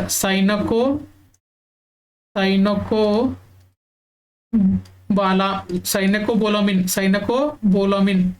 ಇಲ್ಲಿ ನೋಡ್ರಿ ಕೋಬೋ ಐತಲ್ರಿ, ಇದು ಕೋಬೋಲ್ಟ್ ಅಂದ್ರೆ ಏನ್ರಿ ಕೋಬಾಲ್ಟ್ ಅನ್ನ ಹೊಂದಿರುವಂತ ವಿಟಮಿನ್ ಯಾವ್ದಪ್ಪ ಅಂತಂದ್ರ B12. ಆಮೇಲೆ ಇದರಿಂದ ಬರುವಂತ ರೋಗ ಏನಪ್ಪಾ ಅಂದ್ರ ರಕ್ತಹೀನತೆ. ನೋಡ್ರಿ ನಾನು ನಿಮ್ಗೆ ಹೇಳಿದ್ನಾಗಲೇ ರಕ್ತಹೀನತೆ ಎತ್ರ ಬರತ್ರಿ, ಈ B9 ದಾಗೂ ಬರತ್ತಿ. ರಕ್ತಹೀನತೆ ಏನಾಗತ್ರಿ B9 ಅಲ್ಲ ಸಾರಿ ಎತ್ರ ಬರತ್ತಿ B7 ದಾಗೂ ರಕ್ತಹೀನತೆ ಆಗತ್ತೆ. ಆದ್ರೆ ಸಡನ್ ಆಗಿ ಫಾಲ್ ಆಗುವಂತದ್ದು ಯಾವ್ದಪ್ಪ ಅಂದ್ರ ಅತಿ ಹೆಚ್ಚಿನ ಪ್ರಮಾಣದಾಗ ಸಡನ್ ಆಗಿ ಫಾಲ್ ಆಗುವಂತದ್ದು ವಿಟಮಿನ್ ಯಾವ್ದಪ್ಪ ಅಂದ್ರೆ ಅಕಸ್ಮಾತ್ ನಿಮ್ಗೆ ರಕ್ತಹೀನತೆ ಕೇರ B12 ಹಾಕ್ರಿ. B12 ಆಪ್ಷನ್ ಇರ್ಲಿಕ್ಕಂದ್ರೆ ಏನ್ ಹಾಕ್ಬೇಕು B7 ಹಾಕ್ಬೇಕು. ಆರಾತ್ರಿ ನೆಕ್ಸ್ಟ್ ಯಾವ್ದು ಬರಪ್ಪ ಅಂತಂದ್ರ ವಿಟಮಿನ್ C. ಈಗೆಲ್ಲ ಬಿಗೋದು ಗೊತ್ತಾಗಲ್ಲ ರೀ, B1 ನೆನಪಿಟ್ಕೋರಿ, B2 ನೆನಪಿಟ್ಕೋರಿ, B3 B4 ಇಲ್ಲ, B5 B6 ಆಮೇಲೆ B6 ಇಲ್ಲ, B7 B9 B12. ಅದ್ರೊಳಗೆ ಇಂಪಾರ್ಟೆಂಟ್ ಯಾವಪ್ಪ ಅಂದ್ರೆ B12 ಸೈನಕೋಬೋಲಾಮಿನ್ ರಕ್ತಹೀನತೆ ಬರುತ್ತೆ. ಅದ್ರೊಳಗೆ ಇರುವಂತ ಪ್ರಮಾಣ ಯಾವಪ್ಪ ಅಂದ್ರೆ ಕೋಬಾಲ್ಟ್, ಅದನ್ನ ನೆನ್ಪಿಟ್ಕೋರಿ ಇಂಪಾರ್ಟೆಂಟ್. ನೆಕ್ಸ್ಟ್ ಯಾವಪ್ಪ ಅಂತಂದ್ರ ವಿಟಮಿನ್ ಸಿ ನೀರಿನಲ್ಲಿ ಕರಗುವಂತದ್ರಿಂದ ಇದರ ರಾಸಾಯನಿಕ ಹೆಸರು ಏನಪ್ಪ ಅಂದ್ರೆ ಅಸ್ಕಾರ್ಬಿಕ್ ಆಸಿಡ್. ಇದರ ಕೊರತೆಯಿಂದ ಇದು ಎತ್ತರೋಗಿರ್ತಪ್ಪ ಅಂದ್ರೆ ಈ ವಿಟಮಿನ್ ಎತ್ತಾಗಿರತ್ತಂದ್ರೆ ಹಣ್ಣುಗಳಲ್ಲಿ, ಬಟ್ ನಮಗೆ ಹುಳಿ ಬರ್ತಿರ್ತಲ್ರಿ, ಆ ಹಣ್ಣುಗಳೆಲ್ಲ ಕಡೆನೂ ಇರ್ತದೆ. ಲೆಮನ್, ಆರೆಂಜ್, ಆಮ್ಲ ಇವೆಲ್ಲ ಕಡೆನೂ ಇರ್ತದೆ, ನೆಲ್ಲಿಕಾಯಿಗಳಲ್ಲಿ. ಆಮೇಲೆ ಏನಪ್ಪಾ ಅಂತಂದ್ರ ಇದ್ರದ್ದು ಇಂಪಾರ್ಟೆನ್ಸ್ ಏನಂತಂದ್ರ ಇದೇನ್ ಮಾಡತ್ರಿ ಗಾಯಗಳನ್ನ ರಕ್ಷಣೆ ಮಾಡುತ್ತದೆ, ಗಾಯಗಳನ್ನ ಜಲ್ದಿ ನಿವಾರಣೆ ಮಾಡುವಂಥದ್ದು ಯಾವ್ದ್ರಿ ವಿಟಮಿನ್. ಅದೇ ರೀತಿ ರೋಗ ನಿರೋಧಕ ಶಕ್ತಿ, ವೆರಿ ಇಂಪಾರ್ಟೆಂಟ್, ರೋಗ ನಿರೋಧಕ ಶಕ್ತಿಯನ್ನು ಕೊಡ್ತದೆ ಇದು. ಇದರಿಂದ ಬರುವಂತ ರೋಗ ಯಾವಪ್ಪ ಅಂತಂದ್ರ ಸ್ಕರ್ವಿ ರೋಗ. ಈ ಸ್ಕರ್ವಿ ರೋಗ ಏನಂತ ಕರೀತಾರಪ್ಪ ಅಂತಂದ್ರ ನಾವಿಕರ ಕಾಯಿಲೆ, ವೆರಿ ಇಂಪಾರ್ಟೆಂಟ್, ಇದು ಕೇಳ್ತಾರೆ. ನಾವಿಕರ ಕಾಯಿಲೆ ಅಂತ ಕರೀತಾರೆ, ಅಂದ್ರ ಸೇಲರ್ಸ್ ಡಿಸೀಸ್. ನಾವಿಕರ ಕಾಯಿಲೆ ಈಗ ಎದಕ್ಕೆ ಸಂಬಂಧಪಡುತ್ತಂದ್ರೆ ಬಾಯಿಗೆ ಸಂಬಂಧಪಡುತ್ತದೆ. ಇದಕ್ಕೆ ನಾವಿಕರ ಕಾಯಿಲೆ ಯಾಕಂತ ಕರೀತಾರೆ ಅಂದ್ರೆ ಈಗೇನು ಇದನ್ನ ಈ ತರ ಹೊಂಟಿರ್ತಾರೆ ಗೊತ್ತ್ರಿ, ಸಿಪ್ ಒಳಗೋದು ಹೊಂಟಿರ್ತಾರಲ್ಲ ನೇವಿ ಆಫೀಸರ್ದು, ಅವ್ರ ಕಡೆ ಏನಕ್ಕಪ್ಪ ಅಂದ್ರೆ ಹೆಚ್ಚಿಗೆ ಕಂಡು ಬರುತ್ತೆ. ಯಾಕಂದ್ರೆ ಅಲ್ಲಿ ವಿಟಮಿನ್ C ನ ಕೊರತೆ ಬಾಳ ಇರ್ತದೆ ಇಲ್ಲಿ, ಅದಕ್ಕೆ ಏನಪ್ಪಾ ಅಂತಂದ್ರೆ ನಾವಿಕರ ಕಾಯಿಲೆ ಅಂತ ಕರೀತಾರೆ. ನೆಕ್ಸ್ಟ್ ಯಾವಪ್ಪ ಅಂದ್ರೆ ವಿಟಮಿನ್ ಡಿ. ಇದರ ಕೆಮಿಕಲ್ ನೇಮ್ ಏನಪ್ಪಾ ಅಂದ್ರೆ ಕ್ಯಾಲ್ಸಿಪೆರಾಲ್. ಇದರಿಂದ ಬರುವಂತ ರೋಗ ಯಾವಪ್ಪ ಅಂದ್ರೆ ರಿಕೆಟ್ಸ್. ಎಲ್ಲಿ ಚಿಕ್ಕ ಮಕ್ಕಳಲ್ಲಿ. ಅದೇ ಯಾವಪ್ಪ ದೊಡ್ಡದ ಯಾವ್ದು ಬರತ್ರಿ ಆಸ್ಟಿಯೋಮಲೇಷಿಯಾ ರೋಗ ಬರ್ತದೆ. ಅರ್ಥಾತ್ರಿ ರಿಕೆಟ್ಸ್ ಚಿಕ್ಕ ಮಕ್ಕಳಲ್ಲಿ, ಇದ್ರೋಗ ಆಸ್ಟಿಯೋಮಲೇಷಿಯಾ ದೊಡ್ಡರಲ್ಲಿ. ಮಾನವನ ದೇಹದಲ್ಲಿ ಉತ್ಪತ್ತಿ ಆಗುತ್ತೆ ಇದು. ಆಮೇಲೆ ವಿಟಮಿನ್ ಡಿ ಏನಪ್ಪಾ ಅಂದ್ರೆ ಸೂರ್ಯನ ಬೆಳಕಿನಿಂದ ದೊರೆಯುತ್ತದೆ ನಮಗೆ ವಿಟಮಿನ್ ಡಿ. ಆಮೇಲೆ ವಿಟಮಿನ್ ಡಿ ಹಾರ್ಮೋನ್ ಆಗಿ ಆಕ್ಟ್ ಮಾಡ್ತದೆ, ಹಾರ್ಮೋನ್ ಆಗಿ ಏನ್ ಮಾಡ್ತದೆ ಅಂದ್ರೆ ಕಾರ್ಯನಿರ್ವಹಿಸ್ತದೆ. ಆಮೇಲೆ ಏನಪ್ಪಾ ಅಂದ್ರೆ ವಿಟಮಿನ್ ಇ, ಇದು ಇಂಪಾರ್ಟೆಂಟ್ ರೀ, ಟೋಕೋಪೆರಾಲ್. ಇದರ ಕೆಮಿಕಲ್ ಹೆಸರು ಏನ್ರಿ ಟೋಕೋಪೆರಾಲ್. ಇದರ ಕೊರತೆ ಇದಕ್ಕೆ ಏನಂತಾರಪ್ಪ ಅಂದ್ರೆ ಬ್ಯೂಟಿ ವಿಟಮಿನ್ ಅಂತ ಕರೀತಾರೆ. ನೋಡ್ರಿ ಇಂಪಾರ್ಟೆಂಟ್, ಇದು ಬ್ಯೂಟಿ ವಿಟಮಿನ್ ಅಂತ ಕರೀತಾರೆ. ಇದರ ಹೆಚ್ಚಳದಿಂದ ಏನಕ್ಕಪ್ಪ ಅಂದ್ರೆ ಮಹಿಳೆಯರಲ್ಲಿ ಓವರಿ ಬೆಳವಣಿಗೆ ಆಕೈತೆ ಅಂತ, ಚೆನ್ನಾಗಿ ಆಕೈತೆ ಅಂತ. ಆಮೇಲೆ ಇದ್ರ ಕೊರತೆಯಿಂದ ಬರುವಂತ ರೋಗ ಯಾವಪ್ಪ ಅಂದ್ರೆ ಇನ್ಫರ್ಟಿಲಿಟಿ ಅಥವಾ ಸ್ಟೆರಿಲಿಟಿ, ಅಂದ್ರೆ ಬಂಜೆತನ ಉಂಟಾಕತಿ. ಅದರಿಂದ ವಿಟಮಿನ್ ಇ ಏನಂತ ಕರೀತಾರೋ ವಿಟಮಿನ್ ಇಗೆ ಬ್ಯೂಟಿ ವಿಟಮಿನ್ ಅಂತ ಕರೀತಾರೆ. ಆಮೇಲೆ ಯಾವಪ್ಪ ಅಂತಂದ್ರ ವಿಟಮಿನ್ ಕೆ. ಈ ವಿಟಮಿನ್ ಕೆ ರಾಸಾಯನಿಕ ಹೆಸರು ಏನಪ್ಪಾ ಅಂತಂದ್ರ ಪೈಲೋಕ್ವಿನೈನ್. ಅರ್ಥಾತ್ರಿ ಇದರ ಡೆಫಿಷಿಯನ್ಸಿಯಿಂದ ಬರುವಂತ ರೋಗ ಯಾವಪ್ಪ ಅಂತಂದ್ರೆ ಹಿಮೋಫೀಲಿಯಾ ಅಂತಂದ್ರೆ ರಾಯಲ್ ಡಿಸೀಸ್. ನಾನು ನಿಮ್ಗೆ ಹೇಳಿದ್ದೆ ರಕ್ತದ ರೋಗಗಳ ಬಗ್ಗೆ ಡಿಸ್ಕಸ್ ಮಾಡುವಾಗ ರಕ್ತ ಹೆಪ್ಪುಗಟ್ಟದೇ ಇರುವಂತದ್ದು ಯಾವ್ದ್ರಿ ವಿಟಮಿನ್ ಕೆ. ಅರ್ಥ ಆತ್ರಿ. ಒಂದು ಸ್ವಲ್ಪ ಕ್ವಿಕ್ ರಿವಿಷನ್ ಮಾಡ್ಕೊಂಡ್ಬಿಡುನು. ವಿಟಮಿನ್ ಎ ಅಂತಂದ್ರೆ ಏನ್ರಿ ರೆಟಿನಾಲ್, ಎರಡು ಗುಡ್ತನ ಬರುತ್ತೆ. B1 ಅಂತಂದ್ರೆ ಏನ ಥಯಾಮಿನ್. ಆಮೇಲೆ ಇಲ್ಲಿ ಎದ್ರೋಗ ಬರಂಗಿಲ್ಲಪ್ಪ ಅಂದ್ರೆ ಅವೇನು ಪಾಲಿಶ್ ಮಾಡಿರ್ತಾವಲ್ಲ ಅಕ್ಕಿಗಳಲ್ಲಿ ಅದು ವಿಟಮಿನ್ B1 ನಾಶ ಆಕತಿ. ಆಮೇಲೆ ರೈಬೋಫ್ಲೋವಿನ್ ಬರತಿ. ರೈಬೋಫ್ಲೋವಿನ್ ಅಂತಂದ್ರೆ ಏನ್ರಿ ಈ ಇದ್ರೋಗ ಈ ಸೈಡ್ ಏನ್ ಇದಕ್ಕಿರ್ತಾವಲ್ಲ ಏನದ ಕೀಲೋಸಿಸ್ ಅಂದ್ರೆ ತುಟಿಗಳ ಅಂಚಿನಲ್ಲಿ ರಕ್ತ ಬರ್ತೈತಲ್ರಿ, ಅದ್ರೊಳಗೆ ಯಾವ್ದಪ್ಪ ಅಂತಂದ್ರ ವಿಟಮಿನ್ B2. ವಿಟಮಿನ್ B3 ಅಂದ್ರೆ ಏನ್ರಿ ನಿಯಾಸಿನ್. B3 ಅಂತ ಹೇಳಿ ಬಂತ ಹೇಳ್ತಿಕೋರಿ ಏನ್ ನೆನ್ಪಿಟ್ಕೋಬೇಕು ಅಂದ್ರೆ D3 ರೋಗ ನೆನ್ಪಿಡ್ಬೇಕು ನೋಡ್ರಿ. ಅಲ್ಲಿ ಪೆಲಾಗ್ರಾ ಒಂದ್ ಬರತಿ. ಆಮೇಲೆ D3 ರೋಗ ಡಯೇರಿಯಾ, ಡರ್ಮಟೈಟಿಸ್, ಆಮೇಲೆ ಡಿಮೆನ್ಷಿಯಾ. ಆಮೇಲೆ B5 ಅಂತಂದ್ರೆ ಪೆಂಟಾಥನಿಕ್ ಆಸಿಡ್ ಒಂದ ನೆನ್ಪಿಟ್ಕೋರಿ. B6 ಅಂದ್ರೆ ಪಿರಿಡಾಕ್ಸಿನ್ ನೆನ್ಪಿಟ್ಕೋರಿ. B7 ಒಳಗ ಕೆಮಿಕಲ್ ಮಟ ನೆನ್ಪಿಟ್ಕೋರಿ ಬಯೋಟಿನ್ ಅಂತ ಹೇಳಿ. ಆ B7 ಒಳಗ ರಕ್ತಹೀನತೆನೂ ಬರ್ತೈತಿ. ಆ ರಕ್ತಹೀನತೆ ಕಡಿಮೆ ಪ್ರಮಾಣದಾಗ ಆಗಿರ್ತೈತಿ. B9 ಅಂತ ಬಂತಂದ್ರೆ ಏನ್ ನೆನ್ಪಿಟ್ಕೋಬೇಕು ನೀವು ಪಾಲಿಕ್ ಆಸಿಡ್ ನೆನ್ಪಿಟ್ಕೋಬೇಕು. ಆಮೇಲೆ ವಿಟಮಿನ್ B12 ಬಂತಂದ್ರೆ ಸೈನೋಕೋಬೊಲಮಿನ್. ಅದ್ರೊಳಗೆ ಏನಿರ್ತಪ್ಪ ಅಂದ್ರೆ ಕೊಬಾಲ್ಟ್ ಅಂಶ ಇರ್ತತಿ. ಅದರಿಂದ ಕೊರತೆಯಿಂದ ಬರುವಂತ ರೋಗ ಯಾವ್ದ ಅನಿಮಿಯಾ ರೋಗ ಬರುತ್ತೆ. ಇಲ್ಲಿ ಏನಾಕತಿ ಸಡನ್ ಆಗಿ ಏನಾಕತ್ತಪ್ಪ ಅಂತಂದ್ರೆ ರಕ್ತಹೀನತೆ ಉಂಟಾಕತಿ. ಆಮೇಲೆ ವಿಟಮಿನ್ C ಅಸ್ಕಾರ್ಬಿಕ್ ಆಸಿಡ್ ಬರ್ತತಿ. ಅದರ ಕೊರತೆಯಿಂದ ಬರುವಂತ ರೋಗ ಯಾವ್ದು ಸ್ಕರ್ವಿನ ಕರೀತಾರ, ನಾವಿಕರ ಕಾಯಿಲೆ ಅಂತ ಕರೀತಾರ. ಆಮೇಲೆ ಏನಪ್ಪಾ ಅಂತಂದ್ರೆ ವಿಟಮಿನ್ ಡಿ ಮಾನವನ ದೇಹದಲ್ಲಿ ಉತ್ಪತ್ತಿ ಆಗುತ್ತೆ. ಸೂರ್ಯನ ಬೆಳಕನ್ನು ಬಂದು ಅಂತಂದ್ರೆ ನಮ್ಮ ಮಾನವ ದೇಹದಾಗ ಏನಾಗತ್ತೆ ಅಂದ್ರೆ ವಿಟಮಿನ್ ಡಿ ಉತ್ಪತ್ತಿ ಆಗುತ್ತೆ. ಇದರಿಂದ ಬರುವಂತ ಇದ್ರ ಕೆಮಿಕಲ್ ನೇಮ್ ಕ್ಯಾಲ್ಸಿಫೆರಾಲ್. ಚಿಕ್ಕ ಮಕ್ಕಳಲ್ಲಿ ಬರುವಂತದ ಕ್ರಿಕೆಟ್ಸ್, ದೊಡ್ಡವರಲ್ಲಿ ಬರುವಂತದ್ದು ಯಾವ್ದ್ರಿ ಆಸ್ಟಿಯೋಮಲೇಷಿಯಾ. ಅರ್ಥ ಆತ್ರಿ. ನೆಕ್ಸ್ಟ್ ಯಾವ್ದಪ್ಪ ಅಂದ್ರೆ ವಿಟಮಿನ್ ಇ. ಇದಕ್ಕೆ ಬ್ಯೂಟಿ ಹಾರ್ಮೋನ್ ಅಂತಾರೆ. ಇದ್ರ ಕೊರತೆಯಿಂದ ಬರುವಂತದ್ದು ಏನಾಕತ್ತಪ್ಪ ಅಂದ್ರೆ ಹೆಣ್ಣು ಮಕ್ಕಳಲ್ಲಿ ಬಂಜಿತನ ಉಂಟಾಕತಿ. ವಿಟಮಿನ್ ಕೆ ಅಂದ್ರೆ ಪೈಲೋಕ್ವಿನಾನ್ ಬರತಿ. ಇದೇನಾಕತಿ ರಕ್ತಸ್ರಾವ ಅಂದ್ರೆ ರಕ್ತ ಹೆಪ್ಪುಗಟ್ಟದೆ ಇರುವಂತಕ್ಕ ಉಂಟಾಕತಿ. ಯಾವ್ದ್ರಿ ವಿಟಮಿನ್ ಕೆ. ನೋಡ್ರಿ ಆಲ್ಮೋಸ್ಟ್ ಏನಪ್ಪಾ ಅಂತಂದ್ರೆ ಬಯಾಲಜಿಗಳು ಯಾವ ಇಂಪಾರ್ಟೆಂಟ್ ಚಾಪ್ಟರ್ ಅವನ್ನೆಲ್ಲ ಕಂಪ್ಲೀಟ್ ಮಾಡಿವಿ. ನೋಡ್ರಿ ಇನ್ನೊಂದು ಯಾವ್ದಪ್ಪ ಅಂತಂದ್ರೆ ಡೈಜೆಸ್ಟಿವ್ ಸಿಸ್ಟಮ್ ಅಂತ ಬರತ್ರಿ. ಇನ್ನೊಂದು ಯಾವ್ದೊಂದು ಬರತ್ರಿ ಡೈಜೆಸ್ಟಿವ್ ಸಿಸ್ಟಮ್. ಅದು ವೆರಿ ಇಂಪಾರ್ಟೆಂಟ್ ಚಾಪ್ಟರ್. ನೋಡ್ರಿ ಇದ್ರೊಳಗೆ ಏನ್ ನೆನ್ಬಿಟ್ಕೋಬೇಕಪ್ಪ ಅಂದ್ರೆ ಇಂಪಾರ್ಟೆಂಟ್ ಏನ್ ನೆನ್ಬಿಟ್ಕೋಬೇಕಪ್ಪ ಅಂತಂದ್ರೆ ಡೈಜೆಸ್ಟಿವ್ ಒಳಗ ಇದನ್ನ ಎಕ್ಸಾಮ್ ದಾಗ ಕೇಳಿದಾರೆ ನೋಡ್ರಿ. ಡೈಜೆಸ್ಟಿವ್ ಅಂತಂದ್ರೆ ಏನ್ರಿ ಸಂಕೀರ್ಣ ಆಹಾರವನ್ನ ಸರಳ ರೂಪಕ್ಕೆ ತಗೊಂಬರ್ದು. ಅಂದ್ರೆ ಕಾಂಪ್ಲೆಕ್ಸ್ ಆಹಾರವನ್ನ ಸರಳ ರೂಪಕ್ಕೆ ತಗೊಂಬರ್ದು. ಇದ್ರ ಮೂಲಕ ಎಂಜೈಮ್ ಮೂಲಕ ಹಾರ್ಮೋನ್ ಮೂಲಕ ಏನ್ ಮಾಡೋದು ಕಡಿಮೆ ತಗೊಂಬರ್ದು. ಇದ್ರೊಳಗ ಈ ಡೈಜೆಷನ್ ಹೆಂಗ ಆಕೈತಿ ಅಂತ ಕೇಳಿದಾರೆ. ಪ್ರೊಸೆಸ್ಗಳನ್ನ ಕೇಳಿದಾರೆ ಕ್ರೋನಾಲಜಿಕಲ್ ಆರ್ಡರ್. ಯಾವ್ಯಾವಪ್ಪ ಅಂತಂದ್ರೆ ಒಂದೇದು ಏನಾಗತ್ರಿ ಸೇವನೆ, ಆಹಾರವನ್ನ ಸೇವನೆ. ಅವ್ರು ಇದನ್ನ ಕೊಟ್ಟಿಲ್ಲ ಎಕ್ಸಾಮ್ದಾಗ. ಏನ್ ಕೊಟ್ಟಾರಪ್ಪ ಅಂದ್ರೆ ಇಂಗ್ಲಿಷ್ನ್ಯಾಗ ಕೊಟ್ಟಾರ ಇಂಗೇಷನ್ ಅಥವಾ ಇಂಜೆಕ್ಷನ್ ಹಿಂಗ ಕೊಟ್ಟಾರ. ಇದನ್ನ ಕ್ರೋನಾಲಜಿಕಲ್ ಆರ್ಡರ್ದಾಗ ಬರೀರಿ. ಸೇವನೆ ಮಾಡಿದ್ಮೇಲೆ ಏನಾಗುತ್ತೆ ಆಹಾರ ಜೀರ್ಣಕ್ರಿಯೆ ಆಗುತ್ತದೆ. ಸೇವನೆ ಮಾಡಿದ್ಮೇಲೆ ಏನಾಗುತ್ತೆ ಜೀರ್ಣಕ್ರಿಯೆ ಆಗುತ್ತೆ ಅಂದ್ರೆ ಡೈಜೆಷನ್ ಆಗುತ್ತದೆ. ಡೈಜೆಷನ್ ಆದ್ಮೇಲೆ ಏನಾಗತ್ರಿ ಅಬ್ಸಾರ್ಪ್ಷನ್ ಆಗುತ್ತೆ ಅಂದ್ರೆ ಹೀರಿಕೆ. ಅಬ್ಸಾರ್ಪ್ಷನ್ ಆಗುತ್ತದೆ. ಆಮೇಲೆ ಅದ ಕೂಡ ಏನಾಗತ್ರಿ ಸ್ವಾಂಗೀಕರಣ ಅಂದ್ರೆ ಏನಾಗತ್ರಿ ಅಸಿಮಿಲೇಷನ್. ಆಮೇಲೆ ನೆಕ್ಸ್ಟ್ ಏನಾಗತ್ರಿ ವಿಸರ್ಜನೆ ಆಗತ್ತೆ. ಅಂದ್ರೆ ಏನಾಗತ್ರಿ ಎಜೆಕ್ಷನ್ ಅಥವಾ ಎಕ್ಸ್ಕ್ರೀಷನ್.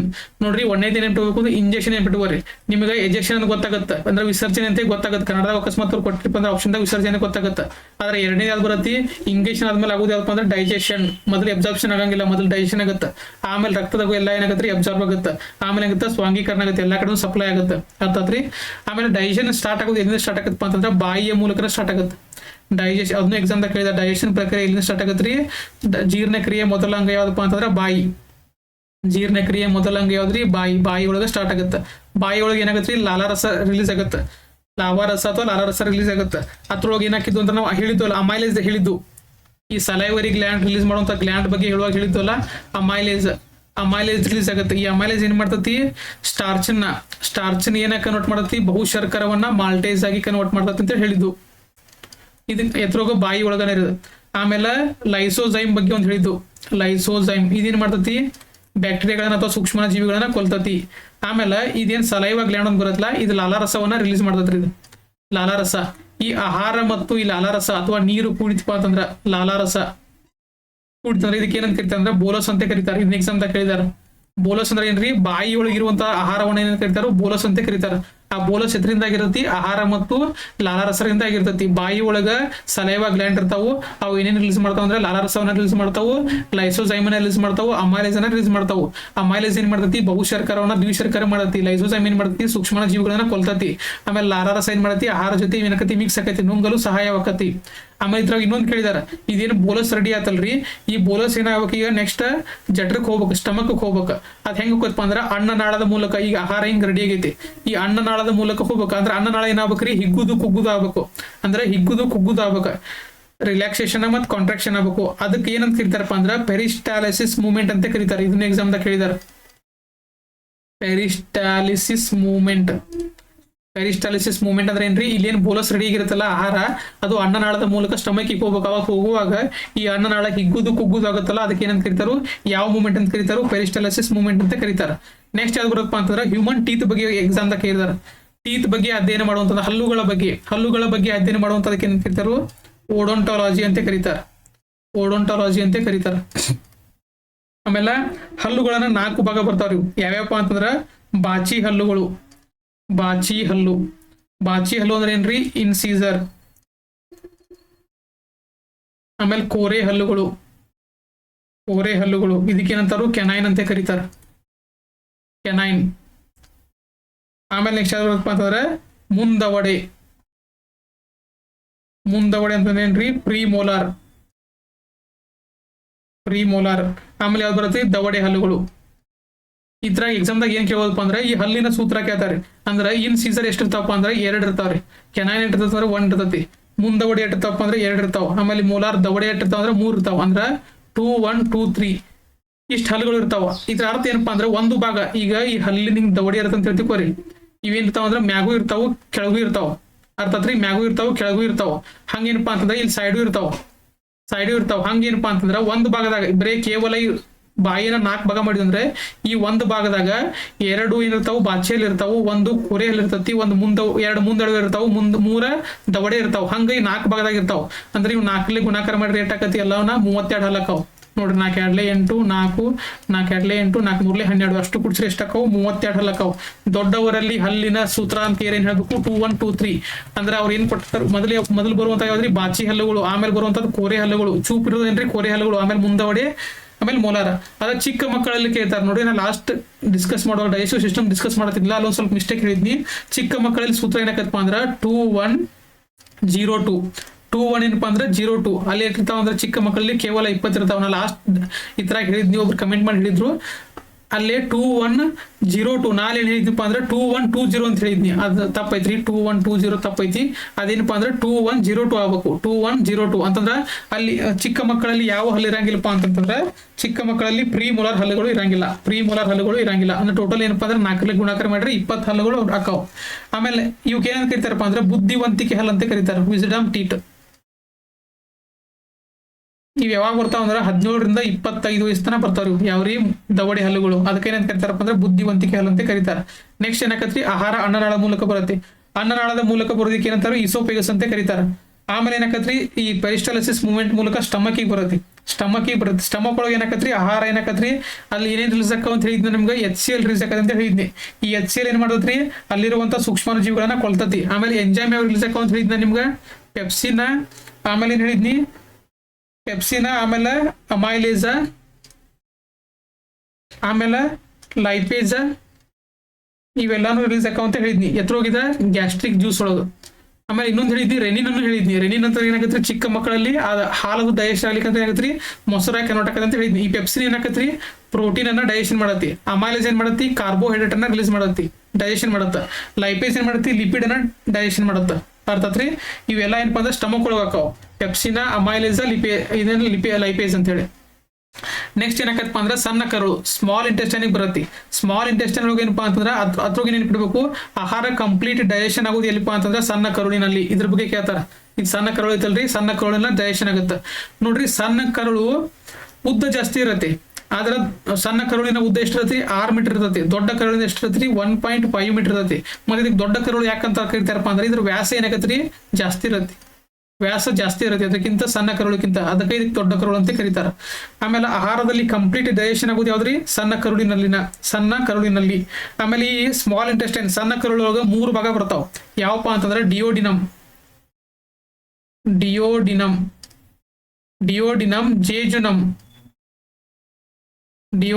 ಜೇಜುನಮ್, ಈಲಿಯಂ ಅಂತ ಹೇಳಿ ಸಣ್ಣ ಕರುಳಿನ ಭಾಗರಿವು. ಈ ಇದ್ರೊಳಗೆ ಅತಿ ದೊಡ್ಡದು ಯಾವಪ್ಪ, ಸಣ್ಣ ಕರುಳಿನ ಈ 3 ಭಾಗದಾಗ ಅತಿ ದೊಡ್ಡದು ಯಾವಪ್ಪ ಅಂತಂದ್ರೆ ಈಲಿಯಂ. ಇಲಿಯಂ ಏನಾಕತ್ರಿ ದೊಡ್ಡ ಭಾಗ, ಇದನ್ನು ಎಕ್ಸಾಮ್ದಾಗ ಕೇಳಿದಾರೆ. ಇಲಿಯಂ ಏನ್ರಿ ದೊಡ್ಡ ಭಾಗ. ಆಮೇಲೆ ಈ ಡಿಯೋಡಿನಮ್ ಏನ್ ಮಾಡದಪ್ಪ ಅಂತಂದ್ರೆ ಮಿನರಲ್ಗಳನ್ನ ಅಬ್ಸರ್ವ್ ಮಾಡ್ಕೋತೈತಿ. ಇದನ್ನೇನು ಎಕ್ಸಾಮ್ದಾಗ ಕೇಳಿಲ್ಲ, ಮಿನರಲ್ಗಳನ್ನ ಅಬ್ಸರ್ವ್ ಮಾಡ್ಕೋತೈತಿ. ಜಿಜುನಮ್ ಏನ್ ಮಾಡತ್ತಂದ್ರೆ ಕಾರ್ಬೋಹೈಡ್ರೇಟ್ ಮತ್ತು ಪ್ರೋಟೀನ್ ಮತ್ತು ವಿಟಾಮಿನ್ಗಳನ್ನ ಅಬ್ಸರ್ವ್ ಮಾಡ್ಕೋತೈತಿ. ಈಲಿಯಂ ಏನ್ ಮಾಡತ್ತಂದ್ರೆ ಇದು ವಿಟಾಮಿನ್ಗಳನ್ನ ಅಬ್ಸರ್ವ್ ಮಾಡ್ಕೋತೈತಿ. ಇದೇನಪ್ಪ ಅಂದ್ರೆ ಡೈಜೆಸ್ಟಿವ್ ಸಿಸ್ಟಮ್. ನೋಡ್ರಿ ಡೈಜೆಸ್ಟಿವ್ ಸಿಸ್ಟಮ್ ಏನ್ ನೆನ್ಪಿಟ್ಕೋಬೇಕಂತಂದ್ರೆ ನೀವು ಹಲ್ಲಿನ ಬಗ್ಗೆ ಒಂದು ನೆನ್ಪಿಟ್ಕೋರಿ, ಪೆರಿಸ್ಟಾಲಿಸಿಸ್ ಮೂವ್ಮೆಂಟ್ ಬಗ್ಗೆ ಒಂದು ನೆನ್ಪಿಟ್ಕೋರಿ. ಆಮೇಲೆ ಬಾಯಿಯಲ್ಲಿ ಇವು ಏನಪ್ಪಾ ಗ್ಲ್ಯಾಂಡ್ ಯಾವ್ಯಾವ ರಿಲೀಸ್ ಆಕಾವು, ಸಲೈವರಿ ಗ್ಲ್ಯಾಂಡ್ ಒಳಗ ಒಂದು ಲಾಲಾರಸ ರಿಲೀಸ್ ಆಗುತ್ತೆ, ಆಮೇಲೆ ಅಮೈಲೇಸ್ ರಿಲೀಸ್ ಆಗುತ್ತೆ, ಆಮೇಲೆ ಲೈಸೋಸೈಮ್ ರಿಲೀಸ್ ಆಗುತ್ತೆ. ಈ ಸ್ಟಮಕ್ ಒಳಗೆ ರಿಲೀಸ್ ಆಗುವಂತ ಯಾವ್ದ್ರಿ ಪೆಪ್ಸಿನ, ರೆನಿನ, ಲೈಪೇಜ, ಆಮೇಲೆ ಅಮೈಲೇಸ್ ರಿಲೀಸ್ ಆಕಾವು. ಆಮೇಲೆ ಇವ್ ಏನೇನ್ ಮಾಡ್ತಾವು, ಪೆಪ್ಸಿನ್ ಅಂದ್ರೆ ಪಿ ಅಂತಂದ್ರೆ ಪ್ರೋಟೀನ್, ಅಮೈಲೇಸ್ ಅಂತಂದ್ರೆ ಕಾರ್ಬೋಹೈಡ್ರೇಟ್ ಡೈಜೆಷನ್ ಆಗುತ್ತೆ, ಲೈಪೇಜ್ ಅಂತಂದ್ರೆ ಲಿಪಿಡ್ ಡೈಜೆಷನ್ ಆಗುತ್ತೆ, ಆಮೇಲೆ ಪೆರಿಸ್ಟಾಲಿಸಿಸ್ ಮೂವ್ಮೆಂಟ್. ಆಮೇಲೆ ಇನ್ನೊಂದು ನೆನ್ಪಿಟ್ಕೋರಿ ಕ್ರೊನಾಲಜಿಕಲ್ ಆರ್ಡರ್ ಐತಲ್ಲ ಡೈಜೆಸ್ಟಿವ್ ಸಿಸ್ಟಮ್ ಅದ ಯಾವ್ಯಾವ ಬರ್ತಾವ್ರಿ. ಒಂದಕ್ಕೆ ಸೇವನೆ ಆಗುತ್ತೆ, ಆಮೇಲೆ ಜೀರ್ಣಕ್ರಿಯೆ ಆಗುತ್ತೆ, ಸೇವನೆ ಜೀರ್ಣಕ್ರಿಯೆ ಅಂತಂದ್ರೆ ಇಂಜೆಕ್ಷನ್ ಡೈಜೆಷನ್, ಆಮೇಲೆ ಹೀರಿಕೆ ಆಗುತ್ತೆ ಎಬ್ಸಾರ್ಪ್ಷನ್ ಆಗುತ್ತೆ, ಆಮೇಲೆ ಸ್ವಾಂಗೀಕರಣ ಆಗುತ್ತೆ, ರಕ್ತಗತ ಆಗುತ್ತೆ, ಆಮೇಲೆ ವಿಸರ್ಜನೆ ಆಗುತ್ತೆ ಅಂದ್ರೆ ಎಜೆಕ್ಷನ್ ಆಗುತ್ತೆ. ಇವನ್ ಏನ್ ಮಾಡ್ಕೋಬೇಕಂದ್ರೆ ನೆನಪಿಟ್ಕೋರಿ. ಇವನ್ ಅಂದ್ರೆ ವೆರಿ ಇಂಪಾರ್ಟೆಂಟ್ ಕಾನ್ಸೆಪ್ಟ್ಗಳೆಲ್ಲ. ಆಲ್ಮೋಸ್ಟ್ 90% ಬಯಾಲಜಿ ಮುಗ್ದಂಗಾತ್ರಿ. ಇನ್ನೊಂದೇನು ಬರ್ತಾವಪ್ಪ ಅಂತಂದ್ರೆ ಹಾರ್ಮೋನ್ಗಳ ಬಗ್ಗೆ, ಗ್ಲ್ಯಾಂಡ್ ಬಗ್ಗೆನೂ ಭಾಳ ಸಲ ಕೇಳಿದಾರು, ಅದನ್ನ ಎಕ್ಸಾಮ್ದಾಗ ನೆನಪಿಟ್ಕೋರಿ. ನೆಕ್ಸ್ಟ್ ಏನ್ ಮಾಡೋಣಪ್ಪ ಅಂತಂದ್ರೆ ಮುಂದಿನ ಎಕ್ಸಾಮ್ ಮುಗಿದ್ಮೇಲೆ ಡೀಟೇಲ್ ಆಗಿ ಮತ್ತೆ ಚಾಪ್ಟರ್ ವೈಸ್ ಡಿಸ್ಕಸ್ ಮಾಡ್ಕೊಂತ ಬರೋಣ ಅಂತ. ಎಲ್ಲರೂ ಚಲೋ ಮಾಡಿ ಎಕ್ಸಾಮ್. All the best.